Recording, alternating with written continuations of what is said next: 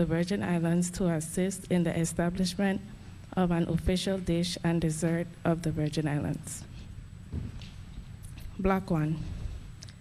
Bill number 35-0078, a bill to require the Commissioner of the Department of Tourism to conduct a territory-wide survey of the residents of the Virgin Islands to assist in the establishment of an official dish and dessert of the Virgin Islands to be presented to the committee for consideration. Proposed by Senator at Large Angel Bokes Jr. Invited testifier, the Honorable Joseph Bushelti, Commissioner of the Virgin Islands Department of Tourism. Sandra Gerard Leung, Ambassadorial Chef. Digby Stradiran, Ambassadorial Chef. Julius Jackson, Ambassadorial Chef. And Taj Siwatu, Ambassadorial Chef. Block 2. Testimony and information regarding programs and initiatives that introduce young people to the aviation industry, and particularly to consider a career path as a private or commercial pilot. Update on the Coral Wings program through UVI Cell that was established in the FAA Grant Award in April of 2023. To receive stakeholder analysis of the pathways, obstacles, opportunities, deficiencies, and needs of their respective organizations, programs, and initiatives.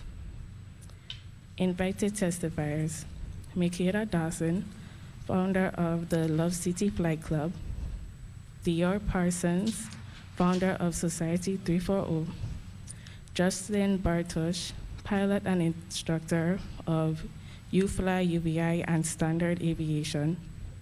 Susan Darrow Magras, director of UVI Cell. Block 3. Testimony and updates on the status of youth programs and youth initiatives from Department of Human Services, Youth and Aging Services, and programs such as your intervention and prevention services, Head Start programs, youth rehabilitation centers in collaboration with DOJ, foster care, senior living centers, and senior recreation centers. Also, the Department of Labor's Summer Youth Work Experience, Labor Investing for Tomorrow internship program, the Career Exploration Program, Jobs for America graduates, and the Senior Community Services Employment Program, and any other services or programs that the department offers for the youth and aging population. Invited testifiers, the Honorable Kimberly Kazi Gomez, Commissioner of the Virgin Islands Department of Human Services, and the Honorable Gary Malloy, Commissioner of the Virgin Islands Department of Labor. This concludes the reading of the agenda, Mr. Chair. Thank you, Madam Clerk. The Committee on Culture, Youth, Aging, Sports, and Parks will go on a 2-minute recess.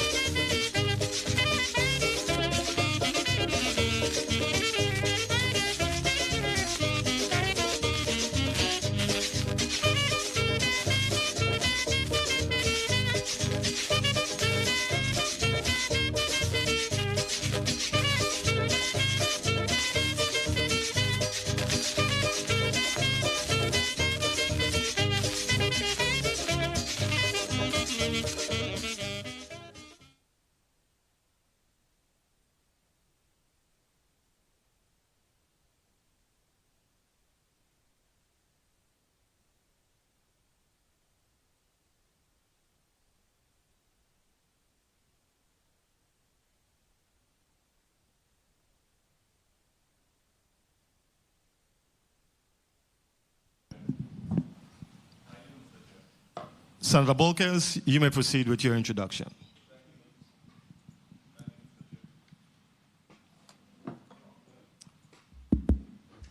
Thank you, Mr. Chair. Good morning, Mr. Chair. Good morning, colleagues. Good morning to the people of the Virgin Islands. Our Virgin Islands are alive with living history, magnificent landscapes, and a culture that has survived hundreds of years. The Virgin Islands is a rich tapestry of diverse cultures, arts, architecture, traditions, music, and cuisine. Food has an essential role in any society. It is a part of survival, a part of tradition, a part of culture, and a part of economic stability from a local and tourism standpoint. Food tourism is much more than a list of meals or restaurants or only high-class gourmet items on a menu. It is directly related to all activities that use food as a means of connection between people, places, and time. Food tourism is composed of activities that provide experiences of consumption and appreciation of food, desserts, and beverages, presented in such a way that it values the history, culture, and the environment of a particular region. It directly contributes to both the hospitality industry and the overall economy. The development of food culture can help tourist destinations draw new visitors. Food tourism focuses on cultural immersion and is strongly associated with economic and social development, in addition to being a unique and memorable experience for any traveler.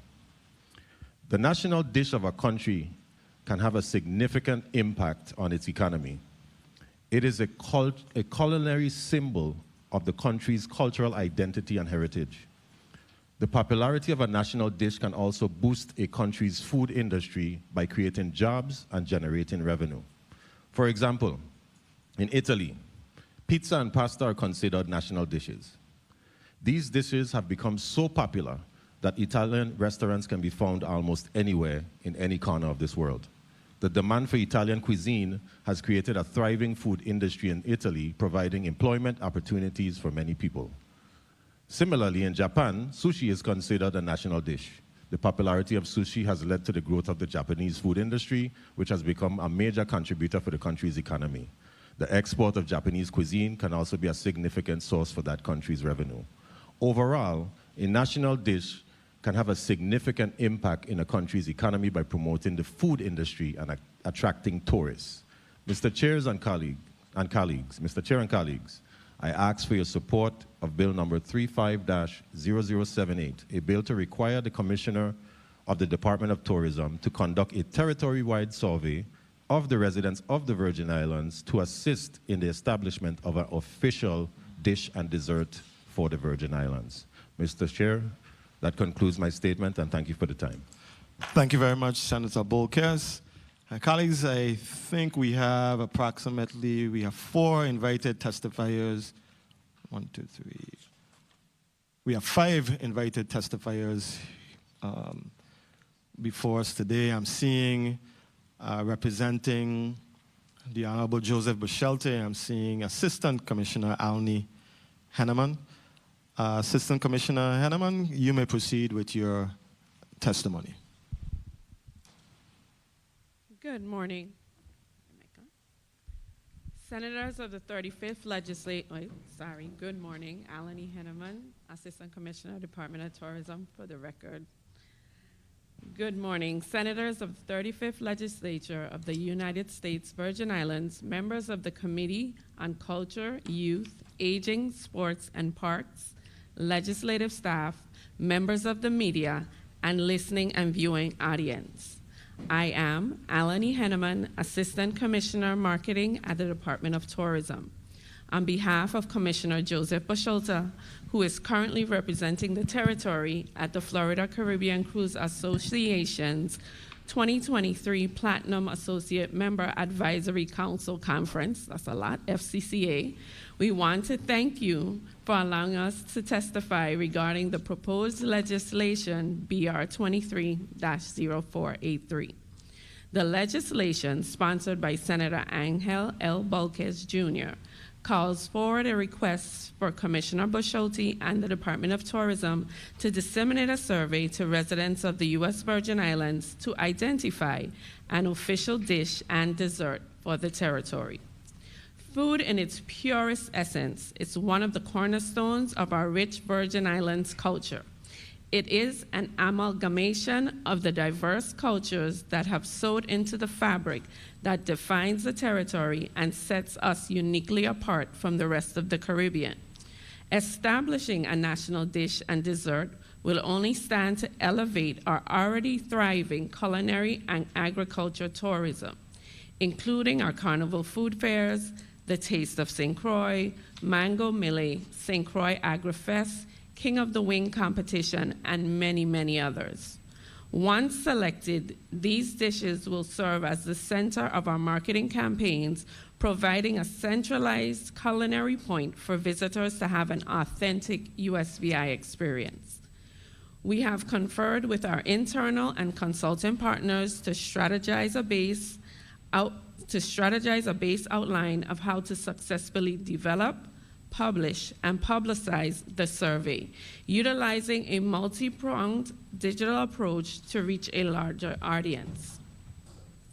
The survey will be centered around an online platform that limits respondents to choose only one of the pre-selected dishes in each category or a single fill-in option. As a primarily digital survey, we will distribute information about the campaign using targeted ads on social media, light boxes on the department's website, and various localized digital ads throughout the territory. In addition to the digital survey, we have ideated ways to include a call center and regulated in-person drop box voting at the department offices and other centralized locations. As this testimony comes to a close, the team at the Department of Tourism stand in favor of the proposed bill and the overarching establishment of a national dish and dessert. Additionally, the amended timeline to execute the survey is more than sufficient to complete this project. To Senator Bulkes Jr., thank you for bringing this proposal forward and for the opportunity to share our insight. To the members of the 35th Legislature, we appreciate your time and look forward to continuing our combined efforts to elevate the U.S. Virgin Islands as a premier travel destination. Thank you. Thank you very much, Assistant Commissioner Henneman. I believe we have online Ms. Sandra, no, Julia. Okay. We have online Mr. Julius Jackson, who will offer his remarks, and then we'll have the testimony of Ms. Sandra Gerard read into the record. Mr. Jackson, you may proceed with your testimony, sir. Yes, good day, everyone. Can you guys hear me okay? We're hearing you loud and clear. Okay, awesome. Yes, Can you is there any way that you can turn on your camera, Mr. Jackson? Yes. Awesome. All right. You have the green light to proceed. All right, thank you. Good day, everyone. My name is Julius Jackson. I am a local author, business owner, chef. I am very involved in the local culinary field here in the USVI. I am very much in agreement with bill number 35-0078. I think a survey should be held throughout the entire Virgin Islands, and it would be a great way to decide the official dish and dessert of the Virgin Islands. Times have changed along with our food, and this is a great way to hear from all our generations that make up the USVI and to get everybody's input on what should be decided as our national dish as well as dessert.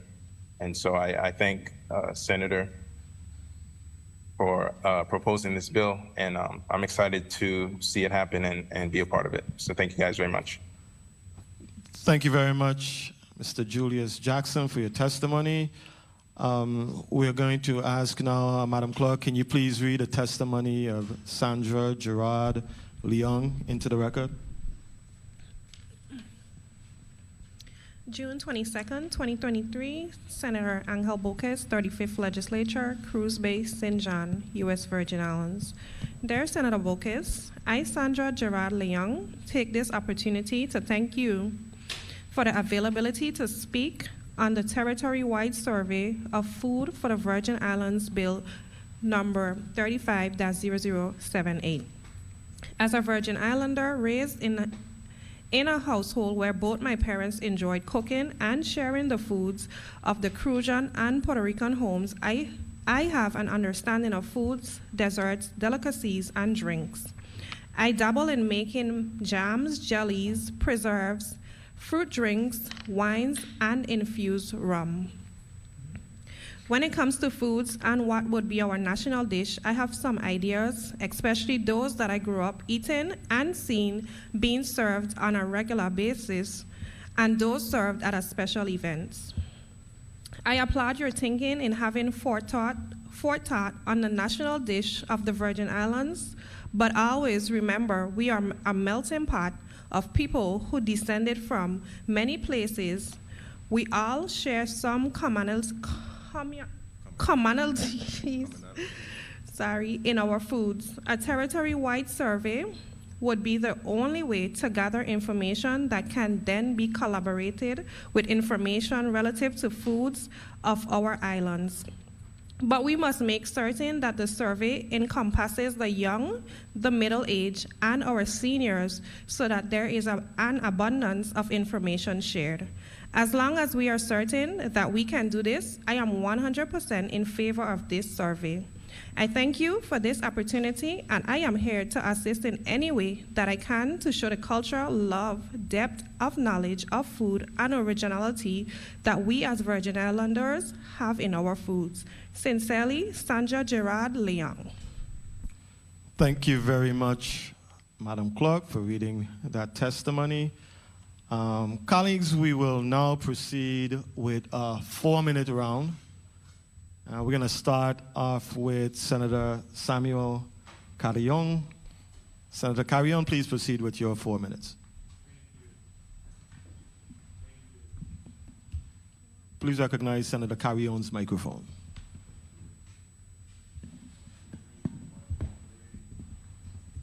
One, two, three. Okay, I think here we are. Thank you, Mr. Chair. Good morning. Good morning to you. Good morning to my colleagues, the staff.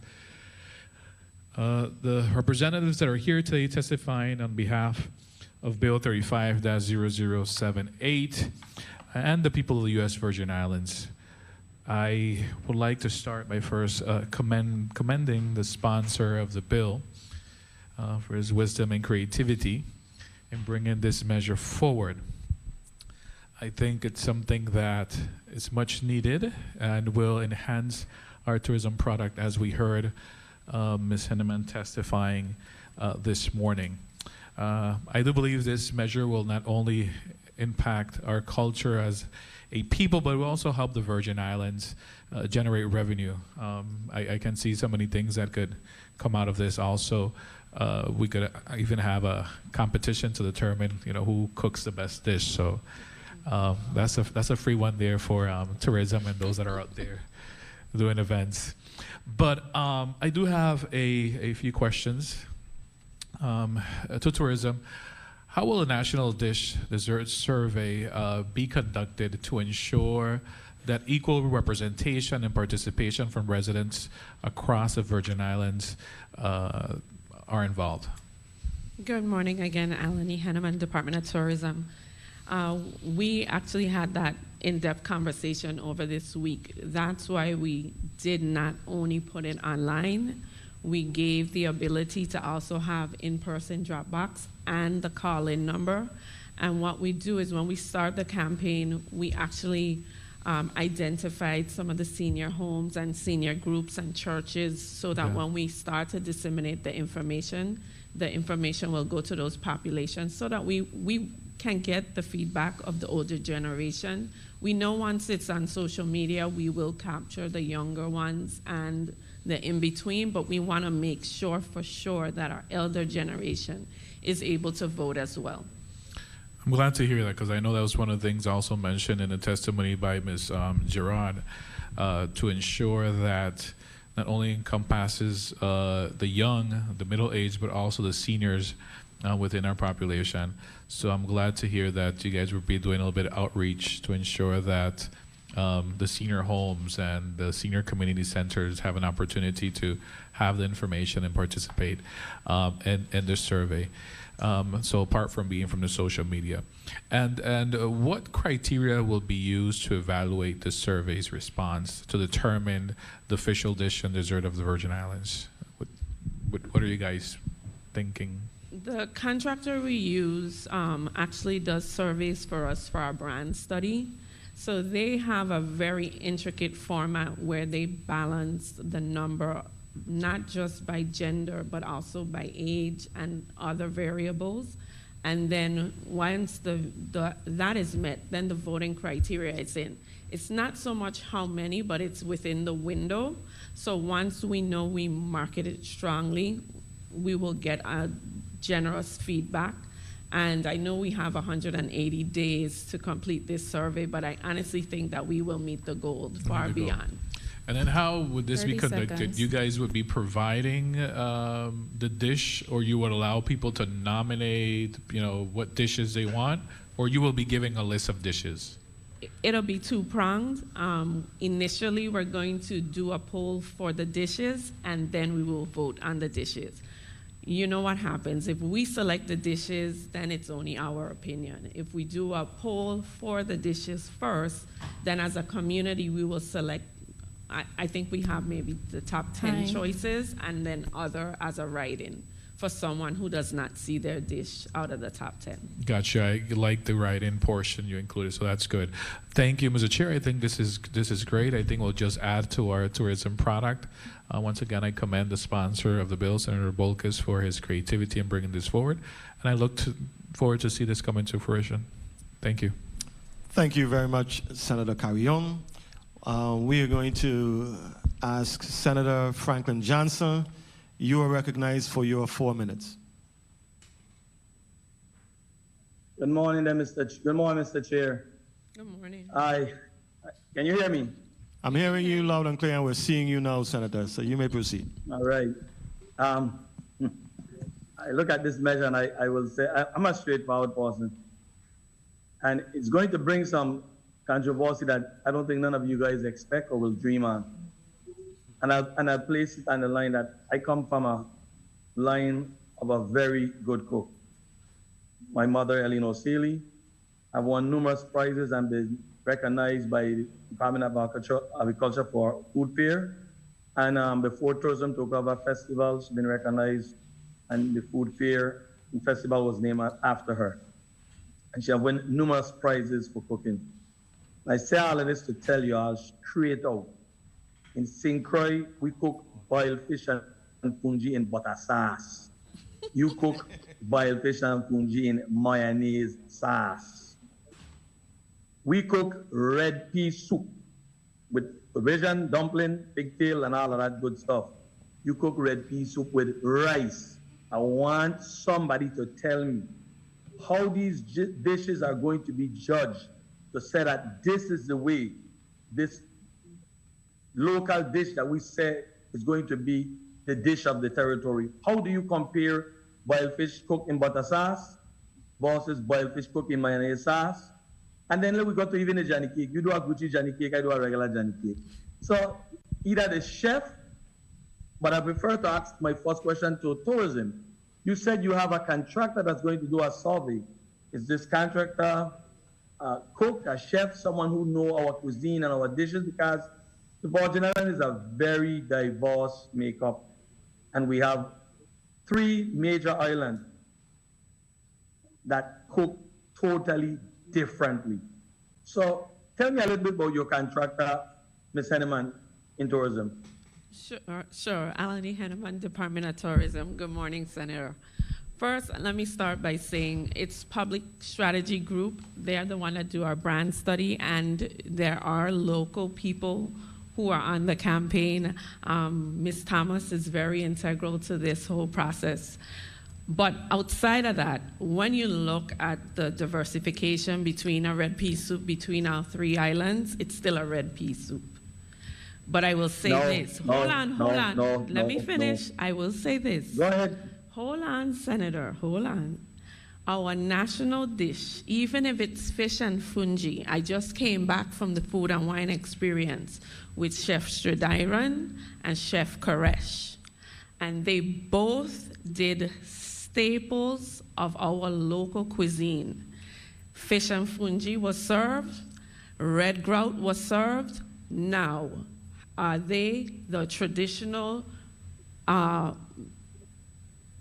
ingredients and the way our grandmothers would have presented it? No. But when our guests was served the upscale fish and fungi for that event, I had lines from 8 o'clock in the morning until 6:30 for 3 days straight at the Food and Wine Culinary event. There were 5,000 people and they were begging to vote for the USVI. 30 so seconds. As long as we identify whether it's fish and fungi, whether it's callaloo, we can all do an abbreviated version or grow it or expand it however we need. But once it's identified, it's for us to define how we want to present it to the world. I listen to you, and you're so right and on target. I am not doubting any of these chefs if they can cook or not. That's one thing I want to make sure. But what you said is very interesting, that the dish that we choose, even if it's done differently, it is still a dish. And I'll give you a good example. Yesterday I went and I bought a plate of saltfish and dumpling. And you know what happened to the saltfish and dumpling? I had to try it away. And I love me a saltfish.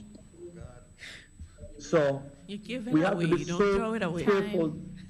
We got to be so careful that we don't do a dish and someone come and put their own ingredients and taste to it, and then you sell it to the same person and say, their local dish is saltfish and dumpling, and man, that saltfish tastes ridiculous. Don't try their local dish. This is where I'm coming from with it. I'd like to hear from the chef what his thoughts on about my opinion as far as the different style of cooking on all three islands. Senator, you've gone an extra like 3 minutes, but we're gonna allow you just on the basis of your mom being an award-winning chef. Just based on that grace, we're gonna give you the extra time and allow. I guess your question is for Julius Jackson, Chef Jackson. Yeah. Okay, we're gonna ask you to. We're gonna allow you to just concisely ask the Chef Jackson the question, and we're gonna allow him to answer on the chair's time. Thank you very much, Mr. Chair. Chef Jackson? Yeah, Senator, you could repeat the question for me one more time, please? I don't know, did you hear my statement when I spoke about the different way that we cook on all? Well, two islands, St. John don't have a lot of local restaurant, but mainly the big island. We cook our dishes them so differently. We in St. Croix, we cook boiled fish and fungi in butter sauce. In St. Thomas, you do it in mayonnaise sauce. And my question was, how do we solidify the dish to be cooked in a manner that we would say this is how our cultural food should be served or sold? So what is your take on the way I explained the different dishes being prepared? Well, I think there's a few ways to approach that. Can you put on your camera? Yes. Like I said in my statement that times have changed. So I work with the youth here at My Brother's Workshop very often. And I can't tell you the last time a student of mine had fish in mayonnaise sauce. And I know that's mostly actually come from my Tatola side of the family that does cook that. To say that it's St. Thomian, it kind of has, it's not as prevalent. And so I think with the survey, we can decide whether what is prevalent and what is actually being more cooked and more received by locals as well as visitors, of course, because if what we're doing is what the visitors are going to eat. When you go out to eat, do you see fish and mayonnaise sauce anywhere? No. Can you order that dish anywhere? No. Right? Now, I mean, maybe some people, grandma's still making it. Sorry, I can't hear you.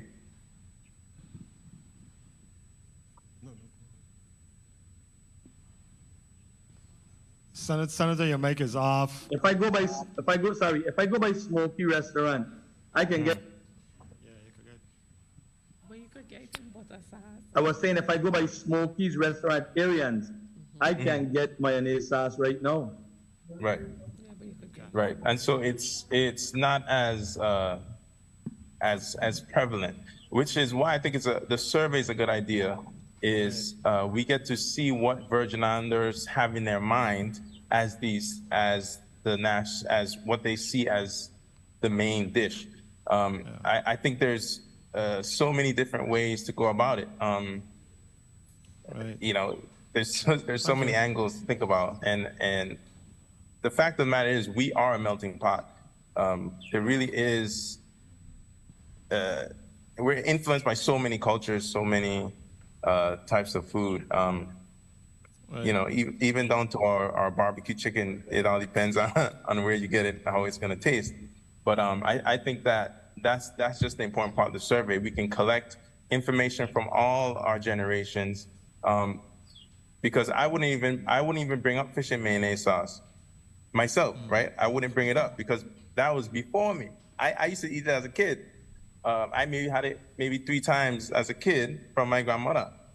But in my mind, that wouldn't be something that's on the top of my list to say is the national dish. You know what I mean? So I think that's just the important part of the survey, is that we get to see throughout the different generations. And as long as there are people that understand our food, are part of this committee, I think we all can come to an agreement of something, land Thank somewhere. you.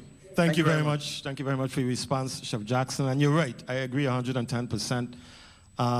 Senator, fish and mayonnaise sauce is a Tortola thing. That ain't really a St. Thomas thing. It's a Tortola thing. The last time I had fish and mayonnaise sauce, I was on the island of Tortola. I mean, the cholesterol is serious, but the food tastes good.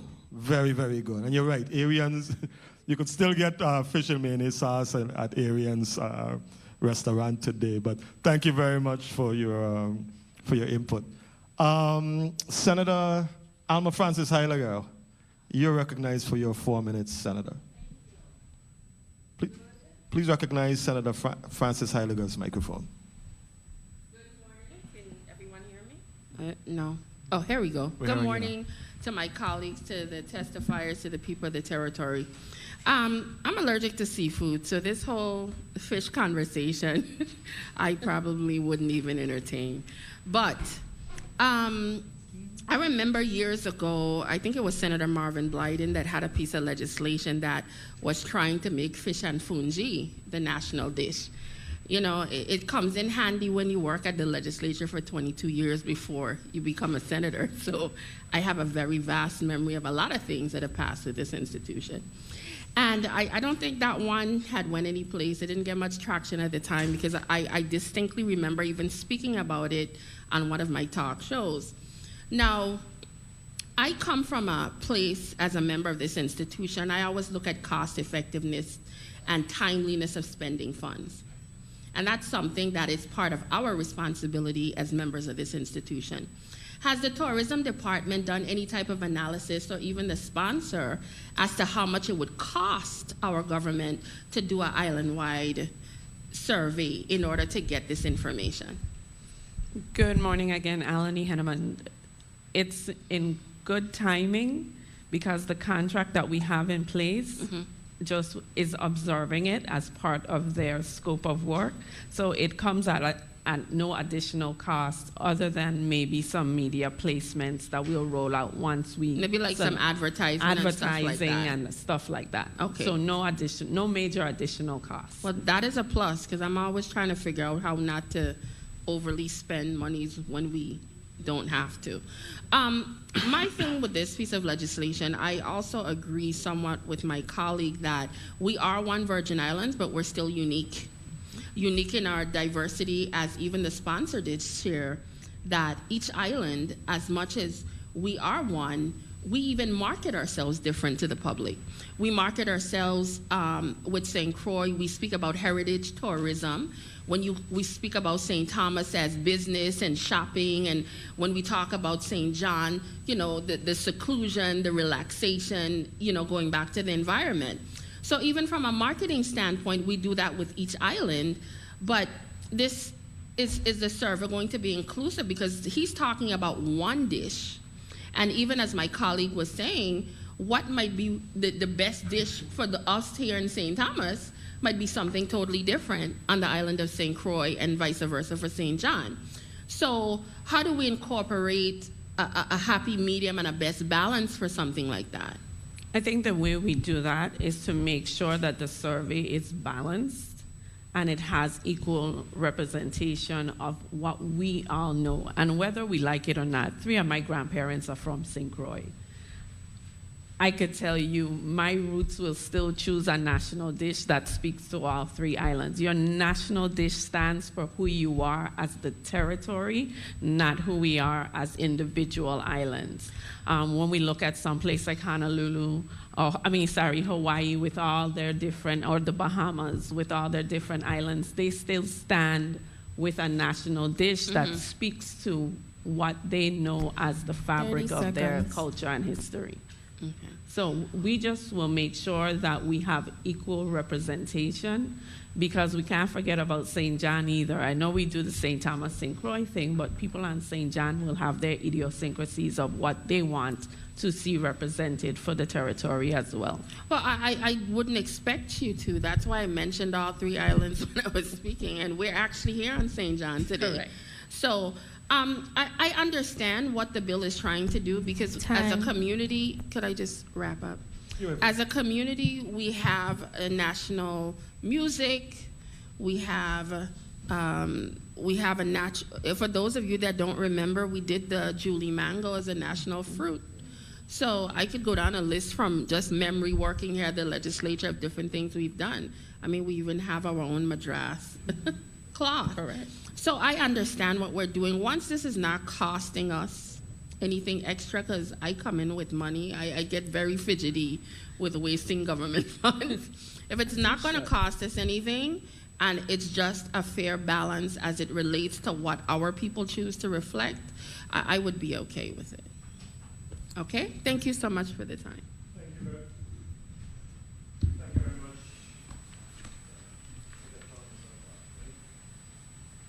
Thank you very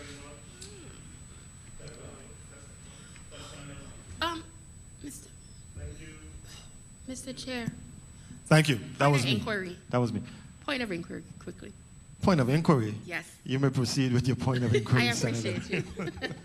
Point of inquiry to the chair, to legal counsel.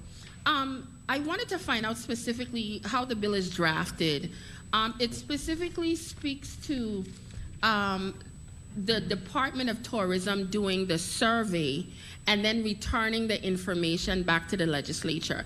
Would then a senator have to then turn in to create a law to specifically name the dish based on how this bill is drafted? Because then technically, how I'm reading it, you would actually have to go create another law to name the dish and dessert. Through the chair, to Senator Francis Heiliger, you're exactly correct, because basically what the Department of Tourism will be turning in is an analysis, of its findings. And it will be up to the legislature to determine what will be the official dish and dessert. So at the end of the day, the information that is turned into us, this body, is who's going to decide what it is. That's correct. The legislature. I just needed that to go on the record. Yeah. Thank you very much, ma'am. Thank you very much, Senator Francis Heiliger. So, legal counsel, so are you saying that the tourism department, and I'm just thinking this through in my head, and Assistant Commissioner Henneman, you can weigh in on this also. Are you saying that the initiative to do the survey, I think this bill proposes to mandate that the Department of Tourism develops and executes this survey and determines what the final, or the winner is, the winning dish is, whether for the dessert as well as the main dish. And once that is done, once we mandate that, and they successfully execute and determine what the final winners are, then the Senate is going to have to come back again and declare, well, this is the official dish, and we're going to vote to to officially codify that. Is that what you're saying? Yes, Senator. The survey is part of the legislature's investigation. And once it's been investigated, then the legislature is the final arbiter and makes the final decision as to what will constitute the official dish and dessert. What would you see? What would you see as being the advantage of us going the route initially of passing the legislation and mandating that tourism initiates this survey and finalizes it, as opposed to tourism just doing it? And then once that is determined, the Senate makes the decision as to officially making the dish the official dish of the territory. Is there an advantage to us going this route? No. For us? I don't know. Just thinking out loud. Point of information after legal counsel. Sure. Point of inquiry when you're done. To the chair.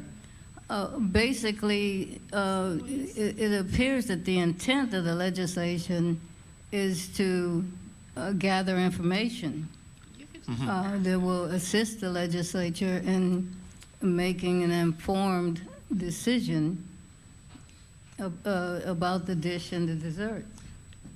Okay. I mean, the legislature is not required, it's not bounded, there's no binding the legislature from the results of the survey. However, this is part of the legislature's fact-finding. Okay. Thank you, Point of inquiry. Attorney Tops. Senator Bolkers, you're recognized for your point of inquiry. Thank you, Mr. Chair. Mr. Chair and colleagues, for the record, Bill 35-0078 is part of a bifurcated bill. So there is a second part to it, which will do exactly what we're discussing right now. So hence, the information shall be acquired through data, and once the data is presented, the second portion of the bill would be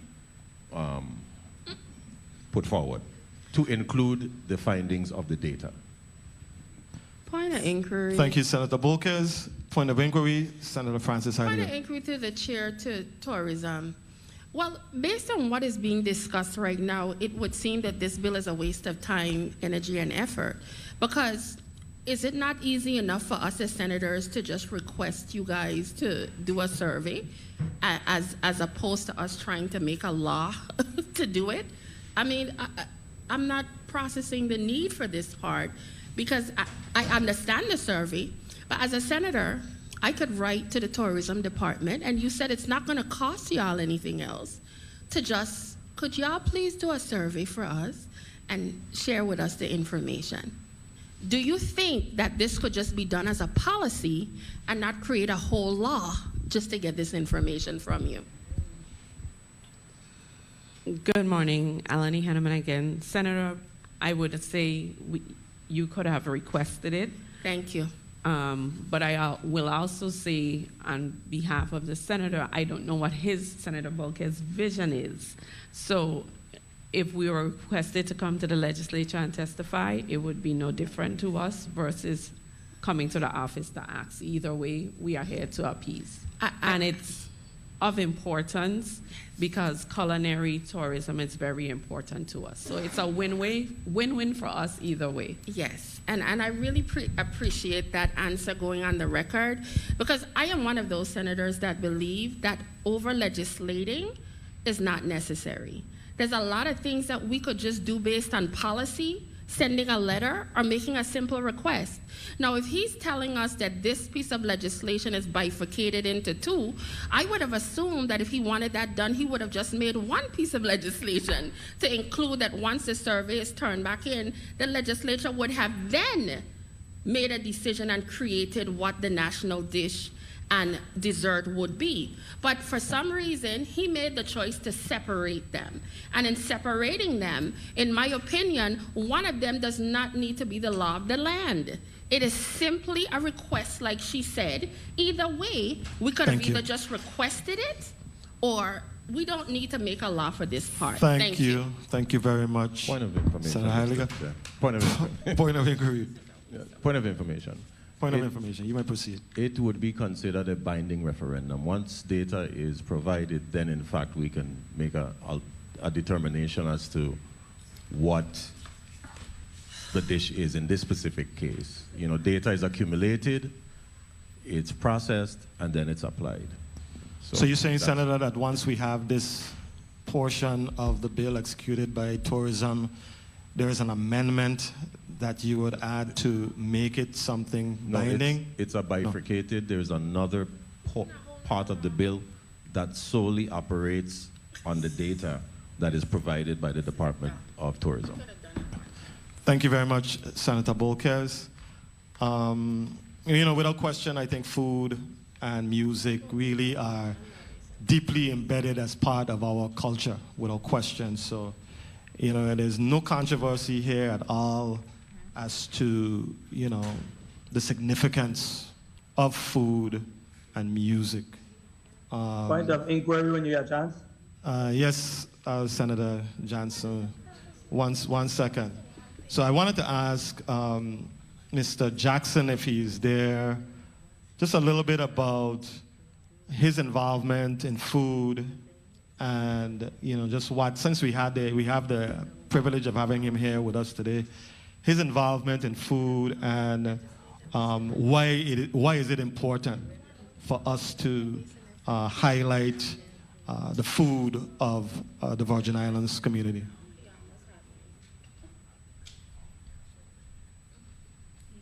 Did we lose Mr. Jackson?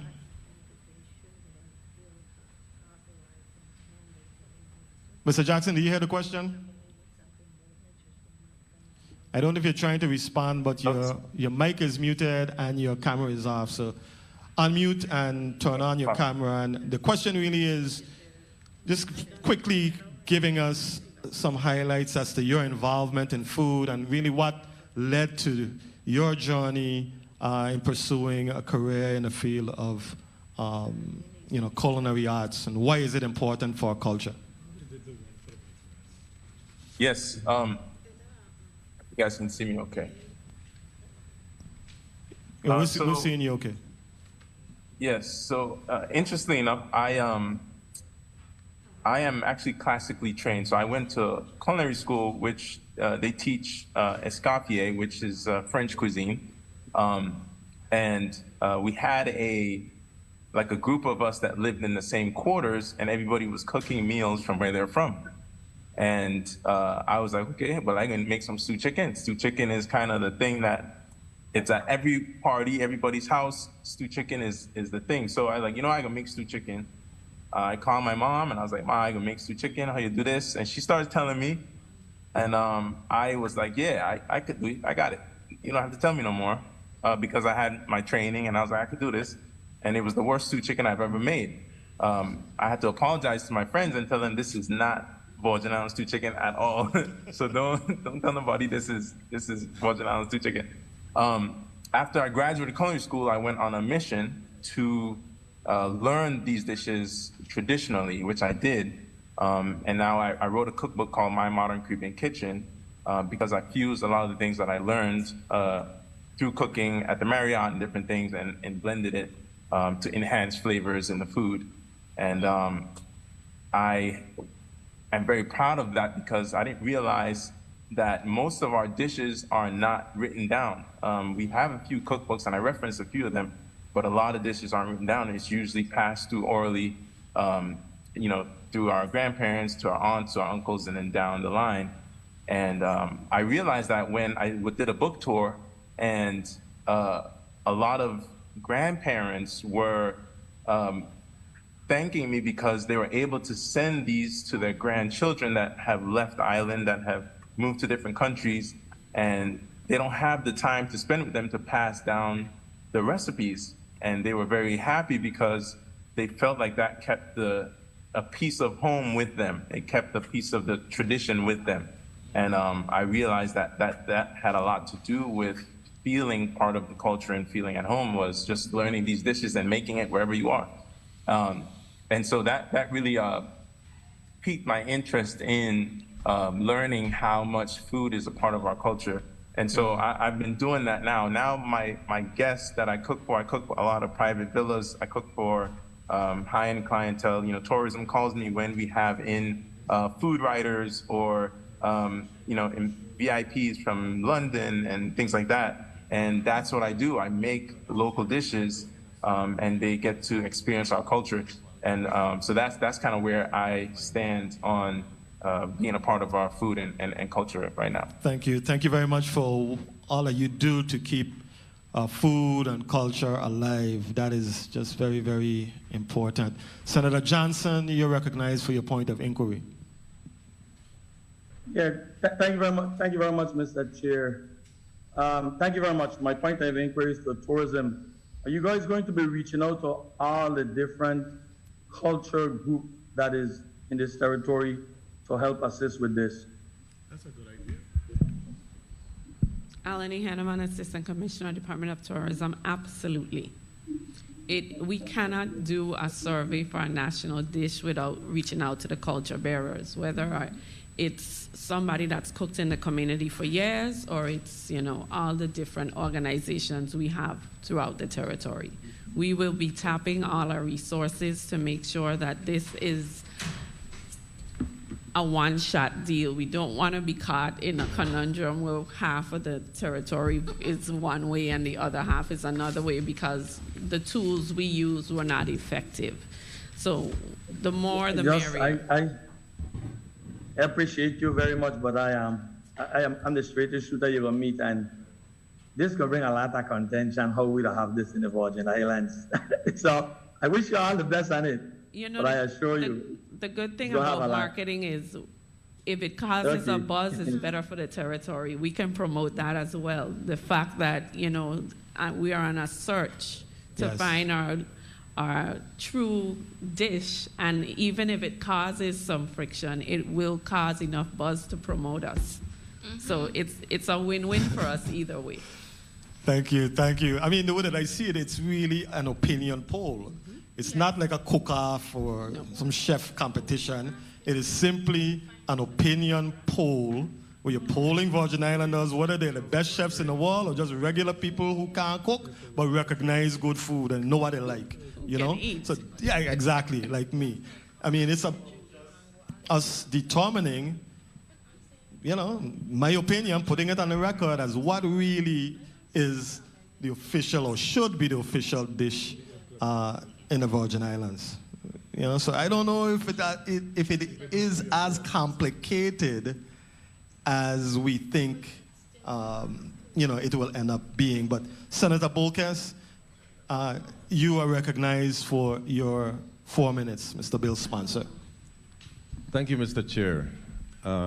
Let's talk about food. Getting me hungry now, you know. I'm ready to eat. You know, data drives policy, right? We here in this institution make decisions based on data. And, you know, they're informed decisions because that data exists.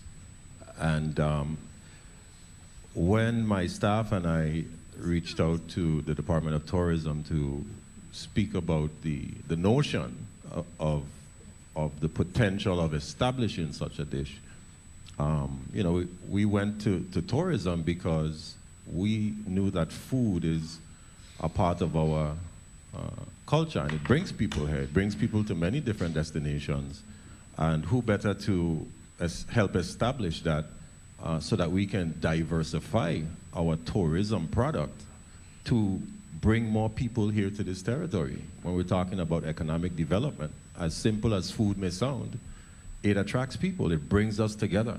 Every time we have Christmas, Thanksgiving, whatever it is, food fair, I can't wait till Sunday, I'm looking to have a berry tart. So, it brings us together. And, there's this guy, Anthony Bourdain, I don't know how many of you all knew who he was, he passed away. But he was an American celebrity chef, an author, food travel documentarian. And he started programs focusing on the exploration of international food, culture, cuisine. I don't think he ever made it to the Virgin Islands. But I assure you, if we had a national dish at the time, I'm ready to bet my bottom dollar that he would have tried to come down here to have a whole full-scale production about whatever our national dish would be. By the way, I like Aital too. But, I like a lot of food, and I get hungry. But I don't really have much questions, being that I'm the sponsor. But I want to ask my colleagues to please support this measure because it will become an economic driver for this territory. I'm looking for a national, something like a national dish festival would be nice, putting a bug in your ear for tourism, that would be nice. And of course, once established, I want to know, are there any ideas, this is for tourism of course, on how you would be able to maximize our tourism product through the actual national dish or dessert? Like what are some of the ideas that you believe would work once that is established? Good morning again, Alani Henneman. Let me just start by saying you mentioned Anthony Bourdain, but I actually met with Andrew Zimmerman at Food and Wine, and he did a feature on St. Croix a couple years back, and he was interested in coming back to do a feature on St. Thomas and St. John. So you're asking me, how does the national dish play into our marketing? We already have a good footprint in the food. Chef Julia's just talked about the fact that we feature, magazines and special chefs that come to the territory. We go to events. So we have a natural market in the culinary scene that we can observe this national dish and promote it. And of course, we'll put marketing and public relations activations behind the fact that we have chosen this national dish to represent the territory. Okay, excellent, excellent. And I saw that you mentioned also, but you said that you would also have a write-in section. Time. So, correct. Mr. Chair, may I please proceed? Yes, you may proceed. Thank you, Mr. Chair. And I like that because it still gives us the flexibility to have individuals who may think that something on the list doesn't reflect what they believe, and they can write in those as well. So it's starting to feel a little bit like an election. Hopefully it'll spawn people to register to vote as well. Mr. Chair, thank you for the time. Believe it or not, thank you, Senator Boukes. Just from this exercise, the data we will take, we will have a national dish, but in our minds, we've already started to look at our website and say maybe the top 5. We take the top 5 and then we do recipes and we promote that these are the foods of the islands outside of the national dish so that this can live on the webpage and our culinary choices can be showcased as well. So you have the marketing wheels turning on this. Excellent idea. Senator Francis Heiliger, you're recognized for your point of inquiry. Point of inquiry through the chair to legal counsel. Again, I am in 100% support of culture, us getting our national dish. That is not the issue for me. I don't believe in duplicity and doing things multiple times. So my question to legal counsel is this. Can Bill 35-0078 be amended to be all-inclusive to say after surveys are done, we would then be binded to have whatever reply from them would be the official dish and dessert? Or can we just leave this alone and then take whatever the survey information and include them as whereas clauses on this second part he just told us about? Well, you can amend the bill, however the body wishes. However, there's a maxim. One legislature can't bind another or even the same legislature. So basically, it's whatever the will is of the legislature, because once, say for instance, you do the survey, you get your information, then the legislature makes its decision in another bill and names the official dish and dessert, and that will be it. So I'm just wanting to know from a legal standpoint, could either one serve the same purpose, or would we even need two separate bills to do this? Well, if you condition the bill on whatever dishes wins becomes the official dish, you'd still need to put it in the code. You'd still have to enact legislation. Exactly. And so, I mean, this bill would serve its purpose by gathering the information for the legislature to make a final decision. And that's done. That has to be in another bill that amends the code, Title I, to add the official dish and dessert. So, and we could either also get the information from them and put it in the second bill. Either way. Yeah. Okay. With respect to your questions about asking, just making a request versus having a bill, well, you can make the request, and it's up to the total discretion of the Department of Tourism whether or not it conducts the survey. However, if it's the mandate of the legislature, then they're directed to, without discretion, to perform the survey. I agree. Well, thank you so much, Mr. Chair. I just want to just simply say this. I do not believe as a legislature we have to interfere with every little thing and make it into a law. That's the reason why we have all these people in positions. That is why we spend $1 billion in the executive branch, so people could do their jobs. And as senators, when we need information to create laws, the same way this young lady is here representing the tourism department and clearly stating, the assistant commissioner, she's clearly stating to us, they would have been happy to do it if we had just reached out and asked them and provided us with the information. So I'm not one to now create two laws when they are saying they would have clearly, happily given us the information. Thank you. Thank you very much, Senator Francis Heiliger. And I know the Department of Tourism is a follow-through department, but we know in this institution that sometimes you need a little prodding to make sure that things get done. Simply saying, we're going to do it, we like it, doesn't necessarily mean that it's going to get done. So I'm thinking, and not to speak for the senator, that he feels strongly about the positivity of having this thing done, that he wants to reduce it to writing and codify it. So I am assuming that that is the motivation for the bill. So, colleagues, we've exhausted our round of questioning on this issue. At this time, do I hear a motion? Motion. Senator Bokes, you're recognized for your motion. Motion, Mr. Chair. Mr. Chair, I move that bill number 35-0078, a bill to require the Commissioner of the Department of Tourism to conduct a territory-wide survey of the residents of the Virgin Islands to assist in the establishment of an official dish and dessert of the Virgin Islands, be favorably voted upon in this committee and reported out to the Committee on Rules and Judiciary for further action and consideration. I so move. Second. Properly moved by Senator Bokes, seconded by Senator Carrion.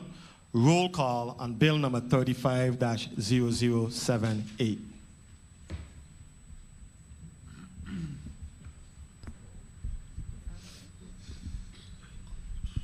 Senator Marvin A. Blyden.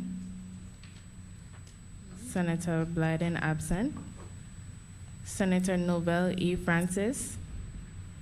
Senator Francis absent. Senator Alma Francis Heiliger. No. Senator Samuel Carrion. Yes. Senator Milton E. Potter. Yes. Senator Potter, yes. Senator Franklin D. Johnson. No. Could you? No. Oh, Senator Johnson, no. Senator Angel L. Bolquez Jr. Senator Bolquez Jr., yes.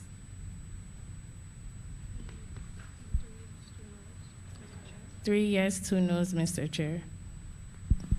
Thank you very much. Colleagues, Bill number 35-0078, a bill to require the Commissioner of the Department of Tourism to conduct a territory-wide survey of the residents of the U.S. Virgin Islands to assist in the establishment of an official dish and dessert of the Virgin Islands has been favorably voted upon by the Committee on Culture, Youth, Aging, Sports, and Parks, and will be forwarded to the Committee on Rules and Judiciary for further action and consideration. Committee. Point of personal privilege. Senator Johnson, you're recognized for your point of personal privilege. I wanted to be very clear, my no vote. I don't think we need a survey done by the legislature to determine what the national dish is going to be. Tourism should conduct that, and when they do that, based on the senator requesting to them, then we do that next bill. But for me, I am deeply rooted here. I understand culture, understand history. All of this is part of who I am and what make me who I am. But to move a measure, to do a survey, I couldn't support. That's my position. Thank you. Thank you, Senator Johnson. Colleagues, the Committee on Rules, I'm saying the Committee on Rules, the Committee on Culture, Youth, Aging, Sports, and Parks stands in recess for 2 minutes.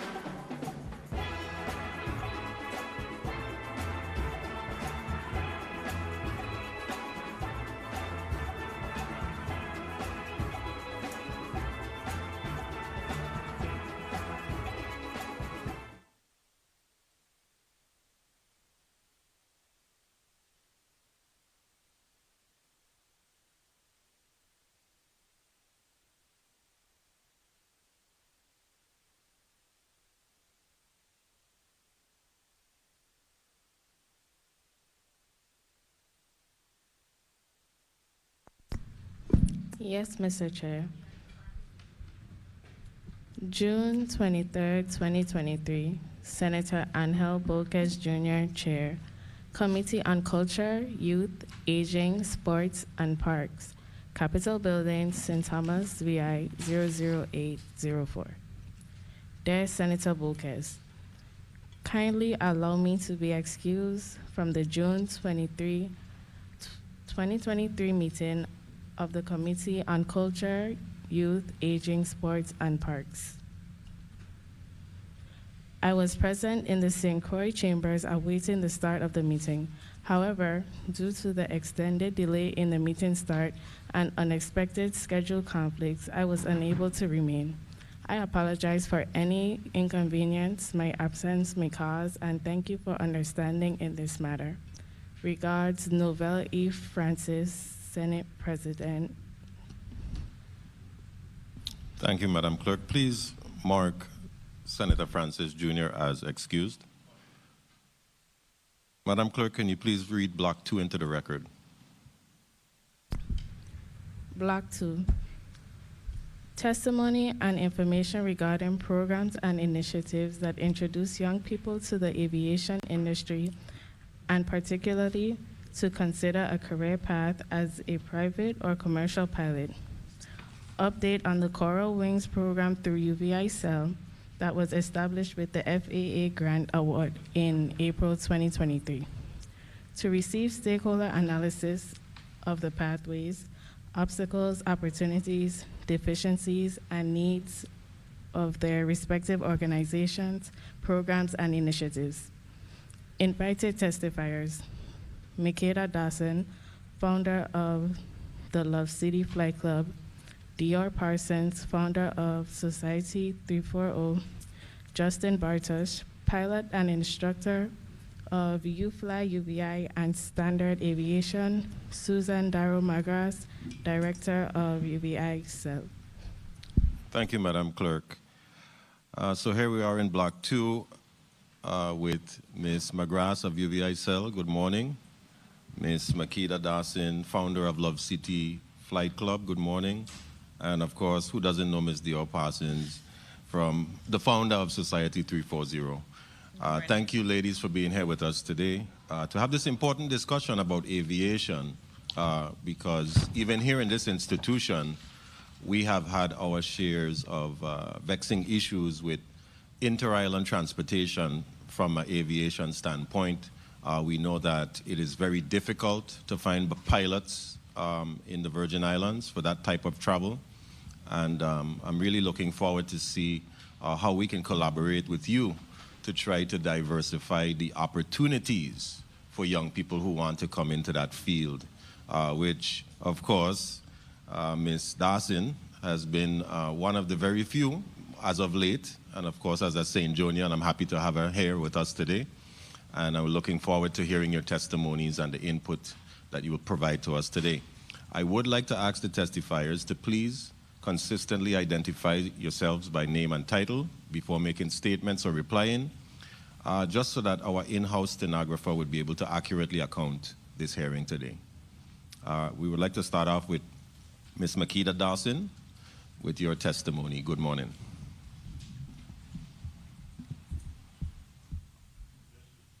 Morning. Please recognize Ms. Dawson's microphone. Morning, can you hear me? Okay. Good morning, Senator Bolquez Jr., Committee on Culture. One moment, Ms. Dawson, while media recognizes your microphone. Like, now, yeah. Okay. Yeah. Test, can you hear me? Tap it. There we go. Yes. Good. Okay. Makeda Dawson, founder of Love City Flying Club. Good morning to Senator Bolquez Jr., Committee on Culture, Youth, Aging, Sports, and Parks, senators of the 35th Legislature of the Virgin Islands, and everyone listening and tuning in right now. Being the only Native female pilot from St. John, my proudest achievements are outreach events that seek to help those walking in my footsteps. It's for this reason that I support the committee's efforts to support youth programs such as the Love City Flying Club. that I recently founded with Society 340 to create and support the next generation of St. Jonian pilots. Boeing estimates a need for over 2 million pilots, maintenance technicians, and cabin crews to support the long-term demand for the aviation industry. Many airlines have proclaimed that the solution to meet this demand is by increasing diversity. This renders students growing up on St. John the perfect candidates. Throughout my flight training journey at Embry-Riddle Aeronautical University, I have had several setbacks, with most being attributed to lack of finances. In fact, most of my Black counterparts that train alongside me also face financial roadblocks in their journeys. Apart from the college tuition costs, flight training costs can be upwards of $100,000. Throughout my tenure as a student on St. John, I did not partake in any experiences that provided me with insight into opportunities within the aviation industry. As an undergraduate student, I was offered very little financial support from the USVI government. This did not inhibit my passion and drive to continue working towards my goal. However, had I been provided more financial support and opportunities to meet mentors along the way, perhaps my path would have progressed more quickly. In closing, the youth of St. John need to be exposed to opportunities within the aviation and aerospace industries. And with programs like the Love City Flying Club, having government support, we can achieve that. By developing infrastructure that will serve as a foundation for the next generation of St. Jonian pilots, we can eliminate potential roadblocks that they might face, allowing their journeys to be smoother than mine. Thank you for this opportunity to testify. And thank you. Next, we will have Ms. Dior Parsons, founder of Society 340. You may now proceed. Good morning, Dior Parsons, Society 340 founder and president. I would first like to thank you for this opportunity and explain a little bit about who we are, what we do, and why we are here. So again, thank you for this opportunity to share about the work that we are doing within our community. Who are we? Society 340 is a nonprofit organization that focuses on workforce development, youth and young adult empowerment, education, and community outreach. Our goal is to empower and educate our youth and young adults through cultural preservation, educational and mental health empowerment, recreational activities, workforce development, and outreach throughout St. John. We believe that through networking, training, mentorship, and financial literacy, you can achieve wonders. We were founded in 2019 and established in 2021. We were founded by myself, Dior Parsons, and grew to a powerful all-women and all-local team. Karina Simon, Shaniqua Lee Terrell, Andretti Samuel Williams, Chelsea Baranowski are all board members who are very involved in the welfare of our community. Together, we all work to make St. John a better place. What we do, our current programs include Train, Develop, and Apply, Hear Every Voice, St. John Running Club, Journey to a Better You, and Let We Talk, and Love City Flying Club. Our programs are designed to inform, expose, inspire, and then equip. We remain engaged with our program participants to offer mentoring and consulting where necessary. Train, Develop, and Apply, also known as TDA, began as a 12-week culinary development program in collaboration with Livongo Resort Group to provide our youths in 11th and 12th grades with a transformational experience as they experience different aspects of hospitality.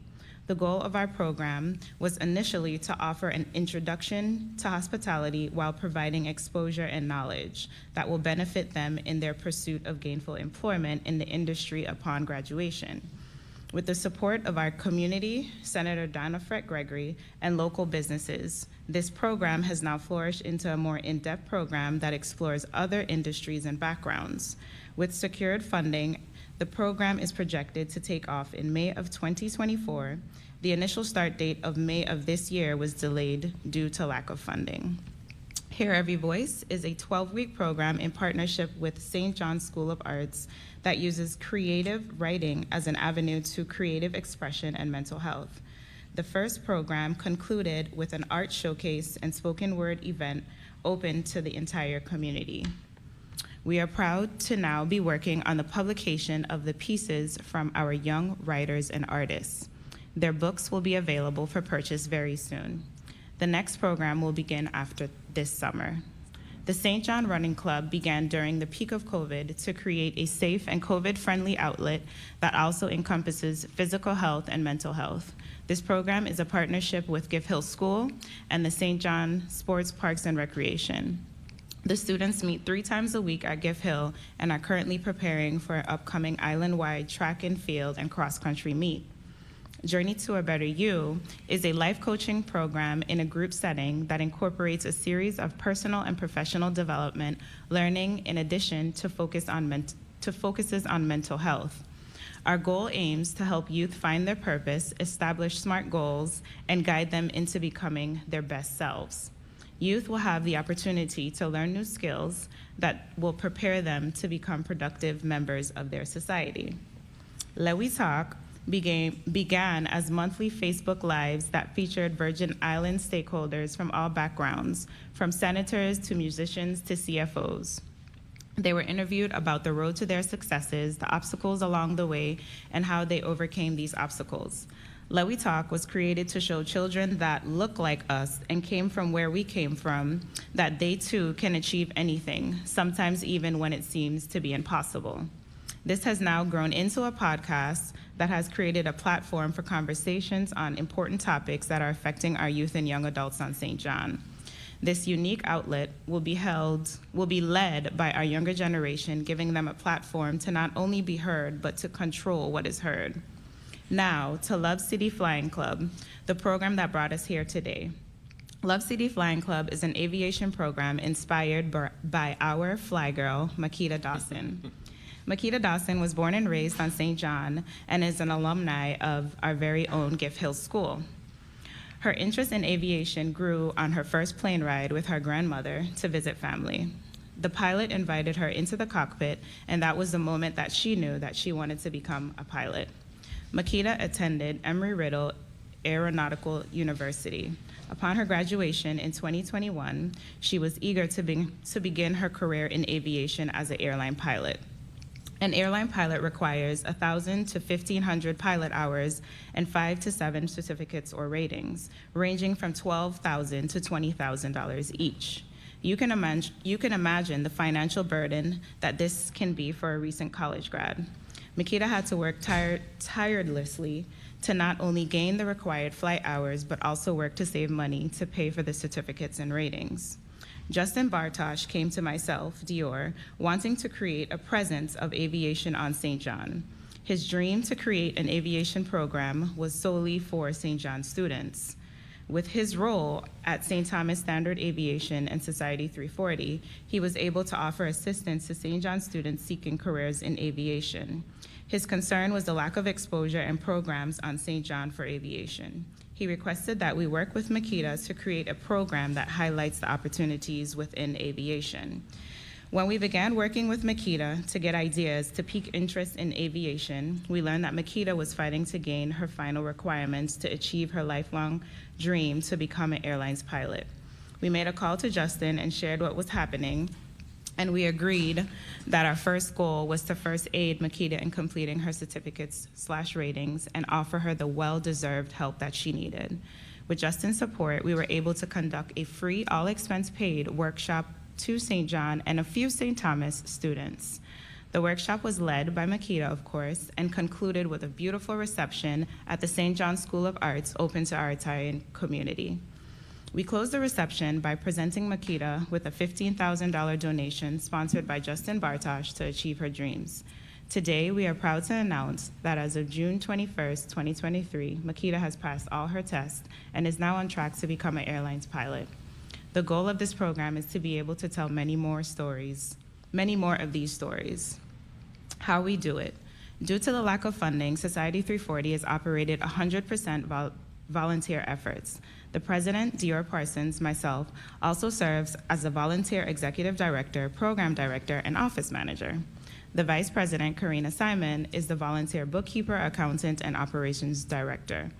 The entire board volunteers their time where they can. Partnerships and community support is the backbone of our organization. Our community has been so fruitful and generous to us and our initiatives. Our private donors have been vital to our successes. We are currently developing our office and community center with land donated to us by the late Robert O'Connor Jr. and his daughter, Jarrell O'Connor. They also provided us with a 20-foot trailer already outfitted for an office. With funding from private donors, we were able to purchase 2 40-foot trailers that we are now developing into a community center.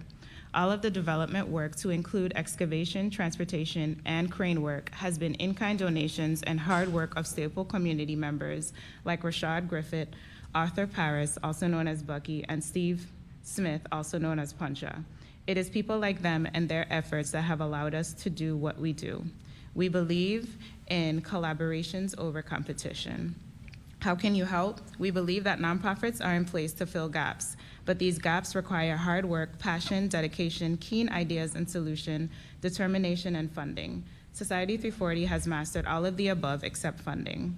As we all know, the cost of living on St. John is very high, and when you add in being full-time moms and full-time employees with extremely busy schedules, finding time and money to pour into our initiatives sometimes feels impossible, but we somehow still find the time and money to give because our community so desperately needs it.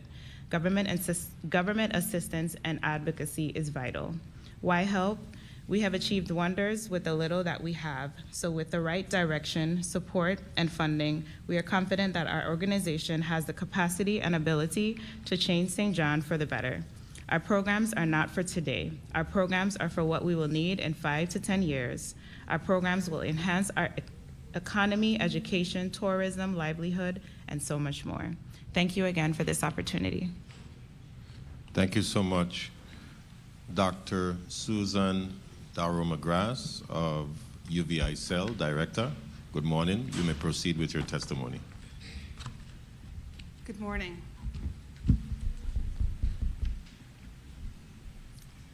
Good day, Honorable Chair Angel Bolkes Jr., members of the Committee on Culture, Youth, Aging, Sports, and Parks, other members of the 35th Legislature, and to the listening and viewing audience.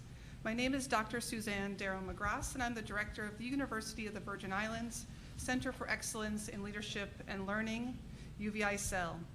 It's an honor for me to appear before you today to share information. Dr. McGrath, I apologize for interrupting you. Can you please pull your microphone just a little bit closer? Yes, I can. Is this any better?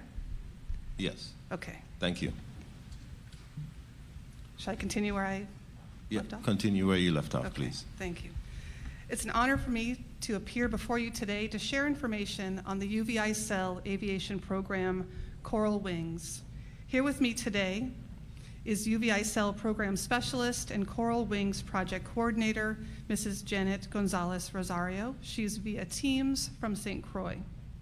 This testimony will focus on the Coral Wings aviation program to create aviation career opportunities for the youth of the Virgin Islands, with the intent to establish a sustainable program along with much needed infrastructure and opportunities to address current and future needs for the territory. Coral Wings program introduction. Offered through UVI Cell, Coral Wings is a new initiative in the U.S. Virgin Islands that introduces, educates, and trains high school students ages 16 and older and promotes careers in aviation. The project creates and delivers a curriculum to prepare students to become unmanned aerial vehicle, UAV, drone operators, and/or private pilots. The program will provide training infrastructure, facilities, developmental programs, and sustainability through cooperation with local, regional, and national aviation stakeholders. Coral Wings aims to promote workforce development of underserved populations, providing clear and achievable pathways to careers in aviation. In a market projected to increase by 13% from 2020 to 2023, this is a projected increase of 14,700 new jobs. That's from the Bureau of Labor Statistics, U.S. Department of Labor, Occupational Outlook Handbook, Airline and Commercial Pilots 2022. Furthermore, the UAV drone pilot market is projected to grow at a rate of 51.1% over the forecast period of 2019 to 2027, with an estimated 100,000 jobs by 2025. That's from the Drone Service Market to 2027, the Insight Partners 2019. The flight industry requirement for commercial pilots is projected to increase by 9% from 2019 to 2029, which is much faster than the average of all occupations, according to the U.S. Bureau of Labor Statistics 2020. The goals and objectives of the program. Coral Wing's singular goal is to inspire and enable the next generation of flight professionals in the USVI.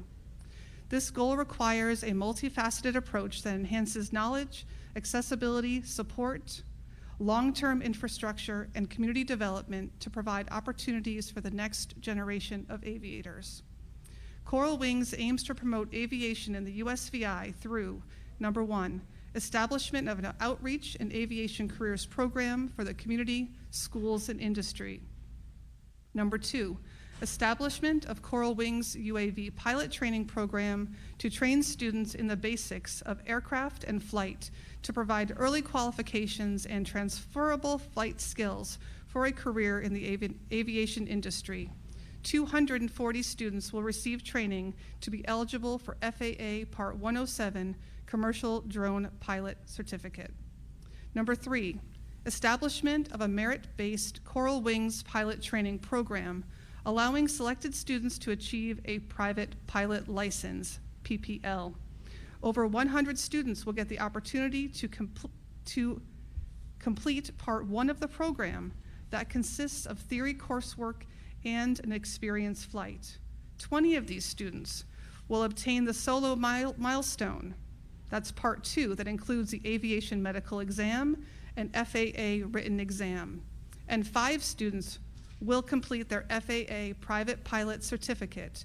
That's Part 3, 80 hours of in-aircraft training with an instructor, and they will also complete the FAA oral and practical exams. Number 4, formation of the Next Generation Caribbean Aviation Advisory, the NCAA, which will be a team of stakeholders for the aviation industry that will allow for the establishment of strong links between stakeholders and the next generation of USVI aviators. Grant details. The grant that funds Coral Wings is a Federal Aviation Administration Aviation Workforce Development Grants, the Aircraft Pilots Grant. On October 5th, 2018, the President signed the FAA Reauthorization Act of 2018. In Section 625 of the Act, Congress addressed the projected shortages of aircraft pilots in the aviation industry by giving the FAA the authority to establish an aviation workforce development grant program to expand the aircraft pilot workforce and provide aviation education designed to prepare students to become aircraft pilots, aerospace engineers, or unmanned aircraft systems operators, and support the related professional development of teachers. Congress approved the program through the end of fiscal year 2023. We applied for the grant in March 2022, and we were approved in February 2023. The grant start date is March 1st, 2023, with an end date of February 27th, 2023. This is a duration of 1 year with the option to apply for a year-long extension to meet program goals. The total amount of the award is $499,301. The aviation program budget has been submitted with this testimony. The following personnel and partners are involved on the grant, and there may be opportunities to expand partnerships based on program logistics and needs.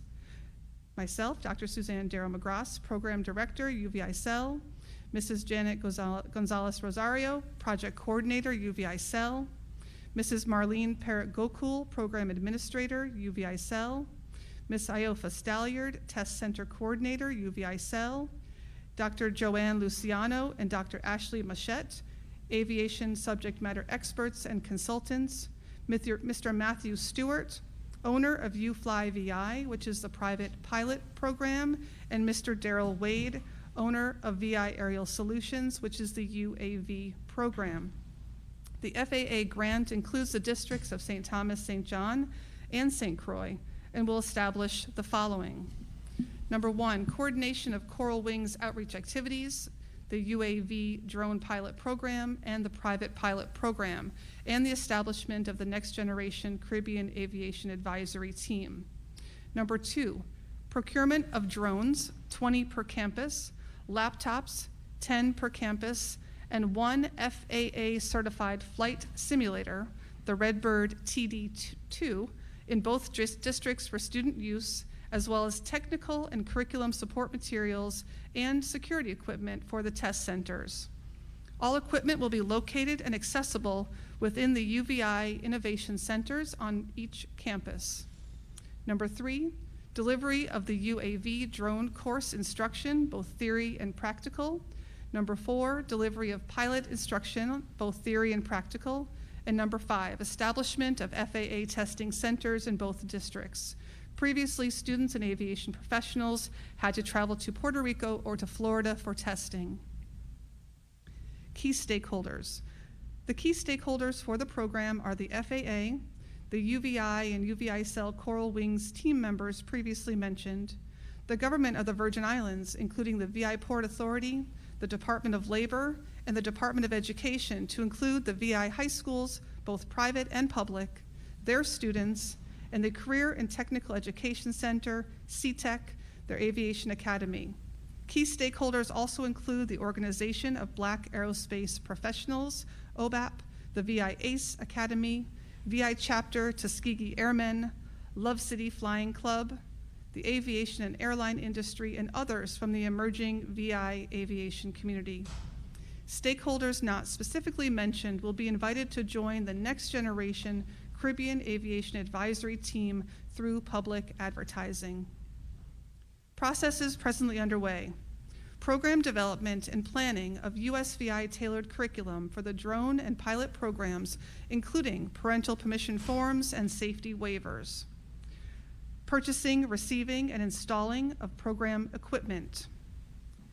Identifying the schedule and locations for training and testing. The 10-month private pilot program consists of 1 cohort and combines after-school instruction and intensive summer programs. The UAV drone pilot program is 3 months in length with 4 planned cohorts. Both programs will start in late summer 2023. We're also finalizing contracts with our training partners. Program outreach meetings with high school teachers, schools, and OBAP VI Director Granville Theo Smith, and VI Chapter Tuskegee Airmen President Carmen Haywood, and Youth Club Coordinator Sunita Haywood.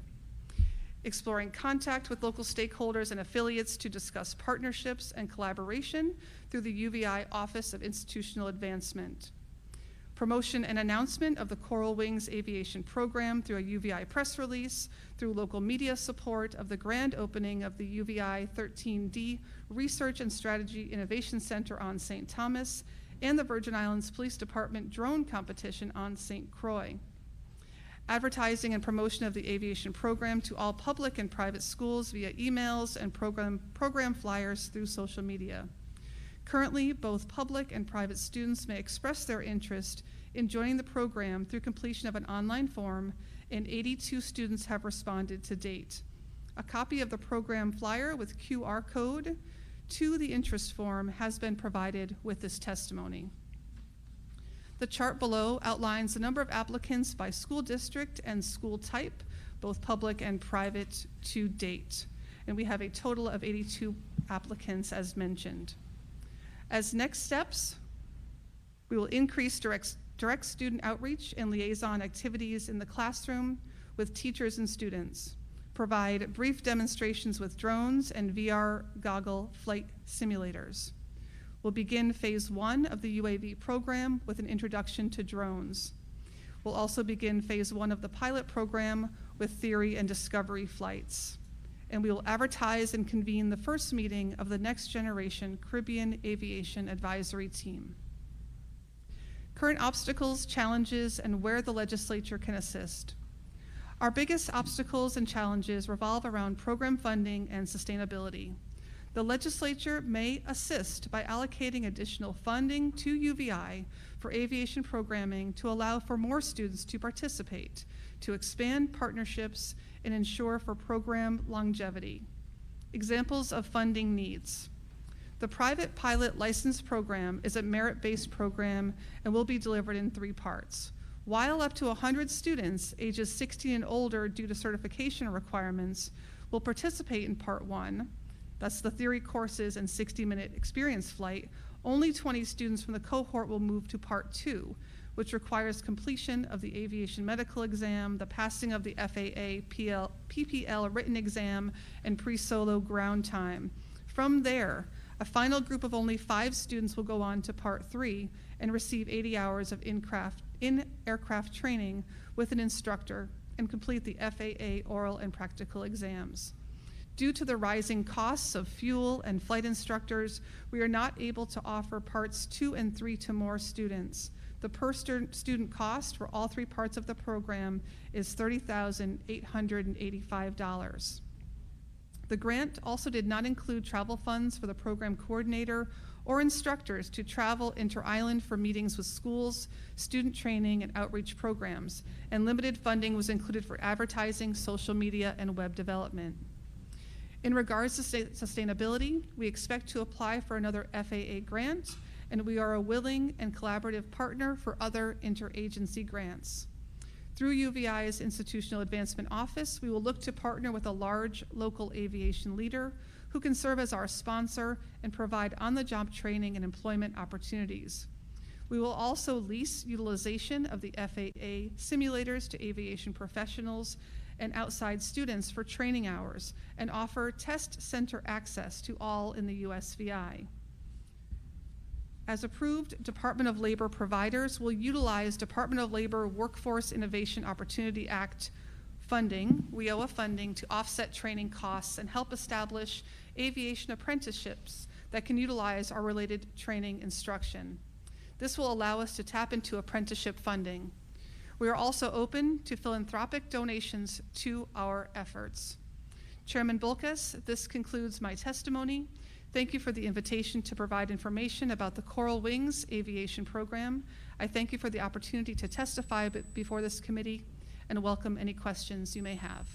Thank you, Dr. McGrath, and thank you everyone for your testimonies.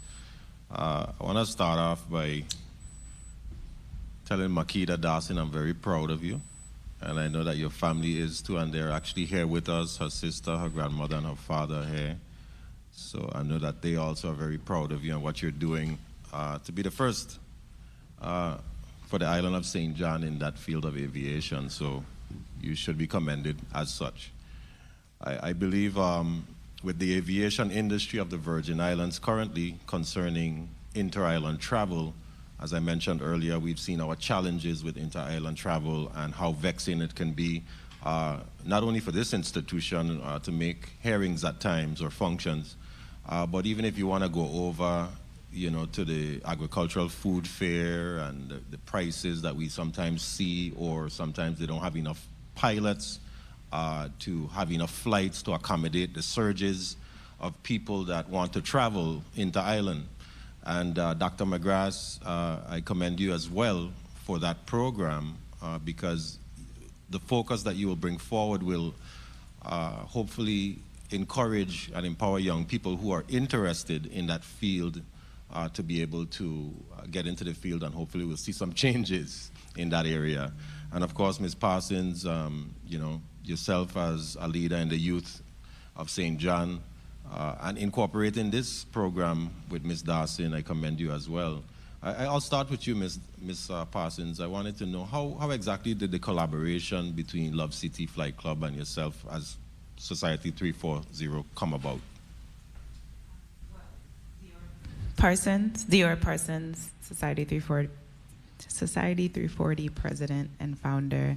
Makita Dawson is family, so off top, family comes first. But Justin Bartosh is who really had the dream to bring aviation to St. John. When he first came to us, he said he wanted to have a program to just bring more aviation careers. He wanted to offer his assistance and his support to solely St. John students. And really and truly, he just wanted to get some students up in the air. And he was just so proud of Makita, and he could not stop saying, Makita, Makita, Makita. And I was like, oh, that's my girl. That is my family. So that's how we made that connection.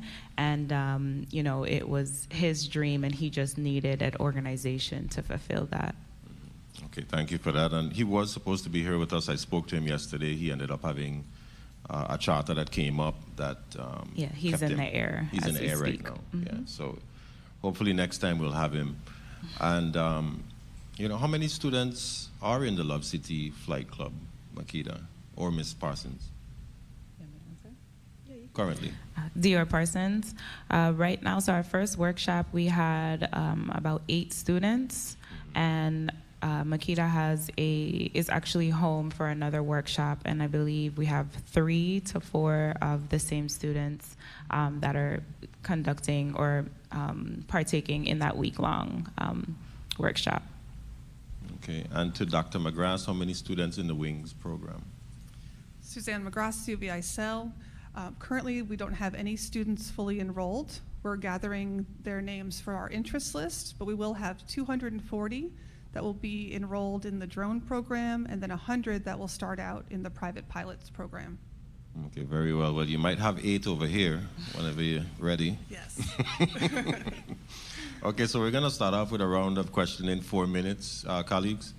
We're going to start off with Senator Samuel Carrion. You're now recognized for your 4 minutes, Senator. Thank you, Mr. Chair, and good afternoon. Good afternoon.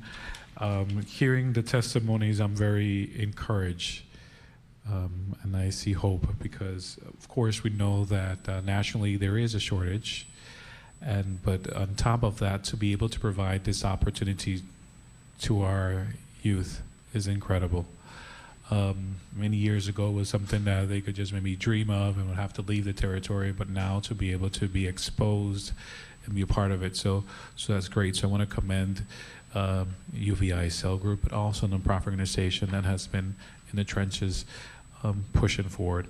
I do have a few questions for UVI. Now, I know that you said you received funding from FFA, and that's what you're beginning to start off the program with. I saw in your testimony that you are looking to search out another grant, additional grant to improve. So there is some limitations based on the funding that you received, because presently I see you have, you want to start off with 100, you said 240 in the drone program and 100 in other program, but from there only 20 will be able to go into the second phase. What would those numbers look like to be able to add more students that might have an interest to go into the second phase? And then I see that even the third phase is a limited amount of only 5. Can you just elaborate a little bit why the third phase is 5? It's also financial issues, so please share with us, please. Yes, good afternoon, Suzanne McGrath, UVI Cell. You're absolutely correct that we have that funnel, and unfortunately it does limit our ability to serve the number of students we'd love to serve. We'd love for everyone who meets the criteria to be able to complete all parts of the program. The cost of the program is over $30,000 total. If we get to the phase 3, that is where the greatest expense comes in, because that's the 80 hours of the one-on-one in-aircraft time with an instructor, and that is the largest cost. So at that point, I'd have to confirm with Matthew Stewart how the pricing breaks down between those different sections, but if I were to give you that number, and I can ask Ms. Rosario, who's on from UVI Cell on St. Croix. Ms. Rosario, do you happen to know how those different parts break down in terms of the finances?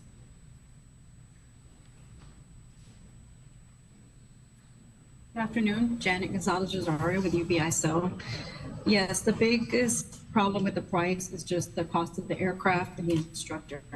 So unfortunately, we do have to funnel down just because of price increases of so much of the aircraft cost. That's the problem that we're getting to. So we do unfortunately have to funnel down to a few students to be able to pay for it. The part three total cost is $23,555. So part three is the most costly of all three parts of the program for the private pilot.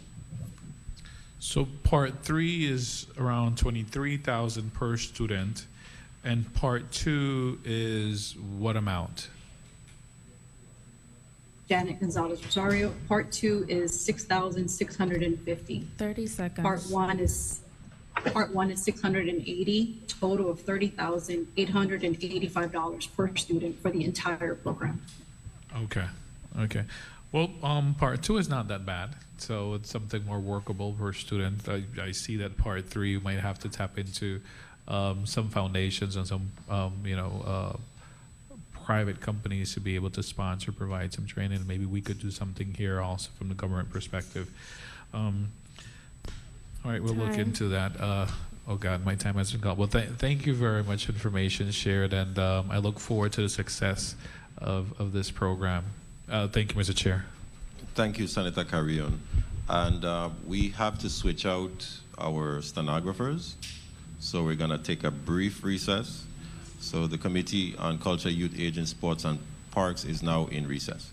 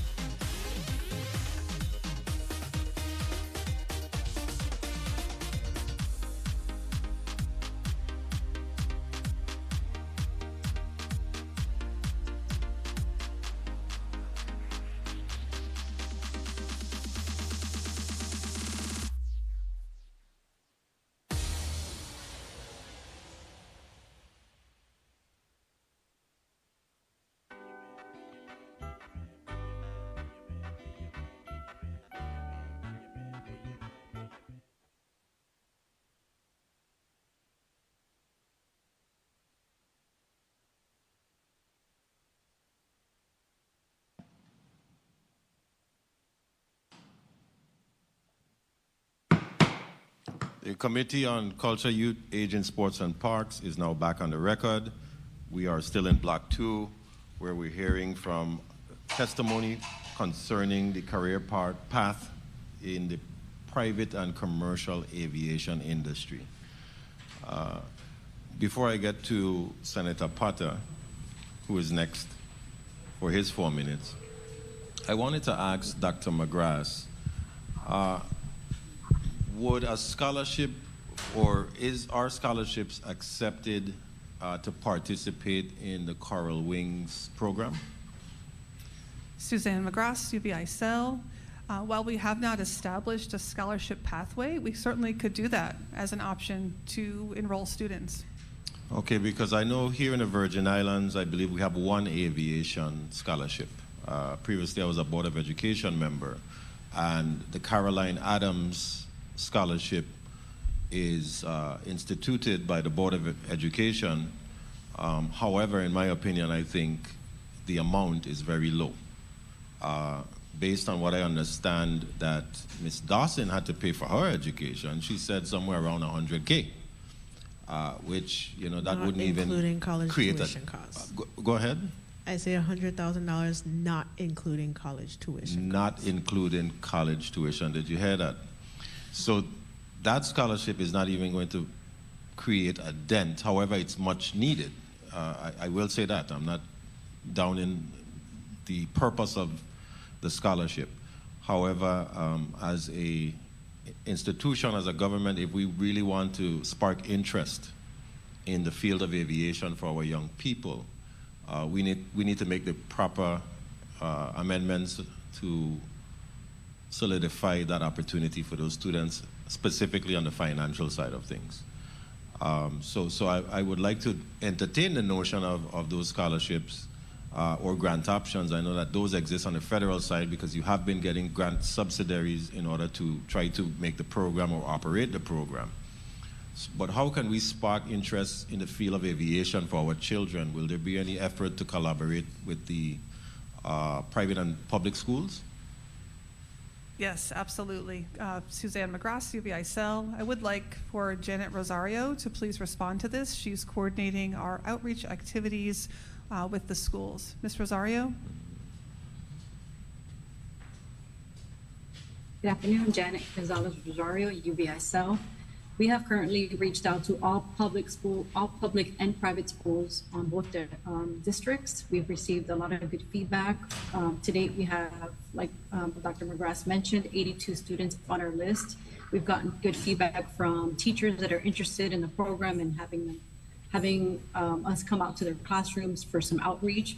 We're also planning outreach in the community to bring exposure and engagement to the and the general public for students to be interested in STEM and particularly aviation. So we are we're going to have many outreach events throughout the both communities for youth in schools and for the public. Okay, thank you so much for that. And Dr. McGrath, before I go to Senator Potter, if grants are established, right, would there be an effort to sort of ensure that the pilots that come out of the program have some sort of retention in the aspect of, you know, you get the grant and you may have to fly locally for, I don't know, 2 years, right? So that we can try to bolster up our local aviation industry, or at least be able to have them stay here for a while, get those extra flight hours, or how, you know, I know that you have to have a certain amount of flight hours in order to move up to larger vessels and so forth. So would there be a push to do that? Yes, we would certainly be open to structuring a program, a scholarship program like that would require students to remain in the territory and to give back through serving as in the aviation industry here locally. As you know, that's how the UVI free tuition program is structured. Students are expected to stay and work locally. I'm also on the VI board for career and technical education, and the scholarships that we offer through that board also have the same requirement that we track students and ensure that they are coming back and giving back. Excellent. Thank you so much for that response. Senator Potter, you are now recognized for your 4 minutes. Mr. Chair, thank you very much. Good afternoon, colleagues. Good afternoon to our testifiers who are here before us. And it's definitely correct that women will be leading the way. I really believe that.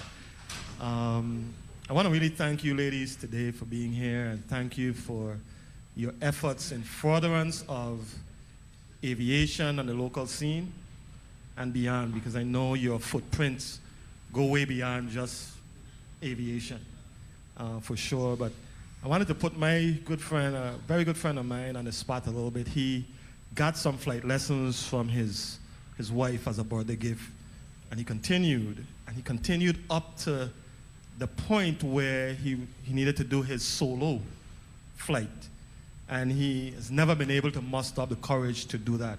And I wanted to ask young Ms. Dawson, who is an accomplished pilot, what, is that something that you struggled with, doing the solo flight?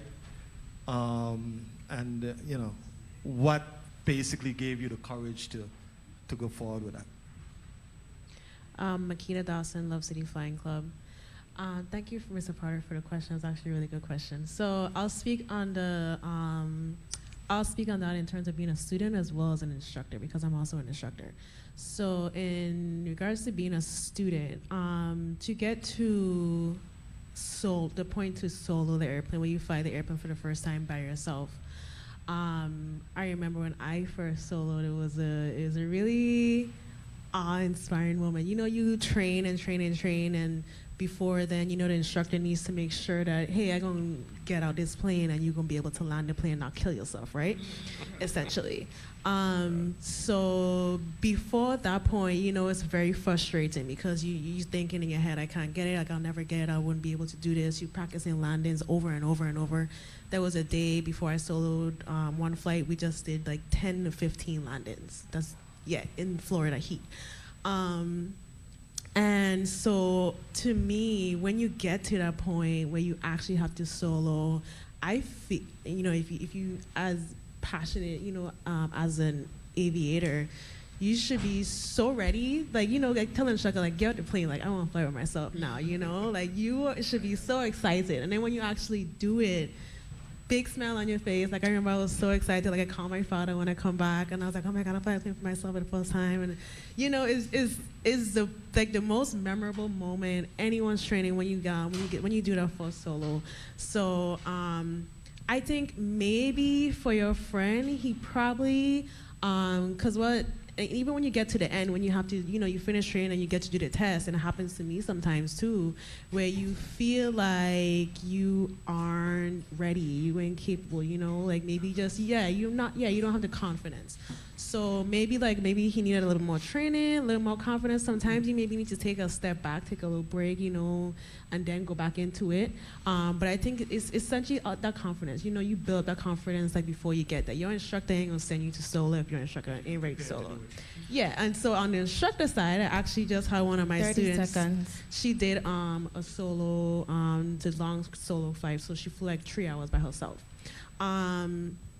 And I had one other student, and I have another one about to sign up on a solo as well. So on my flights, the past couple weeks, training him, making sure he's ready to land his plane without me and telling him anything. But now I feel confident sending him on a solo. So I think it's really all about the confidence. You have to have that confidence. Once you do all this training, you like I feel good that I will land this plane by myself. So. It's a very memorable moment, though. He shouldn't. I hope he gets to that point one day. Stick with it. Yeah, stick with it. Yeah, if he's very passionate, he'll stick with it. Thank you very much for that. I wanted to ask Ms. McGrath, I know my time is rapidly running out. I wanted to ask Ms. McGrath about the program, the drone program, as well as the Coral Wings pilot training program. And I know that not everybody, you don't have the funding for everyone to move forward to the various stages. How do you make the determination as to who move on? From like the 100 persons who are enrolled in the program, how do you know which 20 will be allowed to move on? Is there some objective process that you go through? Yes, Suzanne McGrath, UBI Cell. Thank you for the question. So the first part will be open to over 100 students, and it'll be mostly online courses as well as in-person sessions over the course of many weeks. And so during that process, we'll be able to identify who are the students who are showing up consistently, who are doing assignments, who are logging in, who are doing what they need to do to get through all of the theory, right? That will also include assessments. And then from there, that's when those we have to funnel down, unfortunately, to identify those 20 students who will then go on. And at that point, they need to have their medical exam, and there's also a written exam that's then going to assess the students on the theoretical knowledge that they just learned. So from there, you see how the funnel goes down now to the 5 students, and then they've got the actual practical exam as well as an oral exam from the FAA that they need to complete. Got you. I know that the pilot shortage is a reality that came to light, at least for me, after, I guess it was during COVID, maybe. And I'm learning that aviation mechanic and is also a big deal, a big area where, you know, we're lacking bodies. And I know you can't do everything, but is that something that, you know, UVI Cell is sort of considering exploring? Yes, Suzanne McGrath, UVI Cell, that's a wonderful question. And when you mentioned about women in aviation, my father was an aircraft mechanic for Pratt & Whitney in the States, and was also in the Navy and worked on the aircraft that are on the Navy ships. Yes, absolutely. We certainly want to work with the Port Authority to establish the aircraft mechanics program. I know they also have other programs they're establishing within aviation that are around training. I think that's a great opportunity. Just like in the maritime industry, you need someone to sail the ships, but you need somebody to fix the ships as well. So the mechanic side is just as critical as our ability to be able to fly these planes. And we know if you have a problem on a plane, they might have to bring mechanics over from Puerto Rico. We've all experienced that here in the territory, so we're aware of that issue. I'll make note of that. Absolutely. Thank you very much. Was my time, Carl? Yes. Okay. Thank you very much for the time, Mr. Chair. Thank you, Senator Potter. I want to switch gears over to Ms. Parsons at Society 340. We now know about Love City Wings, right? One of your programs. But how many programs are you currently administering for the youth? Dear Parsons Society 340, we have 5 to 6 programs currently. Okay, and how many students overall within the Society 340 that are participating in those programs? I would say about 50 to 60 students. Okay. They're all from St. John. Okay. We have 2 students from St. Thomas that we allow to participate in the Love City Flying Club. Okay, excellent, excellent. And are you also collaborating with other nonprofit organizations for functions or events or programs as well? DR Parsons Society 340, yes, we collaborate very closely with St. John School of Arts, and it's not a nonprofit, but Julia Sprouse School and Give Hill School. We work very closely with our schools and St. John School of Arts. Okay, excellent. Thank you for all the work that you do. Next up, we have Senator Franklin D. Johnson for your 4 minutes.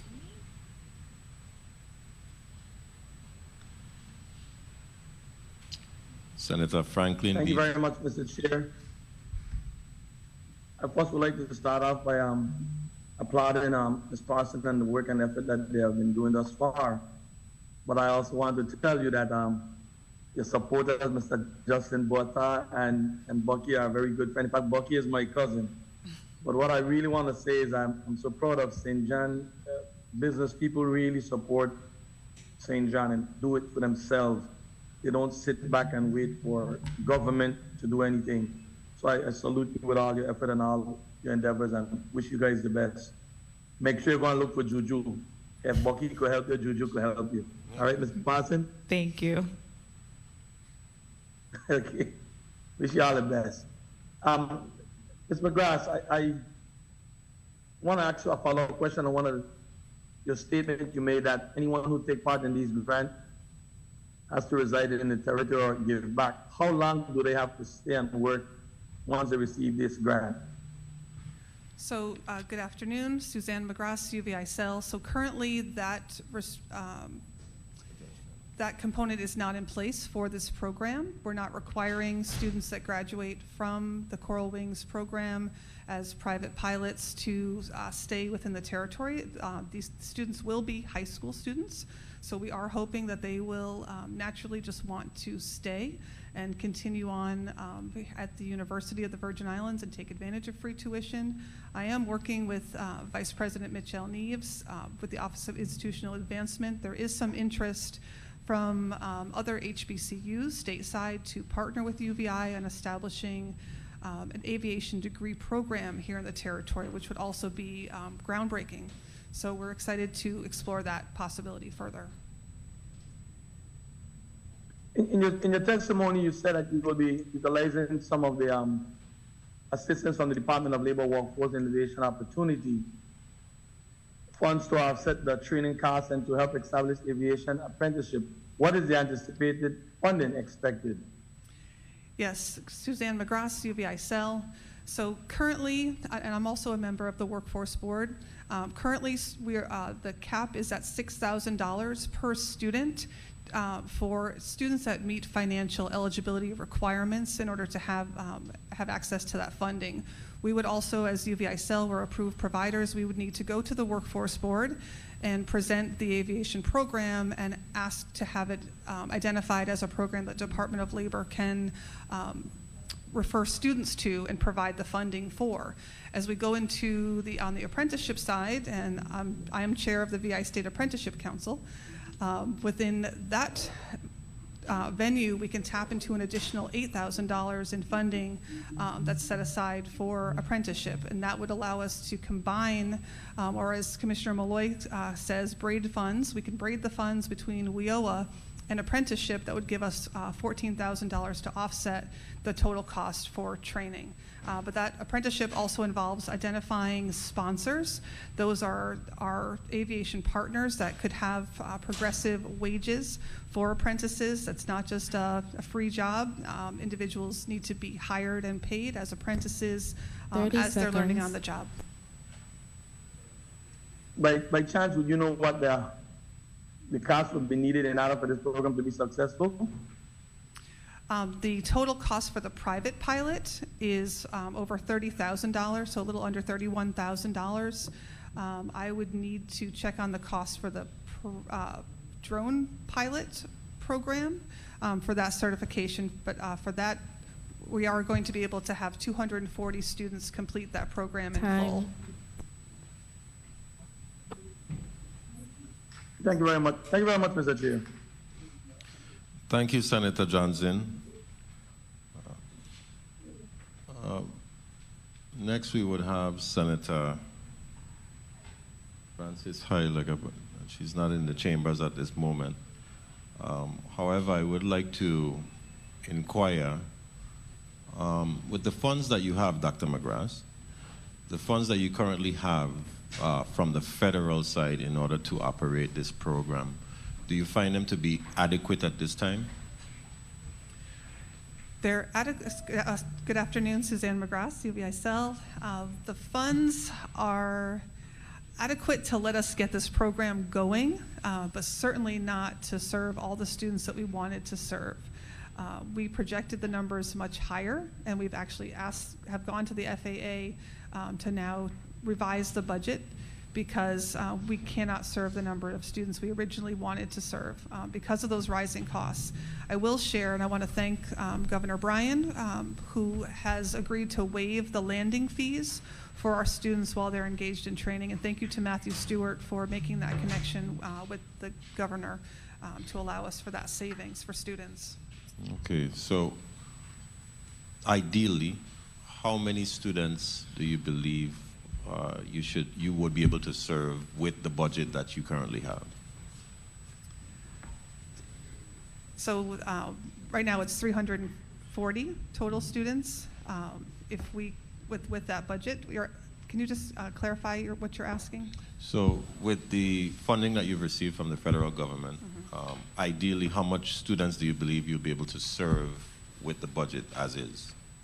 So we're able to serve that number. 300. Yes, the 340 students, the 240 and the 100. Okay. Senator Francis Heiliger.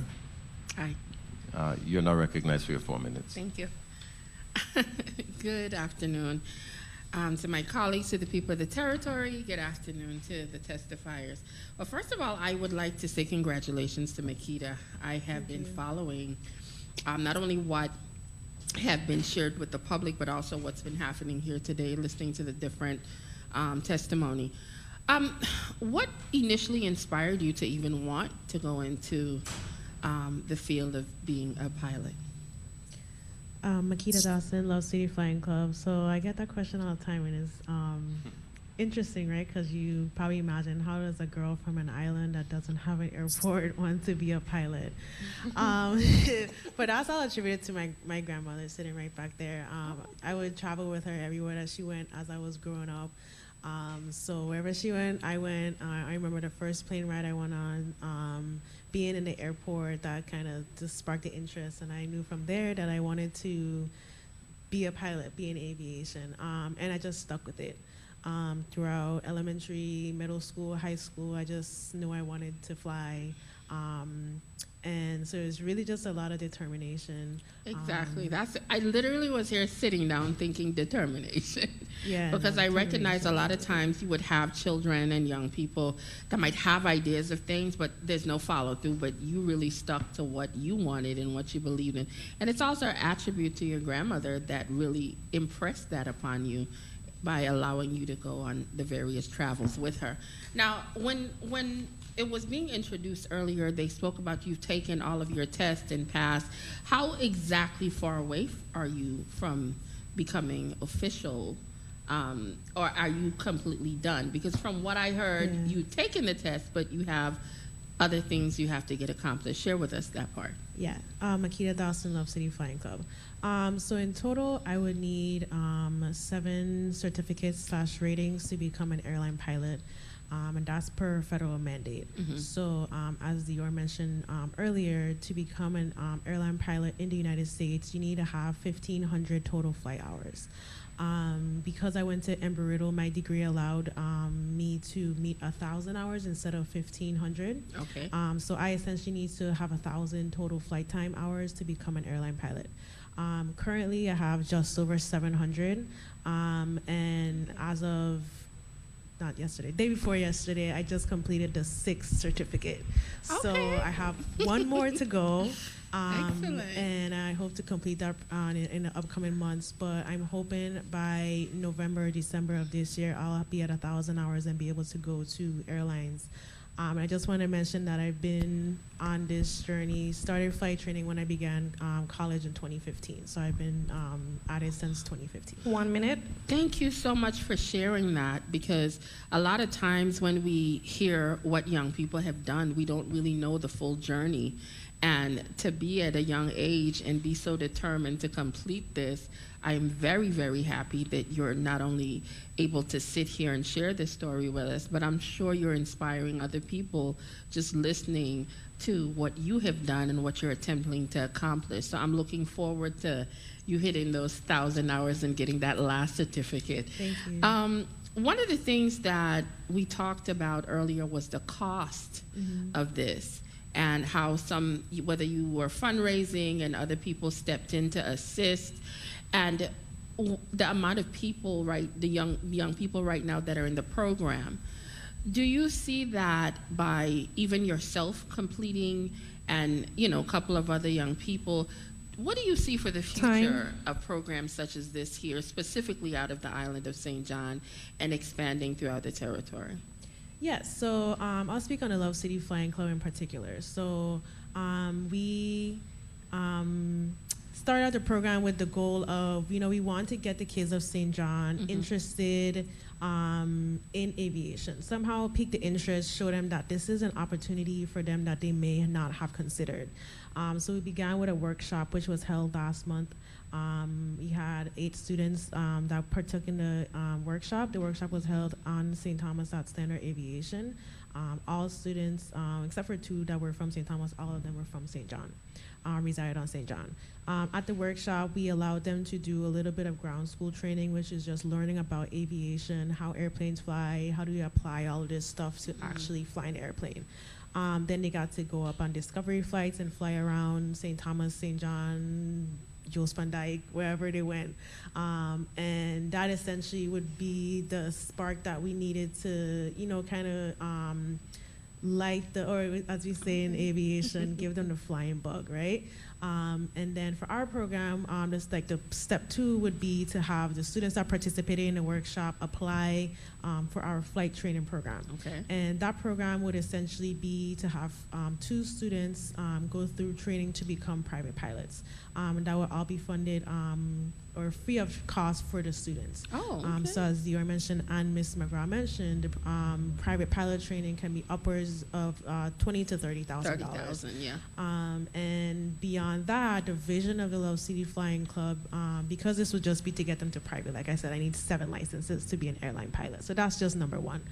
Our vision of the program is to turn it into a scholarship fund to have the students go on to universities like Embry-Riddle that I graduated from, which is a university that provides instructional training. So you get the flight training combined with your degree. So you get a 4-year degree plus you get the pilot licenses as well. And so we want to eventually have the students be provided with a scholarship to get hopefully a full ride to a university where they can get their degree and continue flight training forward. Excellent. Well, Mr. Chair, can I wrap up? I just want to say thank you to the testifiers and yourself for being here, because it's a positive thing when you see stuff like this happening in the territory, because a lot of times we hear about what's not good and we don't promote enough of the good. And this is a beautiful thing that I'm here witnessing.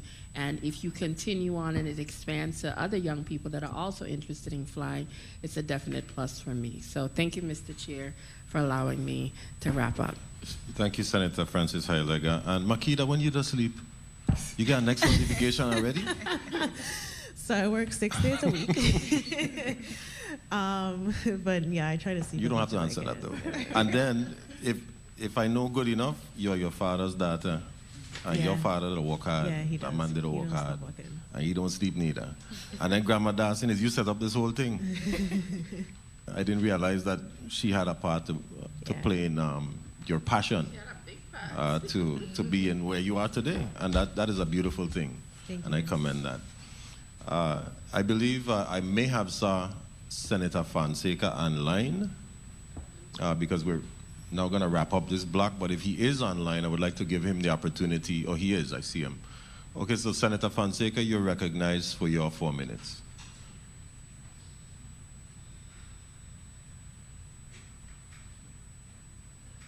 Senator Fonseca, if you're speaking, you may be muted.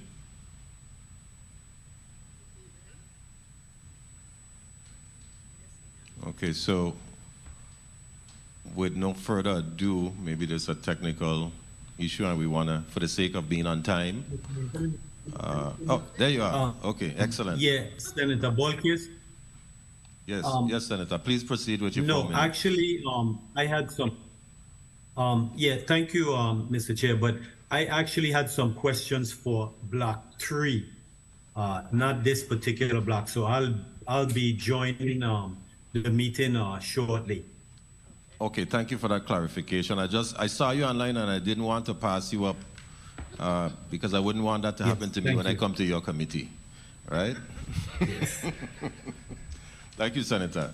I will say this concludes this block, and I would like to thank all of the ladies here who came to testify on behalf of the importance of the aviation industry here in the local economy of the Virgin Islands. Ms. Dior Parsons, thank you for all the work that you do with the children of St. John and collaborate with others throughout this territory. We appreciate you. Makita Dawson, keep up the great work. A lot of young ladies are going to look forward to you now as somebody that is going to empower them to be able to be in this aviation industry. And it's so good to hear that you are now an instructor and giving back to the community in that aspect. And for those who may not know, fun fact, I may have taught her in school, but I'm not going to say that because then you're going to guess my age, and we don't want to do that. And Dr. McGrath, thank you again for all of the efforts that you do at UVI Cell, a plethora of programs that you offer for the Virgin Islands community. I am very excited about this one. I think it will help change the dynamics of how we're able to retain our young people in that specific industry, which we're in dire need of. So thank you. For now, the committee will recess so that the next block can commence. The Committee on Culture, Youth, Aging, Sports and Parks is now standing in recess.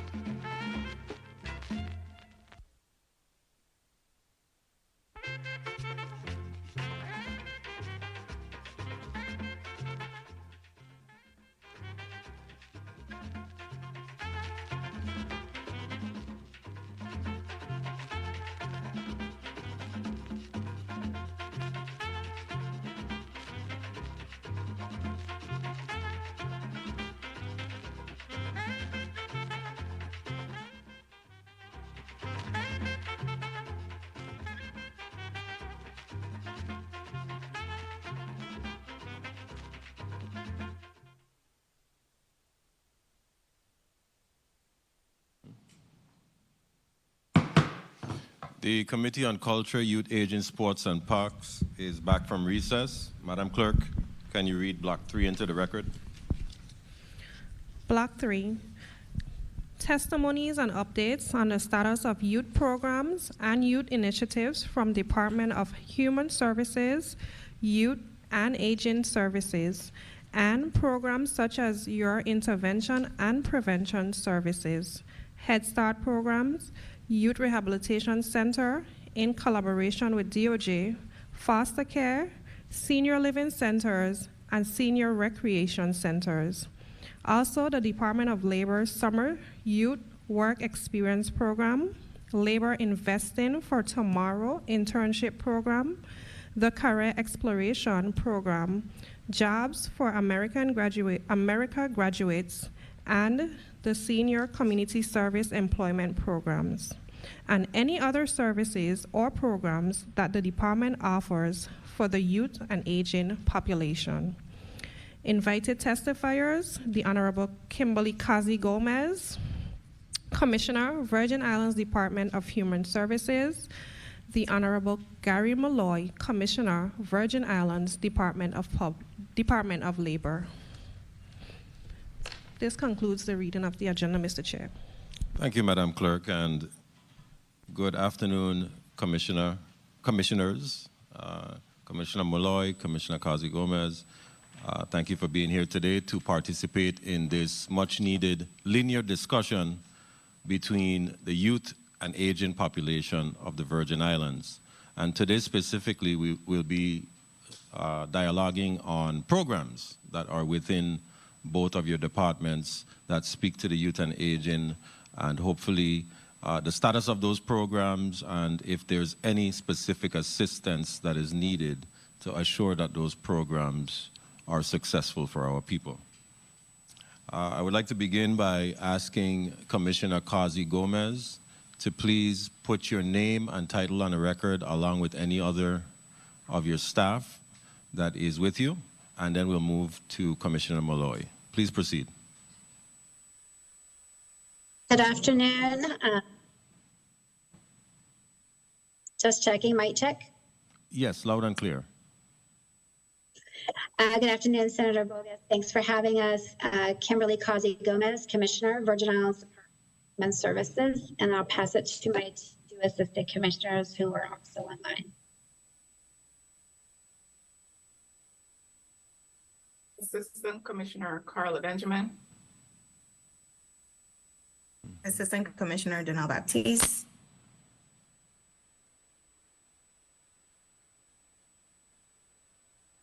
We have a few others from Human Services on. Would you like those to be introduced as well? Yes, please. And the administrators on my team, please go. Ms. Hart. Good afternoon. My name is Sharice Hart. I am the administrator for the Division of Children and Family Services, also known as the Foster Care, Adoption, and Protective Unit. Mr. Wallen.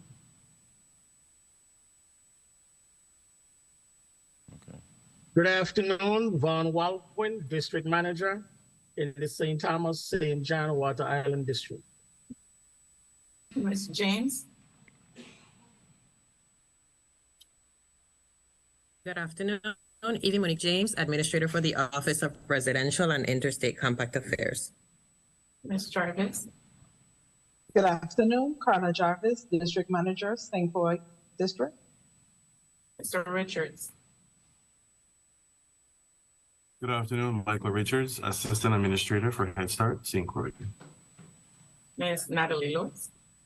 Good afternoon, Natalie Lewis, Administrator, Office of Intake and Emergency Services.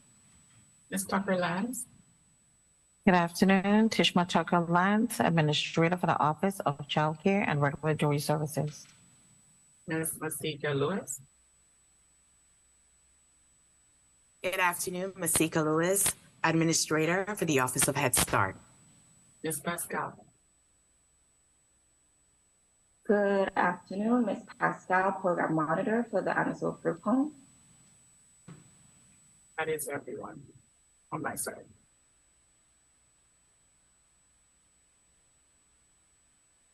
And we also have Ms. Martinez. Good afternoon, Ana Velez Martinez, Director of Residential Services, Hubbard Gregg Home for the Aged.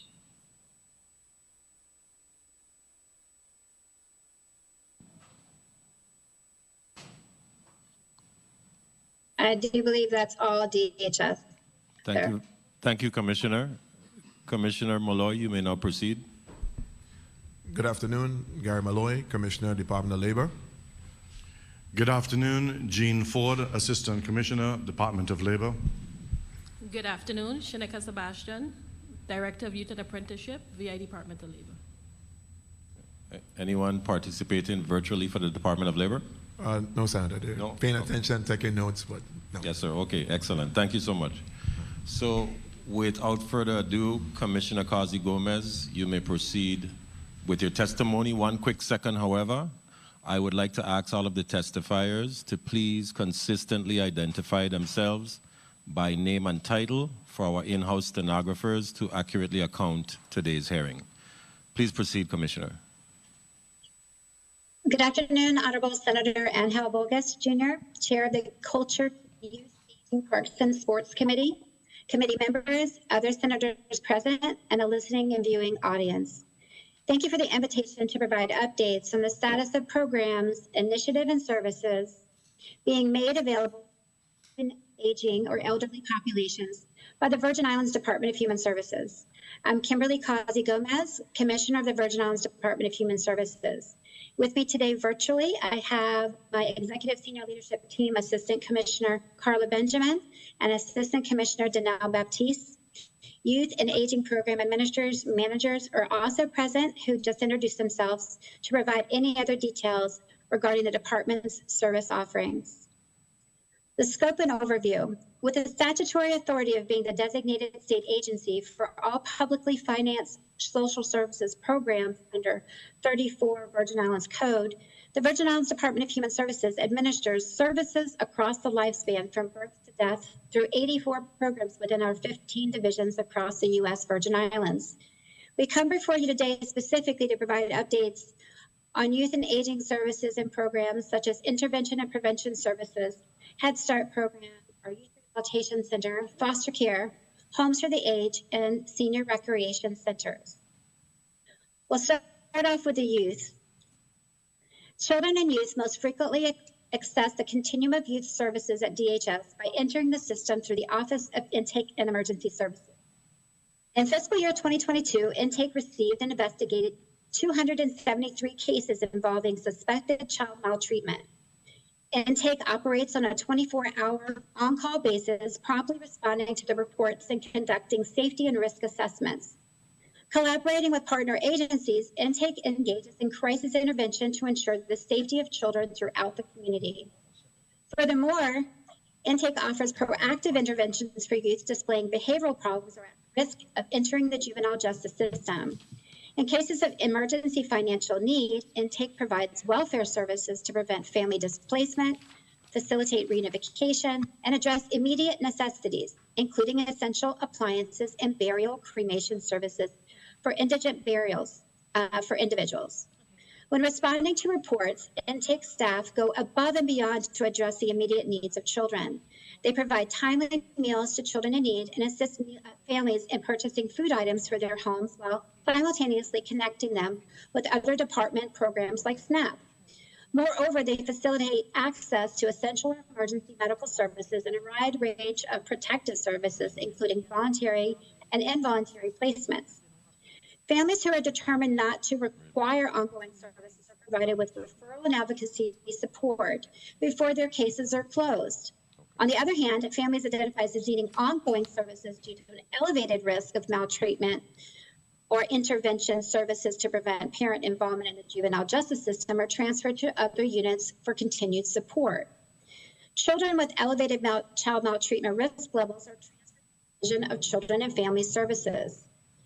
Children who are identified as being at risk for maltreatment but do not require immediate protection, meaning they do not need to be placed outside of their home, receive in-home services from the protective care unit. Services include case management services, arranging access to counseling or therapy services, generating referrals to parenting and other didactic and group services, conducting school visits, monitoring educational activity, and providing necessary services to ensure that protective interventions mitigate and lower the risk so that families can safely function. When intake determines that children are in immediate need of department's protection for safety reasons, voluntary and involuntary placement options are implemented, and DCFS's Foster Care and Adoptions Unit provides ongoing services. The Foster Care and Adoptions Unit provides the traditional array of case management and support services to help children safely reunify with their families of origin or to help children find safe and nurturing forever homes. DCFS administers the territory's youth transitioning to adulthood and extended foster care programs, and in partnership with the Virgin Islands Housing Authority. We make the Foster Youth to Independence, or FYI, housing choice voucher initiatives available to young adults who were or in foster care. DCFS provides concrete support to help families stay together while remediating the issues and lowering the maltreatment risk. Concrete support means having access to goods and services that address families' needs, such as support for food, housing, clothing, health care, and childcare. Division can assist with everything from Vitran bus passes to furniture and appliances to school uniforms to securing immigration documents. The goal is to improve and promote safety, permanency, and well-being for children and families who providing youth with as much of a sense of normalcy as possible. Youth referred to the Virgin Islands Department of Human Services determined to be at risk due to behavioral issues are transferred to the Division of Intervention and Prevention Services for services geared toward their needs. The DIPS programming included a unit per district to provide traditional casework services in 2 residential facilities, the Youth Rehabilitation Center and the Anna's Hope Group Home. The intervention and prevention units clients remain in their homes and receive services such as individual, group, and family counseling. These clients are at times adjudicated as persons in need of supervision and are at times the subjects of consent decrees, probation, and court orders that govern their activities via strategies such as curfews. DIPS serves at-risk or pre-delinquents, persons in need of supervision or PENS, and adjudicated youth through social work services, investigations, oversight of the alternative sentencing programs, and pre- and post-planning for those remanded to YRC. DIPS provides treatment and rehabilitation services tailored to the needs of juveniles and their families. The overall goal of the division is to provide long-term intervention, social work support services, referrals, counseling, management, and other types of services to families with extreme and chronic dysfunction and who are high risk. The Youth Rehabilitation Center is the only secure detention facility in the territory. Minors are remanded to the facility pre-trial or when adjudicated delinquent. When these minors can be remanded from age 13 up to age 19 years of old, and if the court exercises judicial control. Minors legally transferred to adult status for committing serious felonies may be also remanded to YRC, if not incarcerated at the Bureau of Corrections. These youth often come into the system due to the violation of the law without previous involvement with DIPS. Minors remanded to YRC are assigned a worker from the DIPS unit on their respective island of residence, in addition to the treatment staff at YRC. These 2 components collaborate to assess and address the educational, medical, and psychosocial needs of the youth. Educational services at YRC are administered by the Department of Education through Youth on the Rise, a school campus situated within the YRC premises. This campus is staffed with teachers, paraprofessionals, and a principal, and other necessary personnel. In addition to on-campus education, the Virgin Islands Department of Education offers online learning platforms for youth at YRC. For counseling services, youth at YRC are transported to on-site sessions. For the summer of 2023, YRC has a planned calendar of activities aimed at the continued development of the youth. These activities include summer classes, farming activities, art workshops conducted by local artist, educator, and entrepreneur Krista Malloy, groups facilitated by the Domestic Violence and Sexual Assault Council, involvement with Rotary clubs, and their participation in activities organized by Dr. Edward Brown, and among others. These activities are designed to be beneficial to the ongoing growth and progress of the youth at YRC. All of the DIPS components partner with agencies, community agencies, and organizations to deliver a variety of services. Community partners have included My Brother's Workshop, Youth Arise Incorporated, Department of Education Youth on the Rise at YRC, Department of Health, Behavioral Health, Boys and Girls Club, Nigel O. Hodge Foundation, Department of Labor, Superior Court, Family and Marshall Division Improvement Program, Public Defender's Office, Department of Justice, DPSAC, Department of Sports, Park and Recreation, Virgin Islands National Guard, Youth About Face, and Forward March. St. Thomas Community Foundation, Lutheran Social Services of the Virgin Islands, Family Resource Center, My Brother's Keeper, St. Croix Rotary Harborside, Aligned Community, ARC, The Village, VI Partners in Recovery, Strengthening Families, The Village West Care, Women's Coalition of St. Croix, Dr. Denise Marshall, Island Therapy, and Greater Changes. The Office of Residential and Interstate Compact Affairs manages and monitors the department's relationships with residential facilities within and outside of the territory where the department's clients across this lifespan are admitted.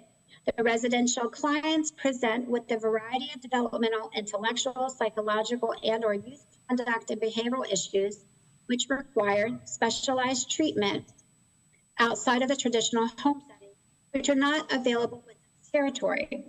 All services are provided through contractual agreements, all of which are fully locally funded. Currently, there are a number of children and youth receiving comprehensive services at different levels of care at Queen Louise Home for Children, Sister Emma's Cottage, Nana Baby Children's Home, St. Thomas Healthcare Incorporated, and the Devereaux Foundation, Florida. Movement of minors that are in care across jurisdictional lines for treatment, permanency, and other reasons are regulated by two nationally recognized compacts, the Interstate Compact on the Placement of Children, ICPC, and the Interstate Compact on Juveniles, or ICJ. The Office of Head Start administers the Head Start program in the U.S. Virgin Islands. Head Start promotes the school readiness of children who are 3 years old by December 31st and up to 5 years old at the time of enrollment for low-income families. The program's funded enrollment for the territory is 794. 500 students in 25 classrooms on St. Croix, and 254 children in 14 classrooms on St. Thomas, and 20 children in 1 classroom on St. John. Head Start is recognized nationwide as the primary empowerment program for low-income families, involving them in all aspects of the program, including governance, and of the Head Start program is a gold standard in early childhood. The Head Start children that are transitioning to kindergarten have access to the Kinder Camp Enrichment Program sponsored by the Department of Education.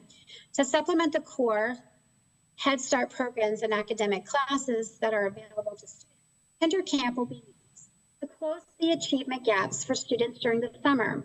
Kinder Camp is a program that addresses the needs of incoming kindergartners and current kindergartners who identify the teachers as struggling learners.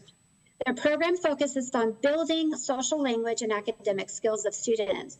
In addition, Head Start students utilize private summer camps and childcare facilities for the summer.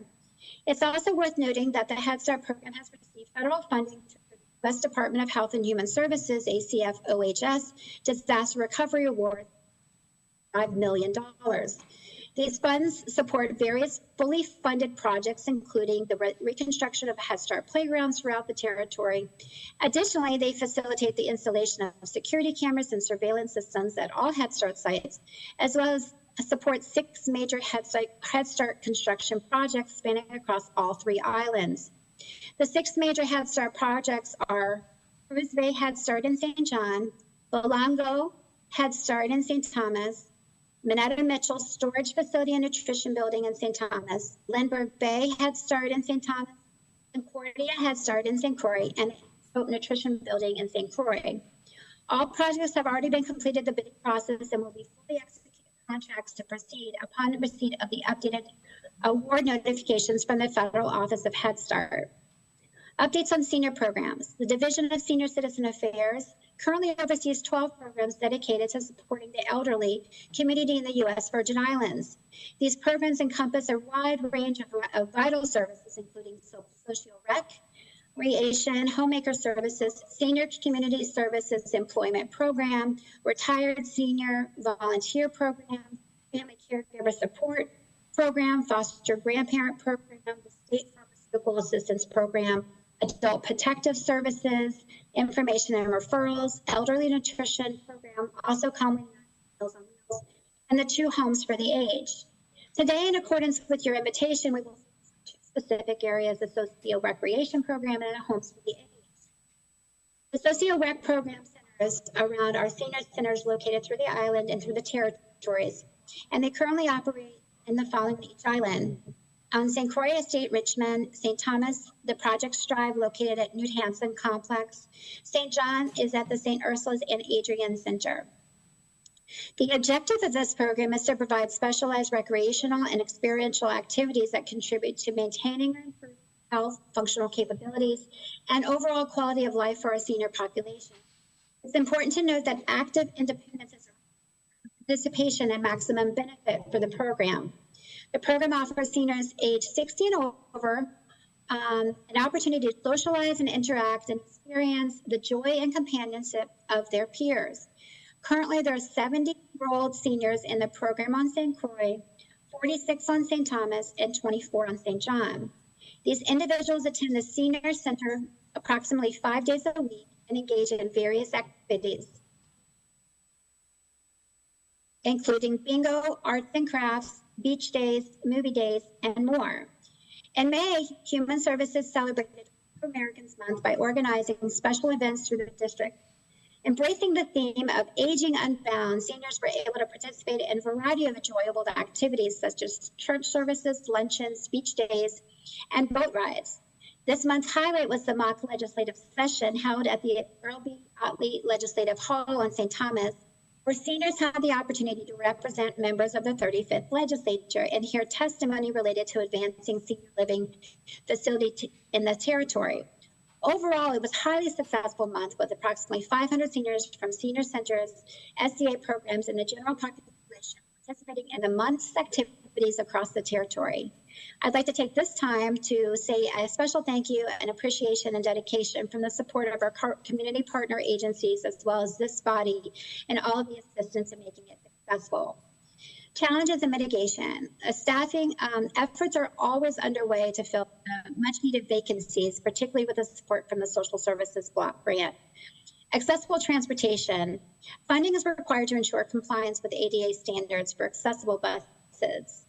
The need for adult daycare services. This is on the continuum of care, but it's also a high demand, and additional funding would obviously need to be needed to extend those services. Additional funding for recreational activities to serve more clients. And then, of course, the insufficient qualified vendors registered under the GVI under property procurement sometimes allows for a challenge for us. We operate 2 long-term residential care facilities for the elderly, our care, in addition to providing nursing support services for some residents at the Lucinda Millen home. Homes for the Aged provide residential care to senior citizens aged 60 and over in a caring setting, respecting the individual's right to independence, dignity, and choice. Services include medical, nursing, and custodial care, as well as therapeutic recreation designed to help residents remain active and self-sufficient as best they can. Currently, the services are being provided to 39 residents, 22 residents at Harbor Grig Home, 12 residents at Queen Louise Home, Thomas, and 5 residents at Lucinda Millen, also on St. Thomas.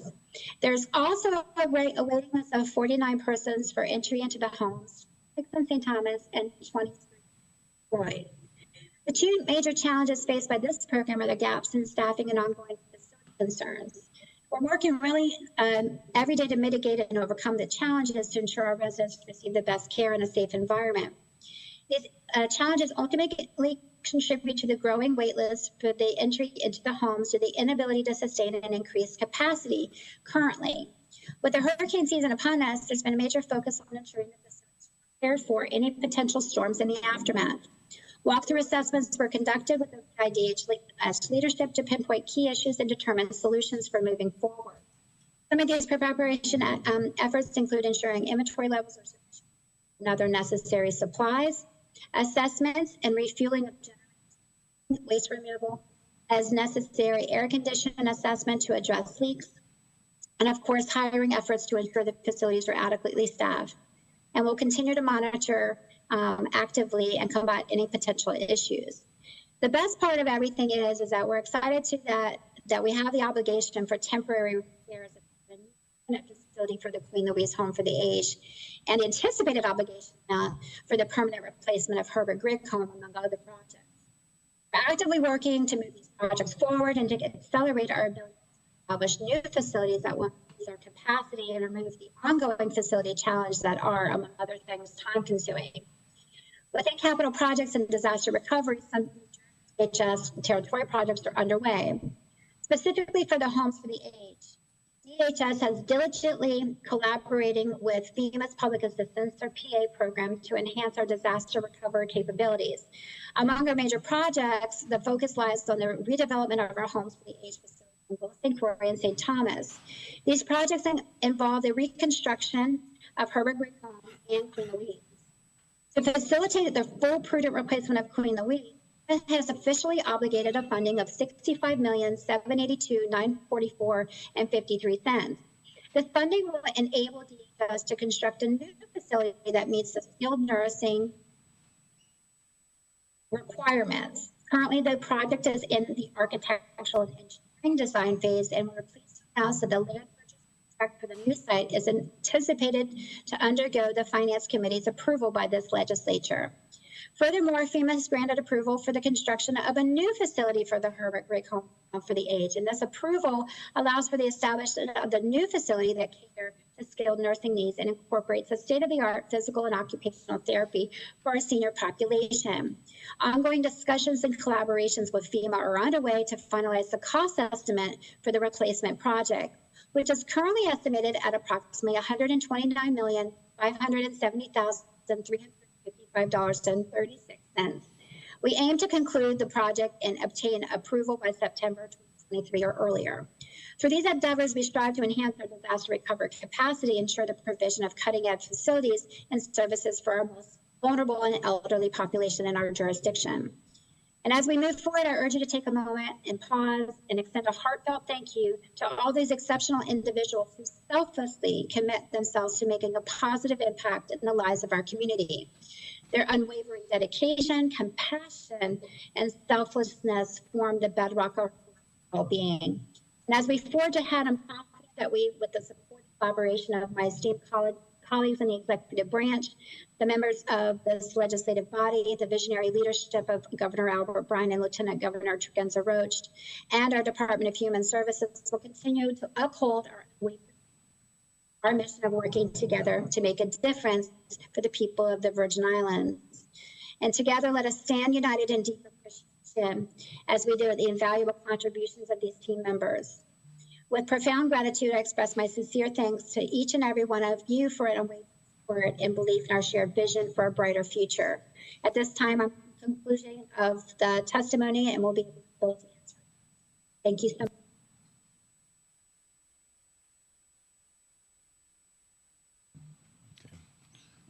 Thank you, Commissioner, for your testimony. Commissioner Malloy, you may now proceed.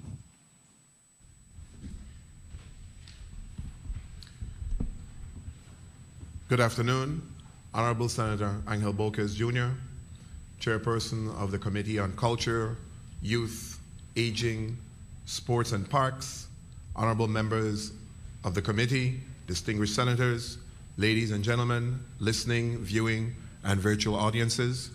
I am Gary Malloy, Commissioner of the Virgin Islands Department of Labor. I'm here today with Mr. Gene Ford, Assistant Commissioner, and Ms. Shenika Sebastian, Director of Youth and Apprenticeship. Thank you for inviting us to provide testimony on the status update as it pertains to the Department of Labor's career path opportunities and services, namely the Summer Youth Work Experience Program, Labor Investing for Tomorrow, LIFT, Internship Program, the Career Exploration Program, and the Jobs for America's Graduates, or JAG-VI program. Workforce development. Workforce development includes a relatively wide range of activities, policies, and programs employed by several entities to create, sustain, and retain a viable workforce that can support current and future business and industry.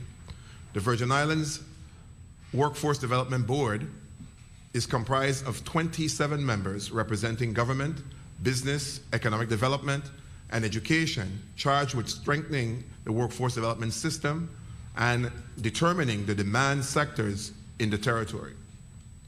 The Virgin Islands Department of Labor implements the policies passed by the Workforce Development Board in partnership with the Office of the Governor, the Apprenticeship Council, Workforce 180, ICF, EQUIS, the Department of Human Services, Vocational Rehabilitation, Veterans Affairs, the Department of Education, and other private and nonprofit organizations.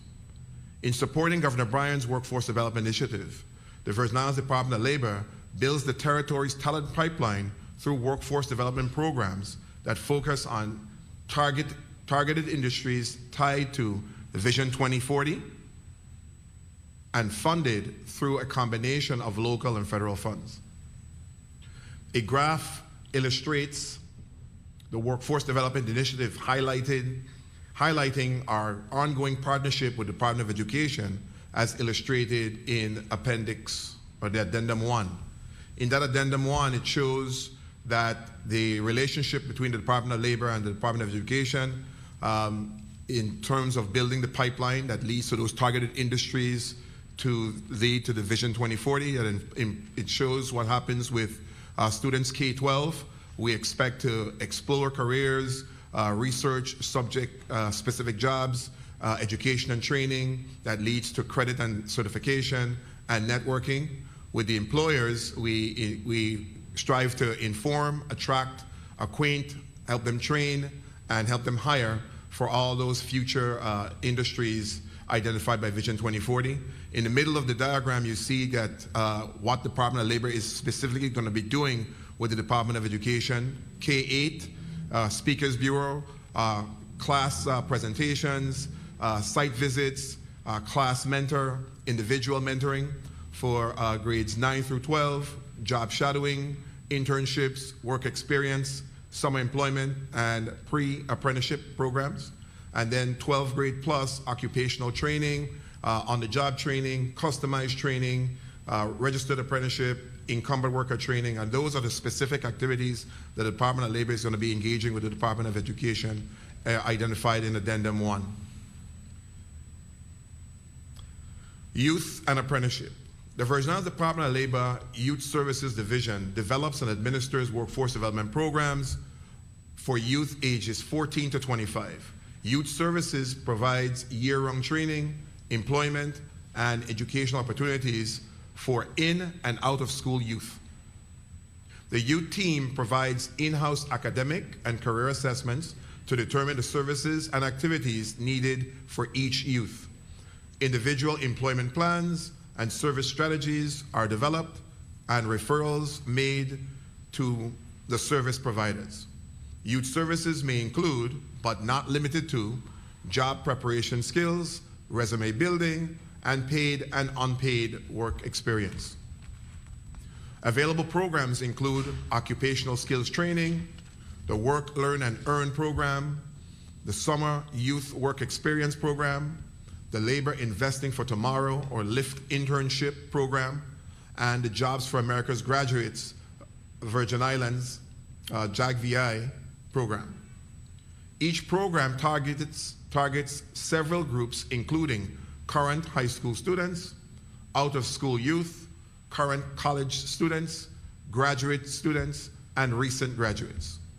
The youth team serves more than 800 youth in all programming annually via federal and local funding. The total number of participants each year is based upon the availability of funds. In FY 2023, the Summer Youth Work Experience program is servicing 694 youth customers aged 16 to 25 in a work experience, 124 14 to 15-year-olds in the Career Exploration Program, 99 in the LIFT, or the Labor Investing for Tomorrow program, including summer, spring, and fall. In the 2022-2023 academic school year, there were 182 participants in the JAG-VI territory-wide, with 90 in the St. Thomas St. John district and 92 in the St. Croix district. Registered Apprenticeship Program. Apprenticeships are the work-based learning model. Apprentices have supervised on-the-job training along with job-related instruction or education, all the while earning a wage that increases during the progression of the program. Programs are intended for long-term employment. Apprenticeships are proven training programs that are used as a talent development strategy for recruiting, training, and retaining world-class talent, and have been used in industry for decades. All registered programs are aligned with industry occupational standards to provide authenticity and consistency, resulting in a nationally recognized industry-specific certificate. The length of a registered apprenticeship program varies from 1 to 5 years depending on the occupation training requirements. Recognized as a state apprenticeship agency, the Virgin Islands Department of Labor assists in program creation, registration of programs that meet federal and state standards, promotes the development of new programs through marketing and technical assistance, provides technical assistance to sponsors throughout the program life cycle, and assures that all programs provide high quality training. Current apprenticeship programs right now in the territory, occupations, we have certified massage therapists, that's territory-wide, a medical assistant / patient care coordinator in the St. Croix district, life safety coordinator in the St. Croix district, surgical technologist in the St. Croix district, able seaman water sports in the St. Thomas, St. John district, pipe fitter construction, which is territory-wide, certified nursing assistant, dementia specialty in the St. Croix district, certified nursing assistant, restorative specialty in the St. Croix district, and recreation assistant. The program sponsors employers are Plessing Healthcare, Peace of St. Croix, Virgin Islands Professional Charter Association, Tropical Treasure Hunt Company, Island Ceasefire, The Turning Point, the Bureau of Corrections, and Gold Coast Yachts. So we have a chart here that shows, based on the sponsors and employers, we have the sectors are marine, healthcare, massage therapy, culinary, construction, tourism / hospitality, information technology. And we show in the chart, currently there are 8 sponsors territory-wide. There's a plan already to increase that 8 to 14 within the next 6 months to a year to have a total of 22 sponsors in the territory. That's 22 employers that sponsor apprenticeship programs in the territory. The next chart shows the number of apprentices in those programs. In the marine, we show that we have currently 8. In healthcare, we have 14. Massage therapy, we have 18. Culinary, right now, we have 0 hired. In construction, we have 2. In tourism, hospitality, we have 4. So total apprentices right now in our program is 46, with a plan to increase that 46 by 45 more within the 6 months to 1 year based on the sponsors that are coming online. The entire workforce development system is based on work-based learning training timelines. So the timeline that we have in the chart that the Department of Labor employs is a customized training, normally takes between 2 to 6 weeks. When you hear us talk about incumbent worker training, that's between 6 to 8 weeks. When we talk about on-the-job training, that is up to 6 months. And when we talk about registered apprenticeship, as I mentioned, it's between 1 to 5 years, and specifically, it can be also, depending on the occupation, it can be between 12 to 15 months. In conclusion, the Virgin Islands Department of Labor remains committed to serving the Virgin Islands, including our youth population, across all sectors and industries throughout many programs and services housed in our offices on St. Croix, St. Thomas, and on St. John. On behalf of the Virgin Islands Department of Labor, I would like to thank the Committee on Culture, Youth, Aging, Sports, and Parks for allowing the Virgin Islands Department of Labor to provide testimony in our programs and services in the Virgin Islands. This concludes my testimony, and my staff and I are here. Welcome any questions you may have at this time. Thank you. Thank you, Commissioner Malloy. I want to thank everyone for being here today so that we may participate in this discussion. And I wanted to start off with you, Commissioner, concerning the Summer Youth Program. As you know, summer has begun and that program has been initiated. Has there been an increase in participation in that program since last year? It's a tremendous increase. We have a lot of individuals that have completed applications. I'm saying, though, sadly to say, many are completing applications after the deadline. So Director Sebastian can give some more information on the specific numbers. Shineka Sebastian, Director of Youth and Apprenticeship. So we have definitely seen an increase in the number of applications. But this year, we're proud to announce that we have been able to increase the amount of placements as well. So last year, we placed a total of about 839. This year, we're up to about 937. Oh, wow. Okay. Excellent. Excellent. Are there any new provisions within the program that we should be aware of, that anything that's changed or augmented in the program? Nothing have changed, but we do want to encourage everyone to apply early. Our application process starts in March. Okay. Okay. And what about repeat students? Are you seeing a lot of repeat students? We do see a lot of repeat students, but we give priority to new students that haven't had an opportunity, and then we place accordingly. But we do see repeat individuals that move on from high school and has progressed to a LIFT internship program. So we do see the benefit of the program with them seeing the expiration when they're in high school and then going to college and studying that particular career, and having the opportunity to do an internship in our internship program. And I'd just like to add, Gary Malloy, Commissioner, Department of Labor, that the Jobs for America's Graduates Program, JAG-VI, we are one of the 39 states within the JAG network. And we're the only state that puts our JAG students on paid work experiences throughout the year, and we include them in the summer. So they're also, so when you talk about repeat, they would be repeating once they're in that JAG program. Okay, excellent, excellent. And so these students in the program, have we seen any retention in the sense of, have any of them ever transitioned over to the public sector, meaning that they were hired after leaving school or wanted a job in the general public sector of government? We're seeing that they are once they decide to stay locally, but many of the students also go to school abroad.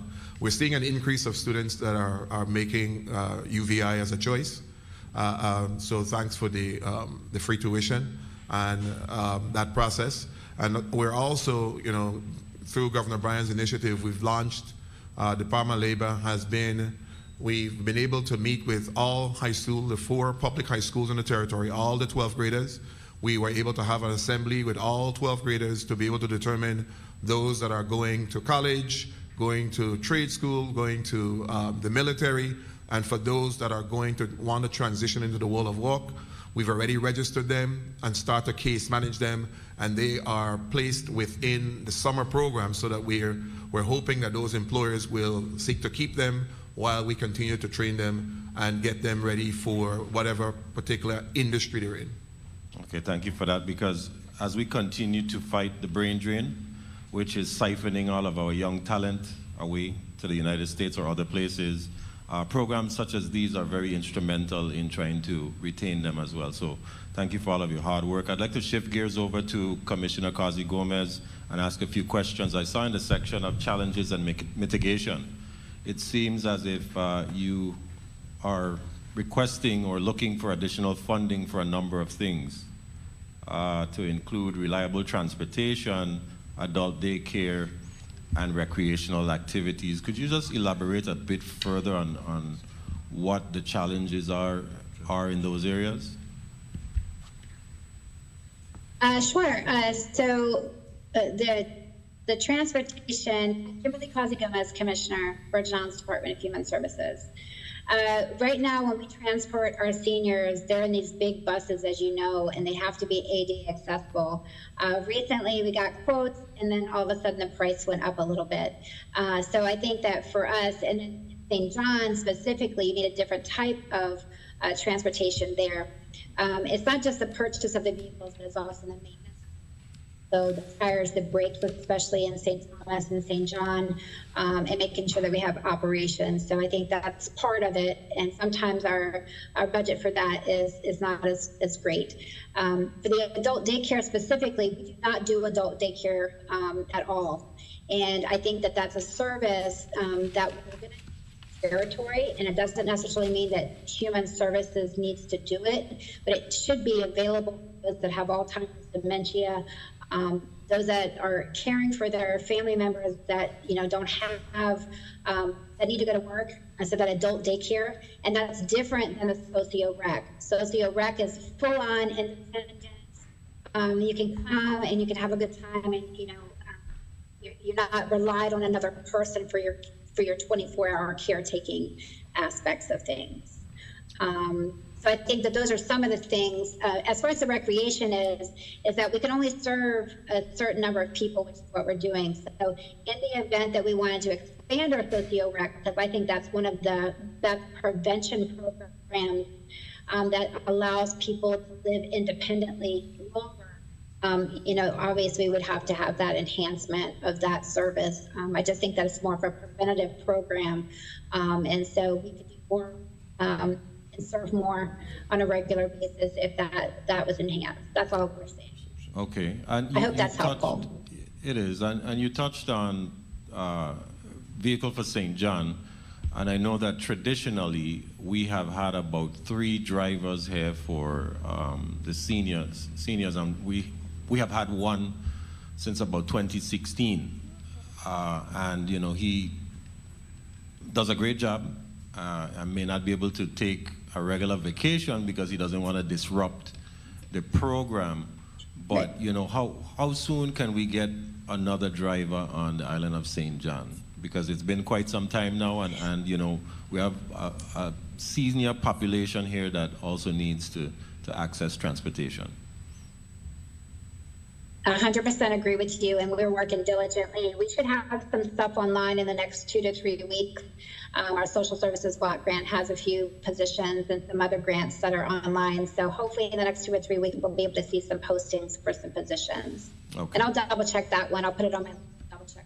Please do, and thank you. I would like to recognize Senator Samuel Carrion for your 5 minutes.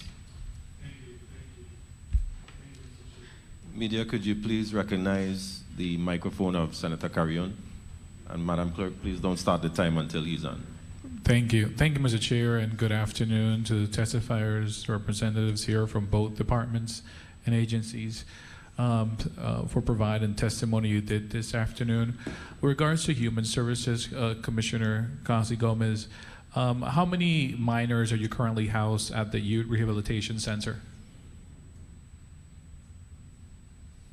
Kimberly Causey-Gomez, Commissioner. We have 6 currently as our census. 6? 6. Okay. Are there any plans to provide any vocational programs or summer type of programs for the YRC youth that you have there? We have a full array of services. As far as vocational rehab specifically, I will defer to Assistant Commissioner Carla Benjamin to assist with that. Good afternoon. Good afternoon. I'm Carla Benjamin, Assistant Commissioner, Virgin Islands Department of Human Services. So as stated in testimony, our calendar for the summer of 2023 includes summer classes. We have a number of individuals and organizations that are going to be coming in at different days during the week to provide everything from groups to farming activities. We're in the process of getting our greenhouse up and going. Mostly didactic and group sessions to provide educational growth. Okay. And we've also done a bit of cleaning up of our campus with some other bigger plans in place so that the residents are able to engage in more physical activity.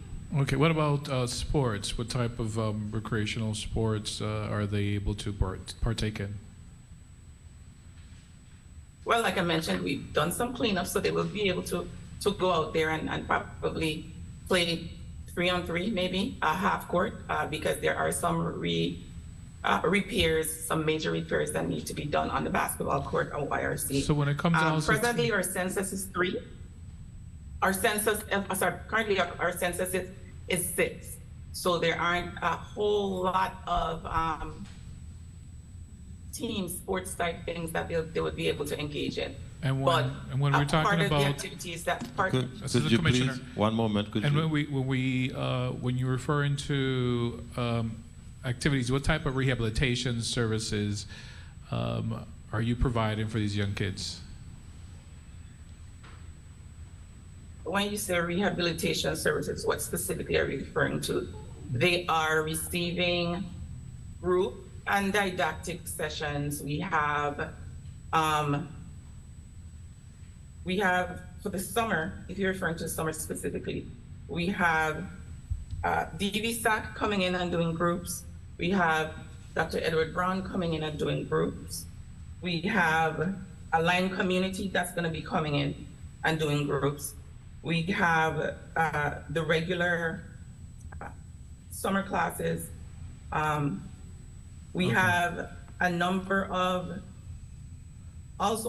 groups who used to come in prior to shutting down in 2020 for COVID that are making way to rejoin the YRC regular schedule.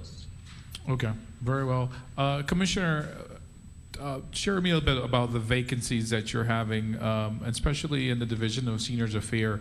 What are these positions being advertised? What are the hiring platforms you're using to be able to fulfill the vacancies that you have? Many of the positions that I have are under the Social Services Block Grant, which is coming online, so they'll be posted in the next 2 to 3 weeks, I think, when we work with Division of Personnel. You're looking at community nutrition aides, transportation services, homemaker, nurses, of course. I believe we have 15, anywhere from 11 to 15 positions posted right now. So our homes for the aged, we're bringing on, I think Ms. Martinez is on right now, so she could give a little bit more in depth on her vacancies for the homes. But I think we're bringing on 3 CNAs that we're just waiting on their NOPAs, and so they'll be coming on shortly. And we could find these postings on your webpage. Division of Personnel will also have it. We share it in different ways. We do LinkedIn. We do all our social media platforms, Facebook and Instagram. We've done job postings in a variety of ways. I don't think we've done newspaper or online yet, but once those other positions come on board, we're going to do a large one. All right, and I think lastly, I was interested to find out regards to Herbert Grigg. You said you have currently 22 residents and you have a waiting list of 49, I believe you mentioned. Your current then bed capacity is at 22, and then what's the plan to be able to increase that capacity in Herbert Grigg? So it actually is not 22, I think it's up to 25, but it also depends on the staffing. So we do have a couple of applications that are pending. And I'll ask Ms. Martinez to kind of step in and to answer that fully for you, if you don't mind. Our capacity right now is what it is from 2017, as we spoke of earlier. With the full printed replacement, it'll eventually be a 6-bed facility. I think that will be several years out, but that is the long term right now. But if Ms. Martinez needs to enhance my statement, I'll be happy to have her do. Hi. Good afternoon. Ana Velez Martinez, Director of Residential Services. Senator, we have our census right now is 22 residents, and we have 3 pending applications that we're actually in the process of reviewing. Our capacity in the facility is 36, but we have licensed practitioner position posted, so we're waiting to hire more staffing so we could be able to expand our admission. So if you, and I'm sorry if I may, Mr. Chair, beg your leniency. So if you get the staffing necessary, you'll be able to be to full capacity, which is 36. That's correct. Okay, what other challenges, if any, are you facing with that? And then I want to come back to the Commissioner once you mention, share that. Just in closing, Commissioner, if that's included within your budget for FY24, because we have a waiting list, we have an aging population, we need to ensure that our seniors have a place to be. So I know this is a high priority.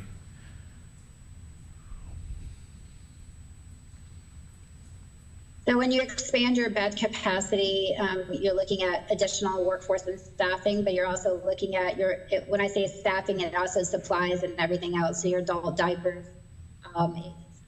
laundry, more food, more operational costs.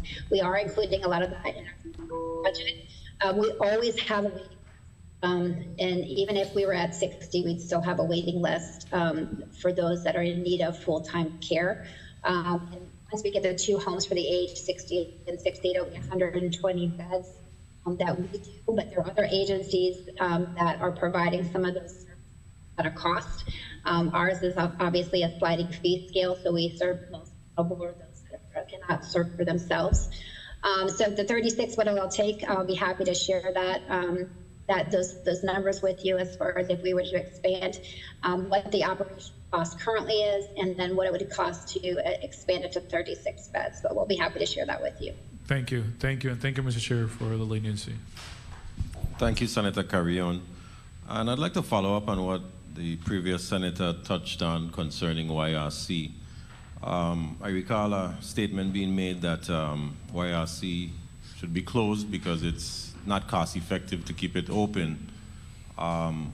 And if that is such the case, for whatever reason, is there an alternative plan in place or being developed to house or rehabilitate our juvenile offenders? I'll let Assistant Commissioner Carla Benjamin, but yes, we are in discussions of what that would look like. And YRC is just one point on the continuum of care for services for those that are in need of that. But it is by law that the judges remand. We must also ensure that we have a place for them to be put. So AC Benjamin, I know she's been in some conversation. Okay, because that's one of our critical populations. Currently, how many in YRC right now? It would be 0, right? Is that correct? 6. 6? Carla Benjamin, Assistant Commissioner. Currently, the census is 6. 6. Okay, sorry. Down from 10 about a week ago. Okay. And in that facility currently as is, how many staff members work in that facility? There are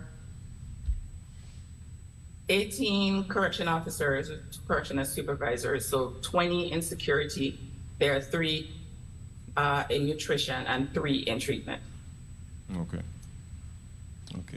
Senator Potter? So 26. You are recognized for your 5 minutes. Thank you very much. Thank you. Thank you very much, Mr. Chair. Good afternoon to our testifiers, both who are here in person and those who are online. I wanted to ask, just kind of follow up on the chair's question regarding YRC. What is the maximum capacity at YRC right now? I mean, how many folks can be housed? How many students can be housed at YRC?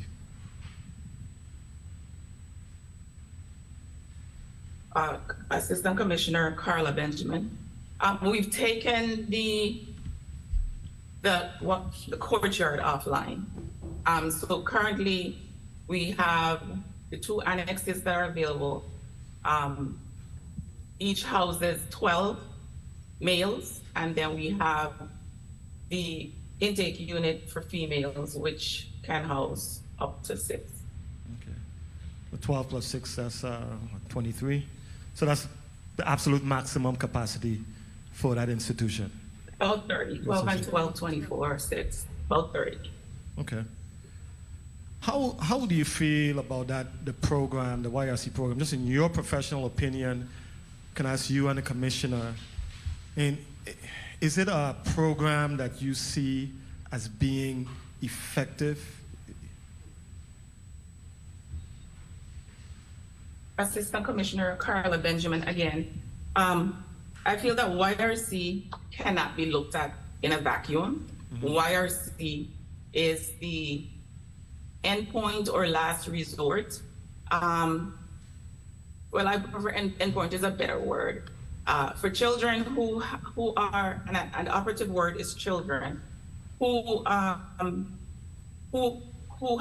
behavioral issues, there is a whole continuum of services that the Department of Human Services provides. The Department of Human Services and other agencies provide and give access to families in order to mitigate or remediate the risk that these children are presenting. A key component in effectuating change is being able to engage both the parents and the children. At the point where youth end up at YRC, it's because there's crisis intervention that needs to happen. Although youth that come to YRC, the time there has historically been rather short. The focus of the services when they come to YRC are to find out where they are educationally. If they have not been going to school, the workers try to get them enrolled in school. If they were enrolled in school, the focus is to find out how they were doing to make sure that education is continued, their health is assessed, their mental health status is assessed, especially if they're presenting with behaviors that suggest that their mental health, there may be some mental health challenges. Counseling is put in place. As mentioned in the testimony, we access private providers off-site, so there are treatment staff and correction officers who are transporting these children to counseling services, to the clinics to make sure that their medical needs are taken care of. Unfortunately, some of the times, as soon as you get all of the programs, all of the services that could wrap around the child in place, they've pretty much done their time. One thing that I don't think people consider is that these youth have attorneys whose job is to get them out. And so every time an opportunity presents itself, there's an argument made that they're better off not at YRC.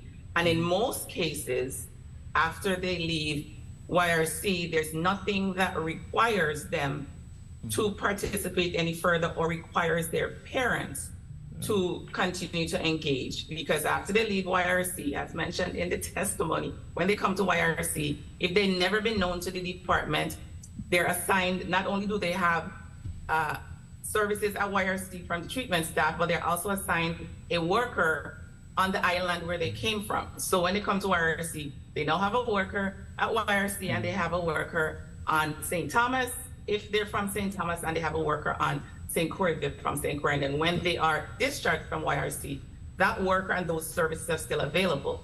It's just no longer court ordered. I feel that YRC gets a bad rap, to put it that way, because there's a lot of services, like I said, that are being focused on children while they're there. We can't do anything about the fact that things have happened in the 13, 14, 15, 16 years before they came to us. And all we can try to do is help them as much as we can while they're there. and try to get their parents and their families and their villages engaged so that after they leave, they will continue to be engaged and be able to support those children. Thank you, Assistant Commissioner. Commissioner Pietsch. Okay. Thank you very much. I know it's a 1 minute. The question really was, you get a sense that it's effective, and you explained some of the challenges and the nature of the program, and it's a complex, probably a complicated answer or question. And to say yes, it's effective or no, it's effective, probably would be somewhat unfair for me to pose to you. But I know, I just get the sense that the model just has not been working. No strike on you or your team, but you just get the sense that it's a model that is not necessarily the most effective. It's just one of the things in the system that is court mandated, and it's there as a place sitter while people navigate their way through the process. But to get a sense of whether or not it is effectively rehabilitating or addressing the needs of some of these children when they come there, you just get the sense that, it is just sort of just a little placeholder, and the investment in, creating this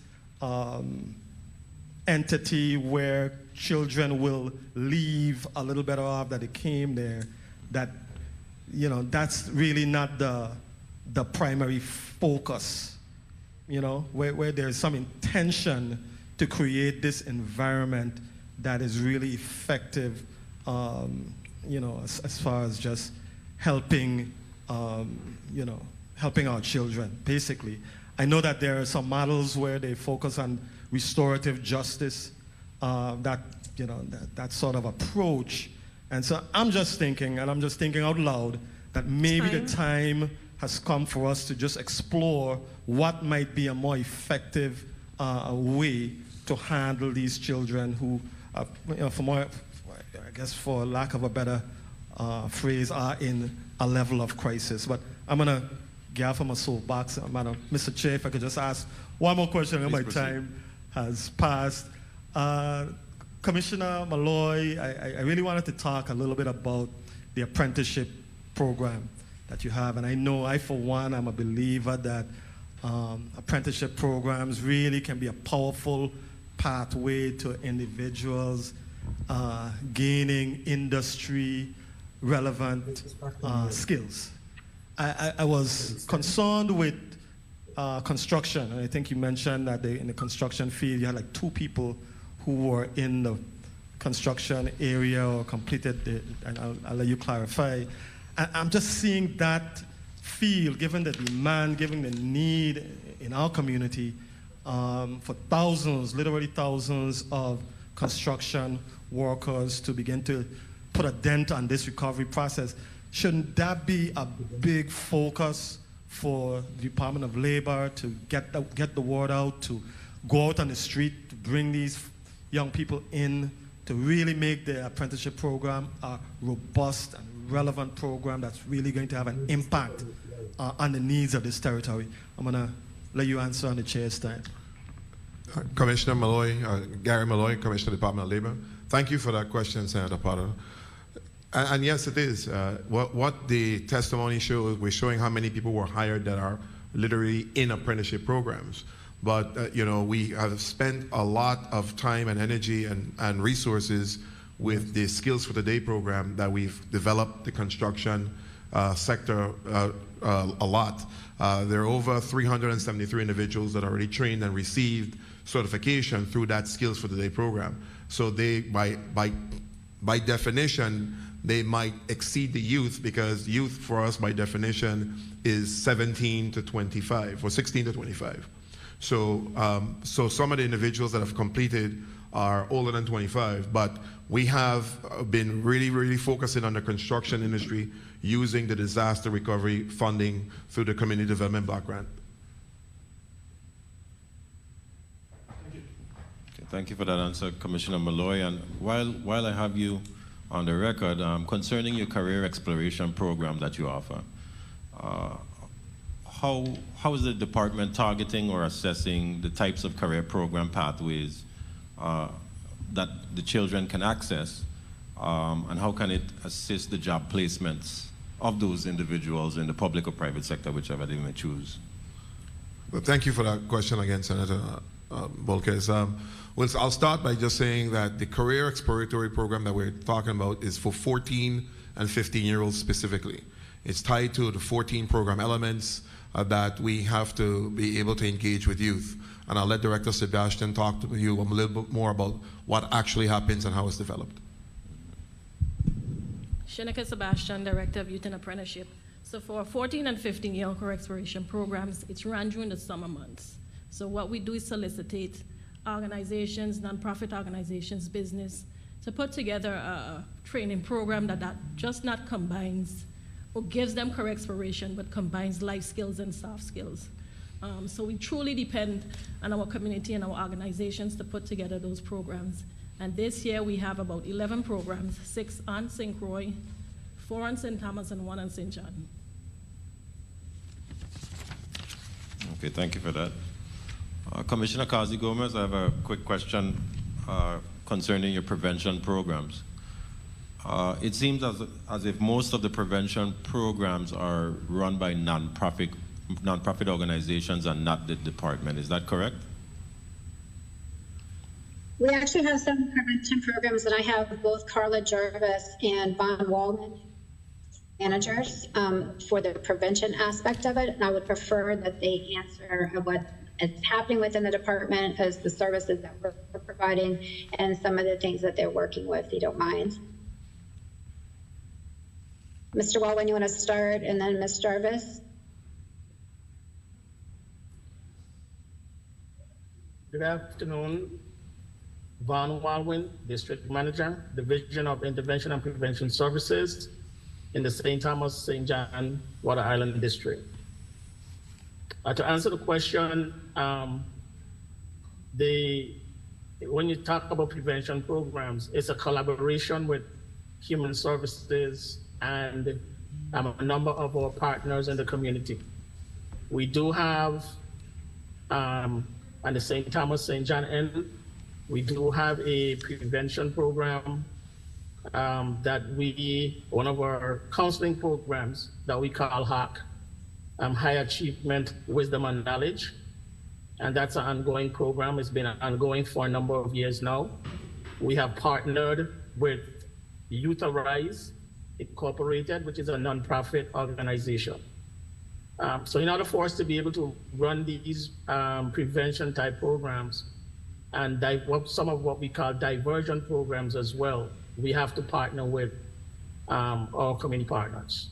So internally, in-house, if I can call it that, the department doesn't run any specific intervention program. It usually outsources those programs to the nonprofit organizations.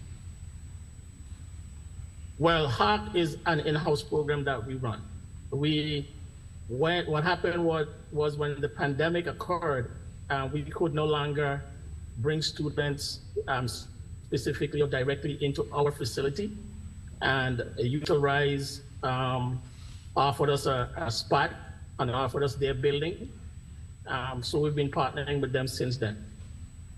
Okay, are there any efforts to have an in-house program, intervention, again, being that you sort of transferred it over to Youth Arise? Not that you're taking them out of the picture or the equation, but we haven't transferred it. We still personally, we go there and use their space. So we're still running it. We haven't transferred it over. We also have, we do plan to run, and we were running prior to the pandemic as well, another program which we geared towards elementary school students. Because the current program that we're running is from age 13 to 19. We want to run a elementary school program. And the staffing issues has been one of the setbacks in getting these programs running. We already have conversations going with LEPC, Law Enforcement Planning Commission, so that we are going to try to access some grant funding from them so that we could run some more programs coming in the fall. Very well, thank you. Senator Franklin Johnson, you're recognized for your 4 minutes. 5 minutes, I apologize, 5 Good minutes. afternoon. Thank you, Mr. Good. Thank you very much, Mr. Chair. I want to start off my line of question with Assistant Commissioner Bashton. You said that the courtyard is taken offline. What's the reason for the courtyard being taken offline? Good day, this is Commissioner Gomez. Were you Carla Benjamin, you mean? Okay. Yeah, I said Bashton, I'm sorry, Benjamin, yes. Carla Benjamin, Assistant Commissioner. The courtyard was taken offline because mostly because of the way it's designed.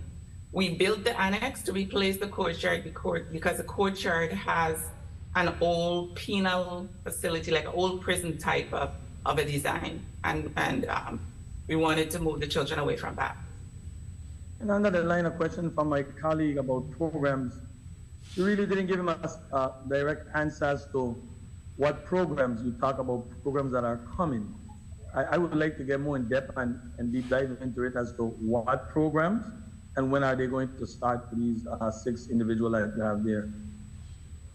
I think you were referring to recreational activities, you know, programs that they could take part and get some physical ed outside. Your question is about physical activity, is that what you said? Yeah. Well, I believe we've said in previous appearances that the YRC, the basketball court is one of the things that's on the site that allowed the youth to have some physical activity, and that is in need of serious repair. There was some work done to it, like I said, that would allow for some half-court activity. There is actually conglomerate, if you want to call it that, of community partners who are looking at, there is an obstacle course. If you come on site, there's an obstacle course as soon as you come on with a tire and a climbing wall and such. We do have a private individual who is interested in looking at that, assessing it, and refurbishing it. I think my question, if I may, I don't mean to be disrespectful to you, but you're not giving me specific time or date for none of these programs that's going to start for these young men or women, whoever you have there in your premises. You're just telling me of things. Now, let's stray away from that a bit. COVID is over, right? So can I get a tour of this facility and meet some of these individuals to have a conversation with them? Because I just don't like the direction we're going right now. All that you have to do in order to visit the facilities, let us know so that we can know when to expect you. You asked specifically about recreational activity. In terms of other activities such as therapy and counseling, we've had residents who have been ordered on facility who have specific things that the judge has ordered that they receive, and they receive those. And we are working diligently to make sure that the residents are engaged all day, every day in activities that are going to be beneficial to them. The Village Art Program, which speaks to substance abuse and substance use, is one of the programs that's involved not only with the youth that are at YRC, but the youth. For time's sake, I'll have my office. For time's sake, I'll have my office make an appointment. I definitely want to come there myself and have a conversation with these individuals. Commissioner Carly Gomez, I've been getting a lot of calls about Kingsville, the lacking of staff, nursing staff, and staff saying that they're overworked and pretty much burnt out. What's the status on when you guys going to get some employees, some nursing staff to assist with the program? 1 minute. We actually have already, good afternoon, Commissioner Kazi Gomez. We have 3 pending right now that we've interviewed, and we're just waiting on NOPAs. So I hope to have 3 nurses. I believe there's CNAs that are pending that we've already interviewed, and we're just pending the NOPAs to hire. So hopefully they'll get back in the next week or 2. How much nurses are you short based on your staff population?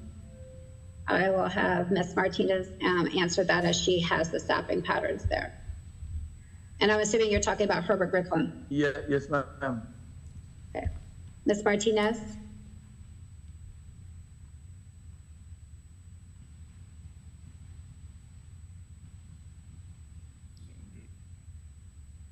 I'm sorry. Let me just check and see where she's at. Mr. Chair, can you hold my time, please? We have four CNAs that are waiting on the NOPAs, as she stated, and those would fill those vacancies. Sorry, I was muted.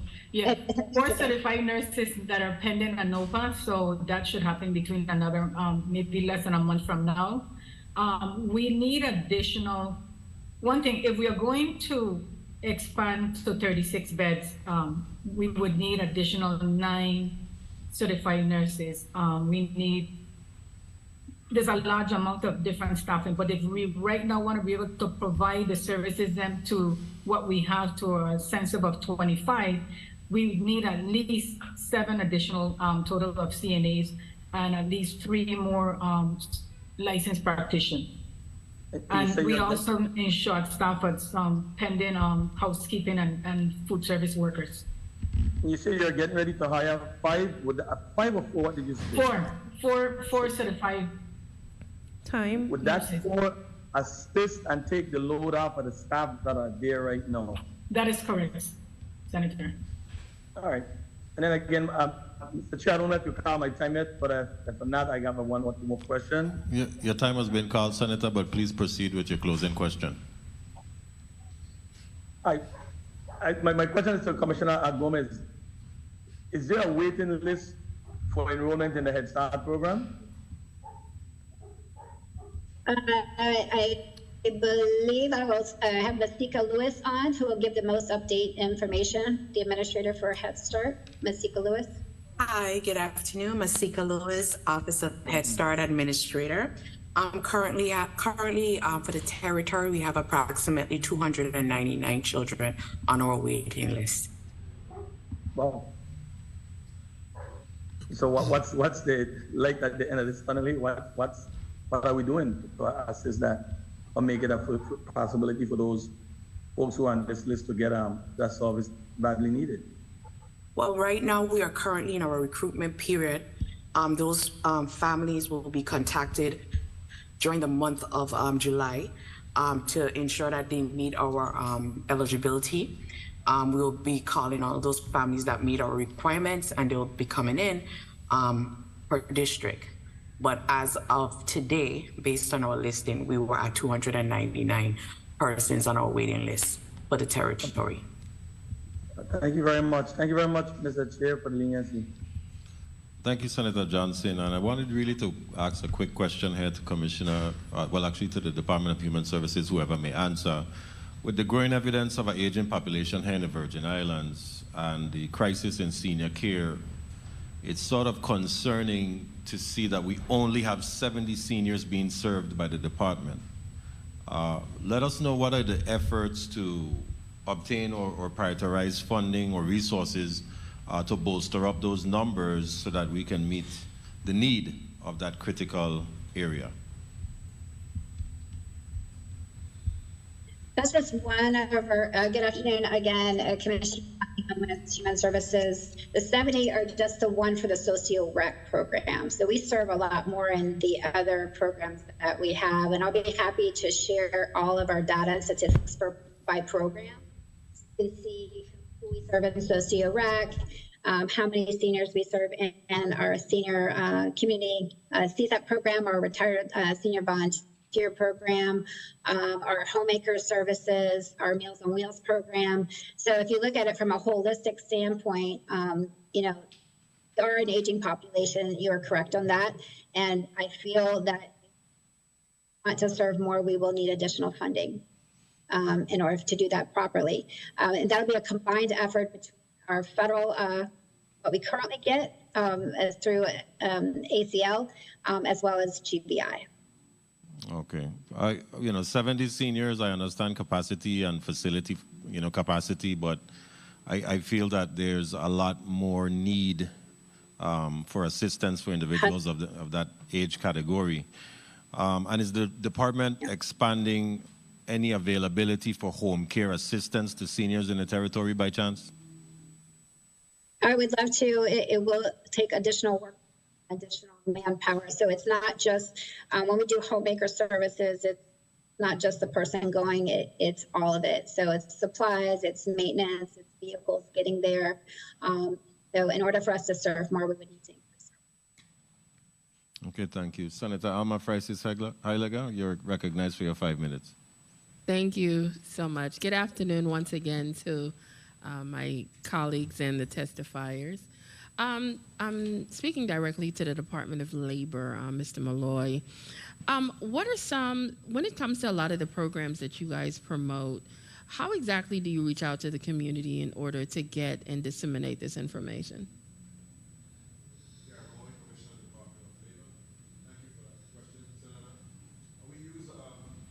We use the media, we use social media, we do outreach in several different ways. We go to the schools.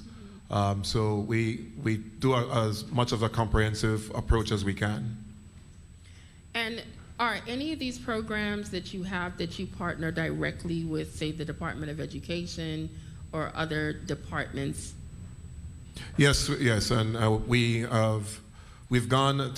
met with all schools. The Commissioner of the Department of Education has invited us to the presentation that all the principals have done for when they do reporting on their school improvement plans. And myself and my Director of Youth and Apprenticeship and Director of Workforce Development Services attend those meetings and have dialogue with each of the principals as well as the superintendents. What are some opportunities that are available for our young people, you know, specifically, for example, if they go through the summer programs, do you guys keep track of them, like to say, like if other jobs might come up, some for the graduates, et cetera, that you could immediately reach out? How do you track them for potential opportunities with the Department of Labor? I'll let Director Sebastian speak to that specifically. Shaneka Sebastian, Director of Youth and Apprenticeship. So we do keep track of the applicants for the summer, especially the high school graduates. This year what we've done is we've added a field on our application to capture what's their interest or their intentions after they finish the summer program, so we could reach out directly to the customers. So we do keep that line of communication open, and we reach out to them to connect them to see if they can secure employment. Okay. In addition to the LIFT program, it's like an alumni process, the tracking. We keep track of the LIFT students, and then the Jobs for America's Graduates program in the 4 high schools are very well connected. Ms. Sebastian and her team meets with the JAG specialists and very in tune with what's happening with those students and their career opportunities. Okay, thank you so much for that. I'm going to switch over a little bit to our Human Services Department. What are some of the things when it comes to the intervention, when dealing with some of these young people that are specifically like dealing with the system, and when you intervene as an agency, what would prompt you to even have to do that in the first place, as well as when it comes to dealing with the parents or families, ultimately what's the process to ultimately get them back together if they are separated? Assistant Commissioner Carla Benjamin helped with that. In the testimony, Commissioner Kazi Gomez, I'm sorry, I will have AC Benjamin do that, but they enter into the Department of Human Services, the system through our Office of Intake and Emergency Services due to a wide array of issues, whether it be child abuse, neglect, or behavioral issues.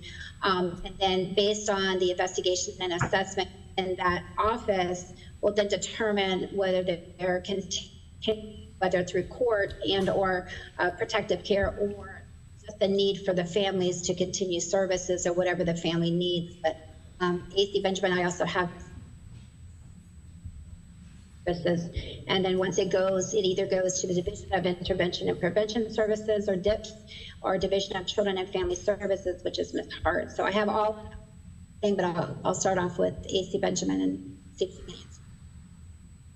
Assistant Commissioner Benjamin, Commissioner, you've explained how they come into the system. So if the senator wanted specific information on the different tracks, if it's a child abuse neglect matter where there's elevated risk, and it goes to Division of Children and Family Services, where the child was removed, I could have Ms. Hart speak to that. Or if her question was specific to the quote unquote juvenile population, Mr. Wildwin or Ms. Jarvis can. Okay. Since you mentioned reunification, that's usually a term that's reference to a foster care type scenario. So Ms. Hart, could you respond to what our interaction is with parents and facilitating reunification, please? Yes, good afternoon. Sharice Hart, Administrator for the Division of Children and Family Services. Typically, when a child or children come into care, the matter goes before the court. And based on the nature of the circumstances in which the family comes into care, a plan is created, a case plan is created with the family where the needs of the family are identified and what would also be needed to get the children back at home as safely as possible and in the most reasonable time as possible. Those services sometimes include counseling service. Yes? Please finish up. Counseling services for the children and the parents, substance abuse assistance, assistance with, if housing is part of the challenge with the family, we advocate, the assigned worker advocates for the family in terms of receiving appropriate housing, getting them connected with SNAP disabilities, if that's part of the challenge. TANF, if that's also part of the challenge, whatever is needed at the time for the family based on the reason why they came into care, that assigned worker will work with the family and through the courts to get those needs met in anticipation of reunification. Okay. While if it has been determined that reunification cannot happen, then conversations are had with the current foster parent or relative parent, because most times, whenever possible, we place these children with relatives. That's our first course of placement. Whether or not they will be willing to be a permanent resource for the child or children, and then we work towards that goal by ensuring that what is needed for that placement to maintain permanently occurs. Okay, thank you so much. May I ask one final question in regards to our seniors? Please proceed. In my office, we get quite a bit of phone calls where seniors are frustrated over a variety of things. Sometimes it's just assisting with, say, the Dial a Ride program. Sometimes they have concern with meals, I guess, on wheels where they're provided with food. Tell me some of the major issues your agency has with assisting our seniors in the territory and what you as an agency try to do to mitigate or reduce some of these issues to serve our seniors better. Thank you for the question. Is this a better, can you hear me better on this device? We can hear you better, we just don't see you. Oh, we see you now. Go ahead. Okay, I have two devices, Okay. so I'm trying, let me see. Go It ahead. seemed like the other one wasn't working. That's what my communications person said, so I just want to make sure that everybody can hear me okay. Yes, we hear Better? you. Yes. Yes. Okay. You gotta So, put back we on your have, camera now. Better? We can hear you better, but we now don't see you, so you might have. Okay, well, there you are. Go ahead. Sorry. So we have more people being referred than we're able to serve right now. So that, I think that could potentially be the frustration for many of our seniors. We do not do transportation services. So Dial a Ride that you mentioned earlier is not through us. ByTran Plus is not through Human Services. The services that we offer, homemaker services, we definitely are seeing an influx of reports through our Adult Protective Services unit. For one example, like in 2019, when we kind of started, and I started looking at some of the data statistics, our total for 60 and over was like 480 being referred to Adult Protective Services, and that now is almost doubled in 2023. So during COVID, we didn't get as many referrals because, everybody was on lockdown and people didn't see people. So we're seeing an influx of almost doubling where we were 3 or 4 years ago of the need for services. and we'll talk about our budget in a budget hearing, but we're basically staying at a similar rate of funding. So if I get $100, then I can serve this amount of people. If I get $200, then I can serve more people. So, and that's kind of where we are. The cost also is increasing. So for example, our Meals on Wheels cost per plate has gone up, which means that we either need additional funding to ensure that we're serving the same amount of people, or we're going to have to cut, or we're going to need additional funding so we can continue to serve the people that we're currently serving, as well as the other new referrals that we're getting on a regular basis. So I think it's a multitude of different reasons. The frustration is that we don't have enough within human services to really serve the total number or thousands of people that really truly need the services that we get referrals for. Well, that's a beautiful thing. You're talking to the correct people that allot the money. So whatever you need, just make sure you share that with us in addition to what budget is presented to us by the executive branch. And hopefully where we see a need, we could be able to aid you. Thank you so much, Mr. Chair, for the additional time. Thank you, Senator Francis Heilegger. Senator Potter, I would like to ask for you to please hold that point of inquiry. The stenographers need to switch out, and they've been waiting for quite some time. The Committee on Culture, Youth, Aging, Sports, and Parks now stands in recess.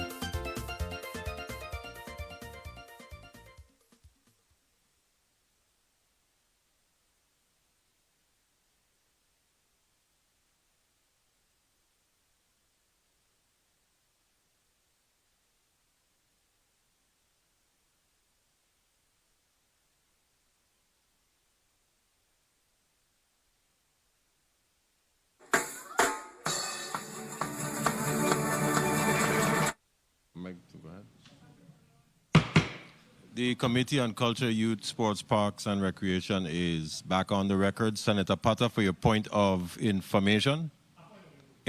Point of inquiry.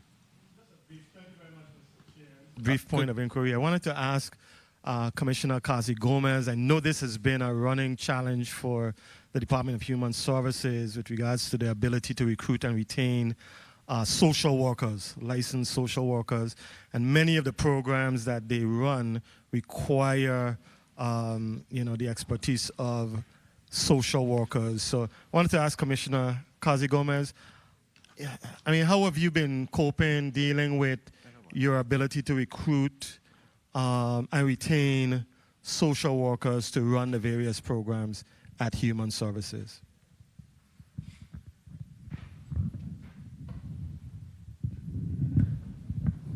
Your mic is muted, Commissioner. My mic is muted. Hold on. My mic is still muted?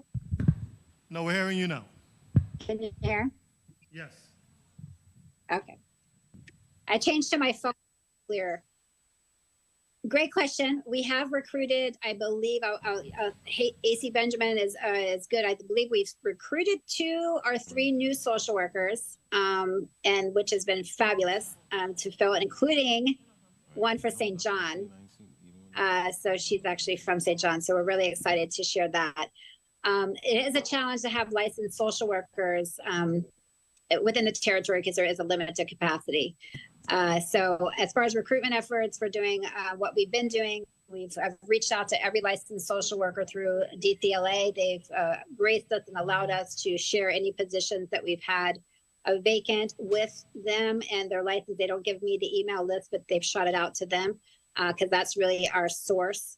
We've also posted it, of course, in what we've mentioned before, LinkedIn, Facebook, and Instagram. We are continuing to serve with a very limited workforce, as you can tell, but AC Benjamin can probably elaborate a little bit more if you'd like. AC Benjamin, the only thing I'd like to do is use this opportunity to say if there are any licensed social workers in the territory, we are in need of social workers. There has been a social work vacancy posted for the St. Thomas district for well over a month, and we have no applicants. And I know that we have a couple that are going to come online, a couple of vacancies for social workers in the St. Croix district shortly. So I'll just use this time as a solicitation because we need licensed social workers. Thank you very much, Commissioner Benjamin. That was free advertising. Free advertising. Thank you very much, Mr. Chair. Thank you, Senator Potter. And before we go to Senator Fonseca, who is online virtually, there was an indication to TANF, and I wanted to ask a question. A significant portion of funding received from COVID funds from the federal government, particularly as it relates to young people and families, came only because the Virgin Islands is a Title IV jurisdiction. Yet we're receiving reports that the Department of Human Services is slated to lose tens of millions of dollars through failure to properly report on those funds. Can we get an update on the status of that? Is that accurate? We will lose some money. How much money, I'm not exactly sure. We have actually caught up on some of our TANF reports. When we talk about workforce, a lot of people think it's the direct service workforce that we're referring to. But we were also very short staffed in accounting and fiscal in our fiscal office. So now that we're hiring and being able to have federal financial accountants, et cetera, but they've also removed the ceilings and we got access to additional funds. But I have Assistant Commissioner Danelle Baptiste on, and she may be able to have a little bit more information or detail. Good afternoon, Assistant Commissioner Danelle Baptiste. So we do have an excess of TANF funds that are available. And as the Commissioner mentioned, we are working diligently to figure out how we can spend those funds. Some of the things that we are doing is looking to raise the allotments that we are providing to families, and in hopes that we will increase enrollment. There are some specific requirements that are required for individuals to enroll in the program, and we don't always find individuals willing to do those things, but we are looking at additional mechanisms that we could use to spend those funds. Is there a expiration on those funds that we need to know about?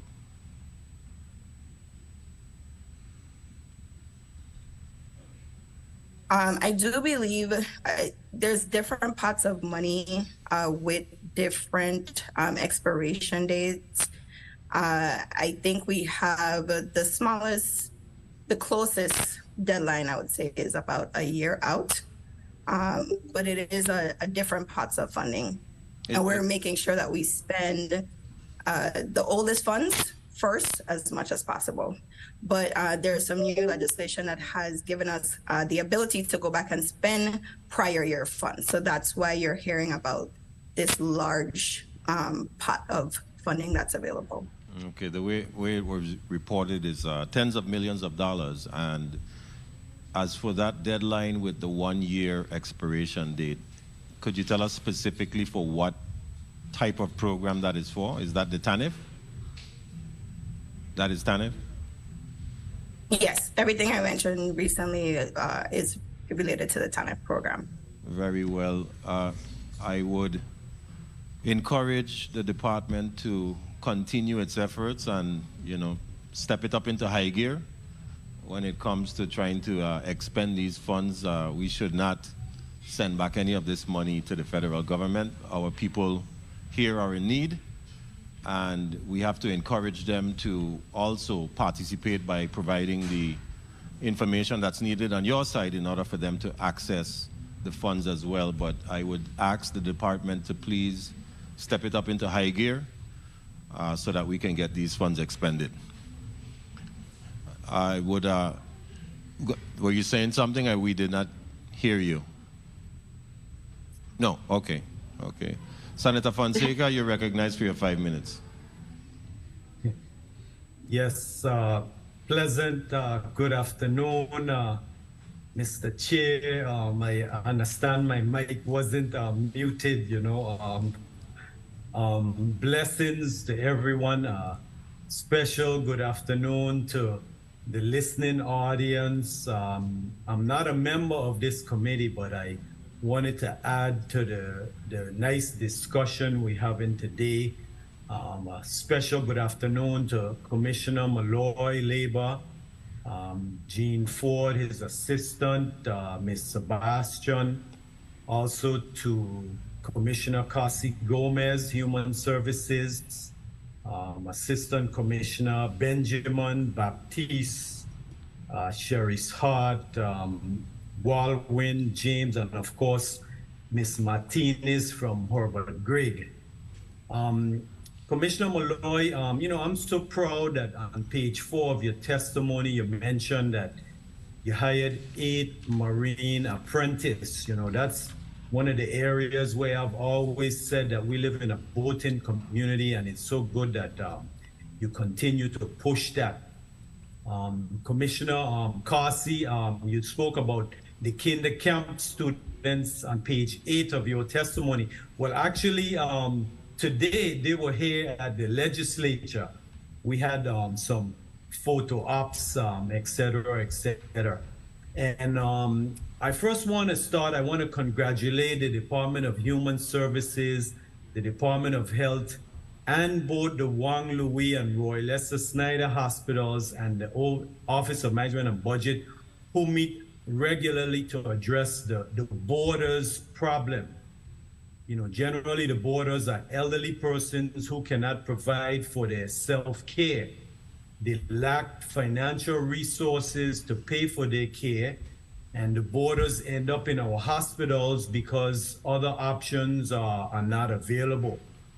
The number of borders fluctuate at each hospital. My latest information was that Wang Louis now has 3, and congratulations, Commissioner. I know you worked to get that number down.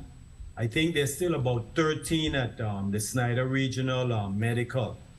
The patients who become boarders either do not have someone to provide the care they need, or their care requirements overwhelm their caregivers. In most cases, the boarders are people who need the support of a 24-hour care facility like a nursing home. And the hospitals are not a good environment for boarders. They need long-term care. Hospitals provide critical and emergency care, and they do not have the right staff for the boarders. You know, boarders need socialization, other support services, and the hospitals are by far the most expensive placement sites for boarders. So now here it is. After we've spoken about that, the hospitals also cannot bill Medicaid for border care. The boarders are what we call part of our uncompensated care. And this problem ultimately ends up as a huge bill for the government of the Virgin Islands. Other substantial part of uncompensated care is our large population of uninsured people. But there's a solution to this border issue, and it is directly constructing more long-term care facilities in our territory. You know, there's some community-based organizations like Lutheran Social Services, other organizations that provide housing for low-income senior citizens. But the border problem is a long-standing problem. It's not new. And the hurricanes, you know, basically, you know, created it, made it a bigger issue. So I wanted to discuss the long-term care beds, because we mentioned it today. We speak about the Herbert Grigg home and the Queen Louise home. It's so nice to know that the Commissioner, you've got commitment of $195 million to deal with that, so that's good.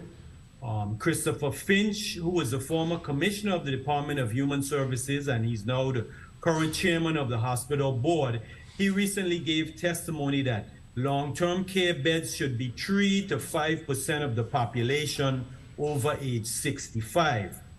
So our census is saying that we have about 18,541 people over age 65. So if we go with the 3%, that means that we should have about 556 beds. 18,541 people are over 65. That's about 20% of our population if we figure we have about 90,000 people. So Commissioner Kasi Gomez, I know there's a lot of players involved. We got Ebenezer Garden, we got the Celestino White, we got Nicasio Nico, we got Herbert Gray, Lucinda Millen. Do we have a count of the current stock of long-term care beds in the territory? Commissioner Gomez? Good afternoon, Kimberly Kazi Gomez, Commissioner. We actually did a study, and I believe it was like 1.5 to 2 years ago, through the Office of the Governor, that actually delineated all of that information. I'll be happy, through the chair, provide that report so you can see what came out of it. I can't remember the name of the report, but I know that was completed, that we assessed what the resources were in the Virgin Islands and what their bed capacity was and the types of services they were providing. So I'd be happy to get that to you. Yes, through the chair, can you provide me all the total population of the current stock of elderly beds? Also, I had one other question. Home-based health care. This is also an issue. If we can solve this, increase it, it can also help with the border problem. So, Commissioner, what are your plans for the expansion of the home-based health care? Well, what we did institute over the last year, actually the last 2 years, we did personal care attendance through our Medicaid program. So that is an extension of what we're doing for homemaker services or home health care. And so I think that it should be a hybrid between government and private entities. So if a private entity wants healthcare business, I think that would be a nice hybrid situation. But we did expand, or the ability to expand, to complement what we're currently doing with our Medicaid program and our personal care attendant program. Okay, and then one other thing, I noticed that the Seaview, was my time called, Mr. Chair? Yes, but you may wrap up, Senator. Okay, thank you very much. One quick question I wanted to ask about the Seaview Nursing Facility. What is the status of the Seaview Nursing Facility? That has been closed for quite some time, since probably 2020. We haven't had a bed capacity there. The only thing that is up on that area is the St. Thomas Healthcare unit, which serves adolescents. So they lost their CMS certification, and we took those residents and placed them in various locations afterward. Okay, so is there discussions with the government to purchase that facility, or that's dead? They have had discussions for many years to purchase Seaview. We actually are building Queen Louise on a different piece of property. We're purchasing land to build new Queen Louise, and not at Seaview. So Seaview, I believe, is still up for sale. And so there's been discussions for many years to purchase it. I don't know, I'm not privy to that, of who would be purchasing it. Thank you very much, Mr. Chair, for the leniency. And through the chair, if I can have Commissioner Kasi Gomez provide the listing of the total long-term care beds for the elderly population, listing the total for each facility, I'll greatly appreciate that. And blessings and thanks for your time, Mr. Chair. Thank you, Senator Fonseca. It's good to have you here with us today. And before we proceed to the one burning question, I wanted to ask a few questions myself.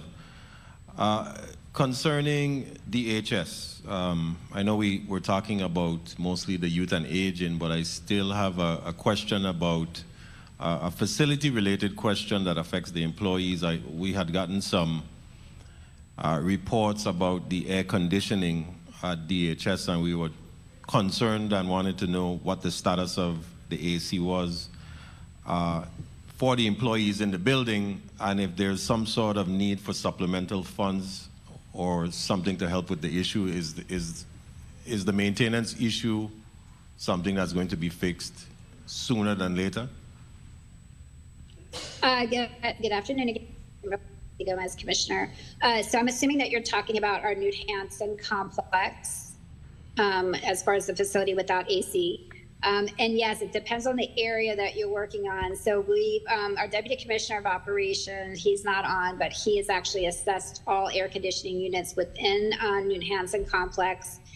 We're currently doing a cleaning of all the vents and the AC units excessive. The concern I have is putting a lot of money into that building, knowing that we got a full prudent replacement. Which is exciting news as well, as will be replaced in getting out of that building. But we want to make sure that we're comfortable, because it is going to be a hot summer. So we're doing our best to replace and repair any of the AC units. The AC unit, the big condenser itself, is very old. The parts are difficult to achieve and get. And then it all goes into the system of the AC ducts and stuff. So we're doing the best we can with an old building, and then hopefully, in the next couple of years, we'll have a brand spanking new building. We will be relocating staff as well when we start to do the demo and new construction. And, Okay. we're in the process of looking at that as well. Okay, in the meantime, keep a vigilant eye on it, because as you know, facilities that use AC on a day-to-day operation, once ACs go down, and especially with heat, then you might find yourself with a mold problem the longer that it exists, and then that's another issue that you would have to deal with. So whatever you can do to mitigate that as soon as possible, we would appreciate that. And concerning the status of the senior citizens vehicle, there was a report a few months back that one of the vehicles had run out of brakes on Maffley Hill. Was that vehicle repaired? Is everything okay with that vehicle? Is there a need for a new vehicle? What's the status? I'll have to double check specifically for that vehicle. I'm not sure if AC Baptiste knows specifically, but we have quite a large fleet. So I'll just double check. If you don't mind, I can get back to you on that. Okay, thank you. And I'll go back right now to youth and aging. Another question that I was interested in is foster home care, right? Foster care. Children who become the age of 12 who have not been adopted. We've gotten a report that they are no longer eligible. Is that accurate? To be adopted? That's not an accurate statement. AC Benjamin, would you mind discussing a little bit about that for me, please? Yes, so Assistant Commissioner Carla Benjamin, children who come into care are eligible for adoption as long as they've gone through the process in the court where they've been made clear. In order to be adopted, parental rights would have to be terminated. And that happens on a case-by-case basis. Adoption is not the only permanency options. There's subsidized guardianship. There's lots of ways that children can find permanency. But children remain eligible to be adopted through age 18. And in the territory, we have an extended foster care program where when they turn 18, when they're legally adults, they have the option to choose to stay in foster care until they're 21. So I don't want to call the entity's name, but it's our understanding that once the individual or the child becomes age 12, they have to move out of that into something else. Where do they go exactly? We have a number of we have a couple congregate care facilities in both districts, and they are age there are age restrictions. So there are 2 homes that we contract that house children birth to age 12. Correct. And then we have an NSO group home that houses children age above 12 and so up until extended foster care. Not to cut you off, so I'm just trying to understand the structure, right?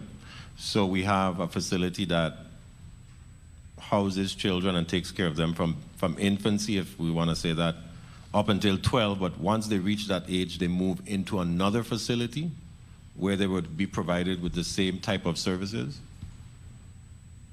Or care, I should say? Hopefully we don't have, very many children who are going to stay in care from birth to 12.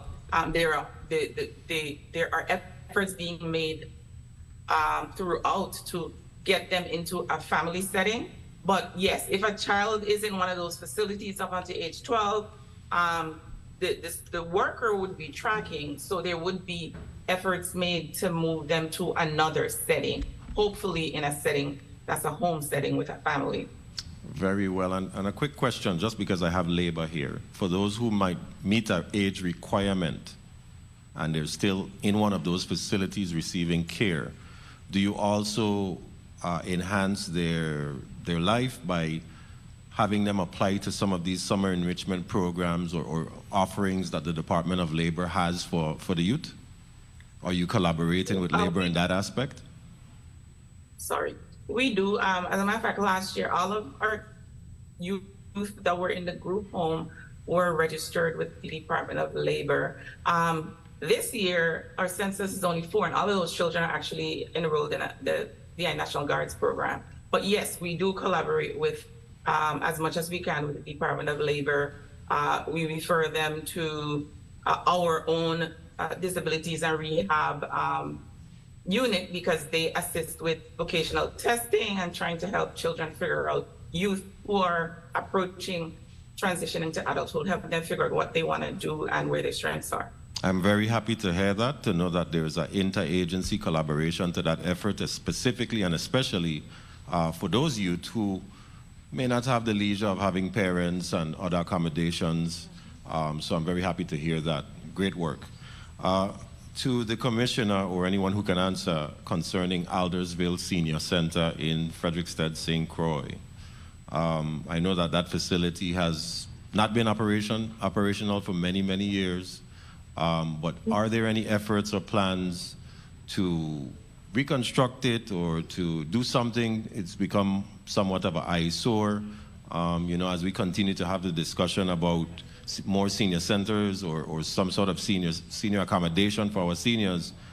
That is property that we own, that is property that we can develop or redevelop, I should say. What is the plan for that facility? Thanks for the question, Commissioner Kazi Gomez. I actually personally have done 2 things for Aldersville, and I take full responsibility.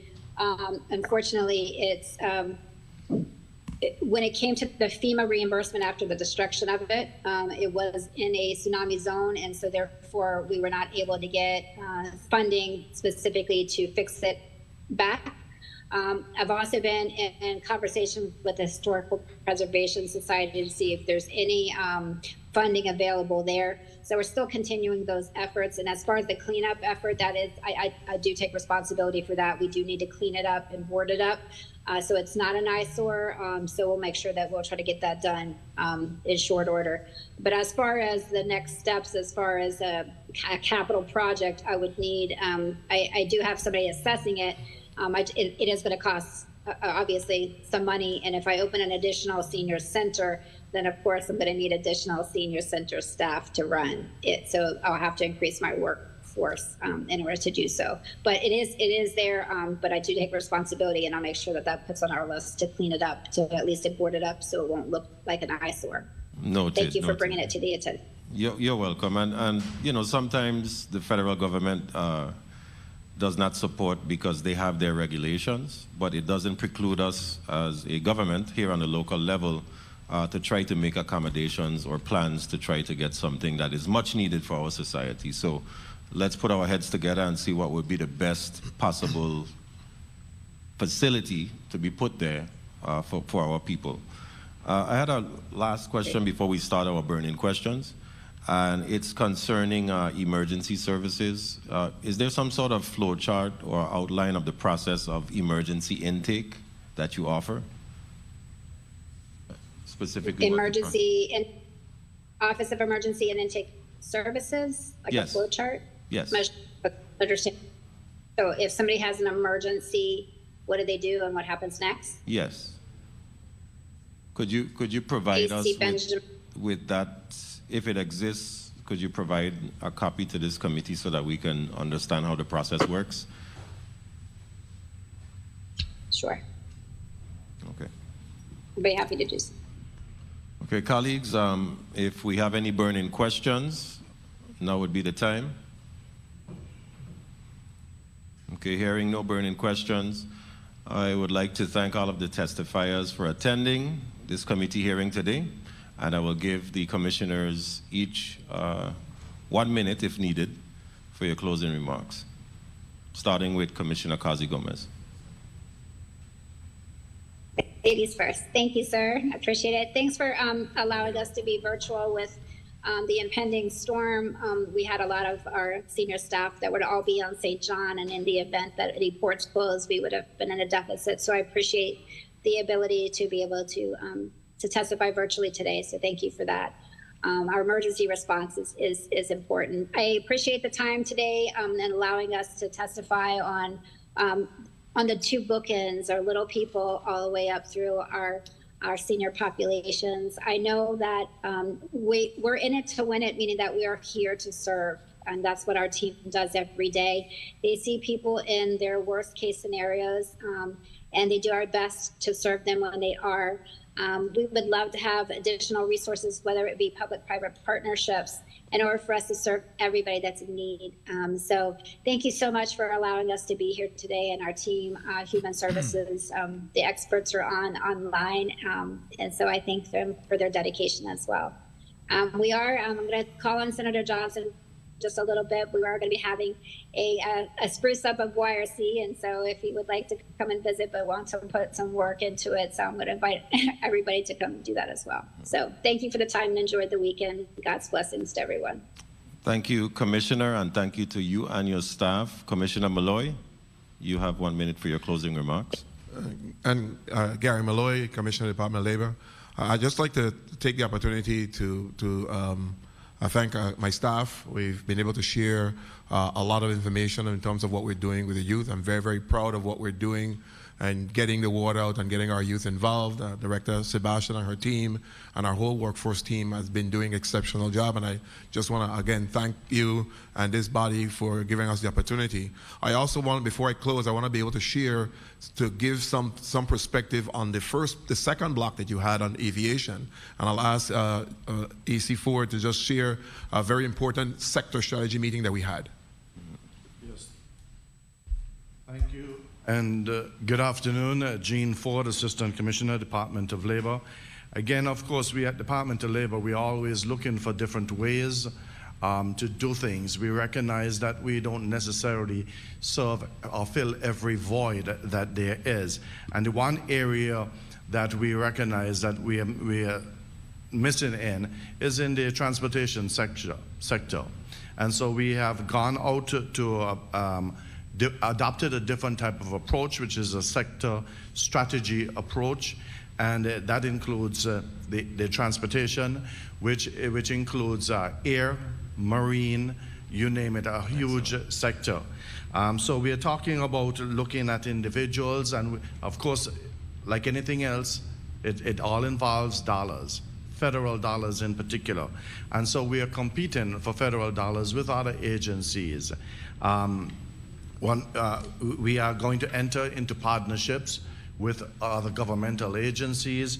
We are going to enter into partnerships with the private sector, but again, to make sure that we cover the engineers, commercial boat captains, divers, you name it. So we are always looking for ways to fill the void and to provide a service for the community. And so this is one of the things that we wanted to tell you about. We didn't get an opportunity through a question, but certainly it's there, and we will be willing to share with you once it even develops even further. Okay, excellent, excellent. And I'm looking forward to collaborating with you on this endeavor. And of course, I know that UVI sells Susan McGrath and even Makeda Dawson, Love City Flight Club, and 340 Society, and others throughout this territory will be very excited to learn about these new developments. I commend you for your foresight and proactive approach in this endeavor. So without further ado, I would like to thank the testifiers, thank my colleagues, committee members, non-committee members, central staff, our media division, who has done an excellent job here on St. John in the Cleon Creeky Annex for what has been considered the first meeting, I suppose, of a committee in quite some time. To my staff, and last but not least, the listening and viewing audience who are attending virtually or via radio airwaves, we appreciate you for your time. The Committee on Culture, Youth, Aging, Sports, and Parks is now adjourned.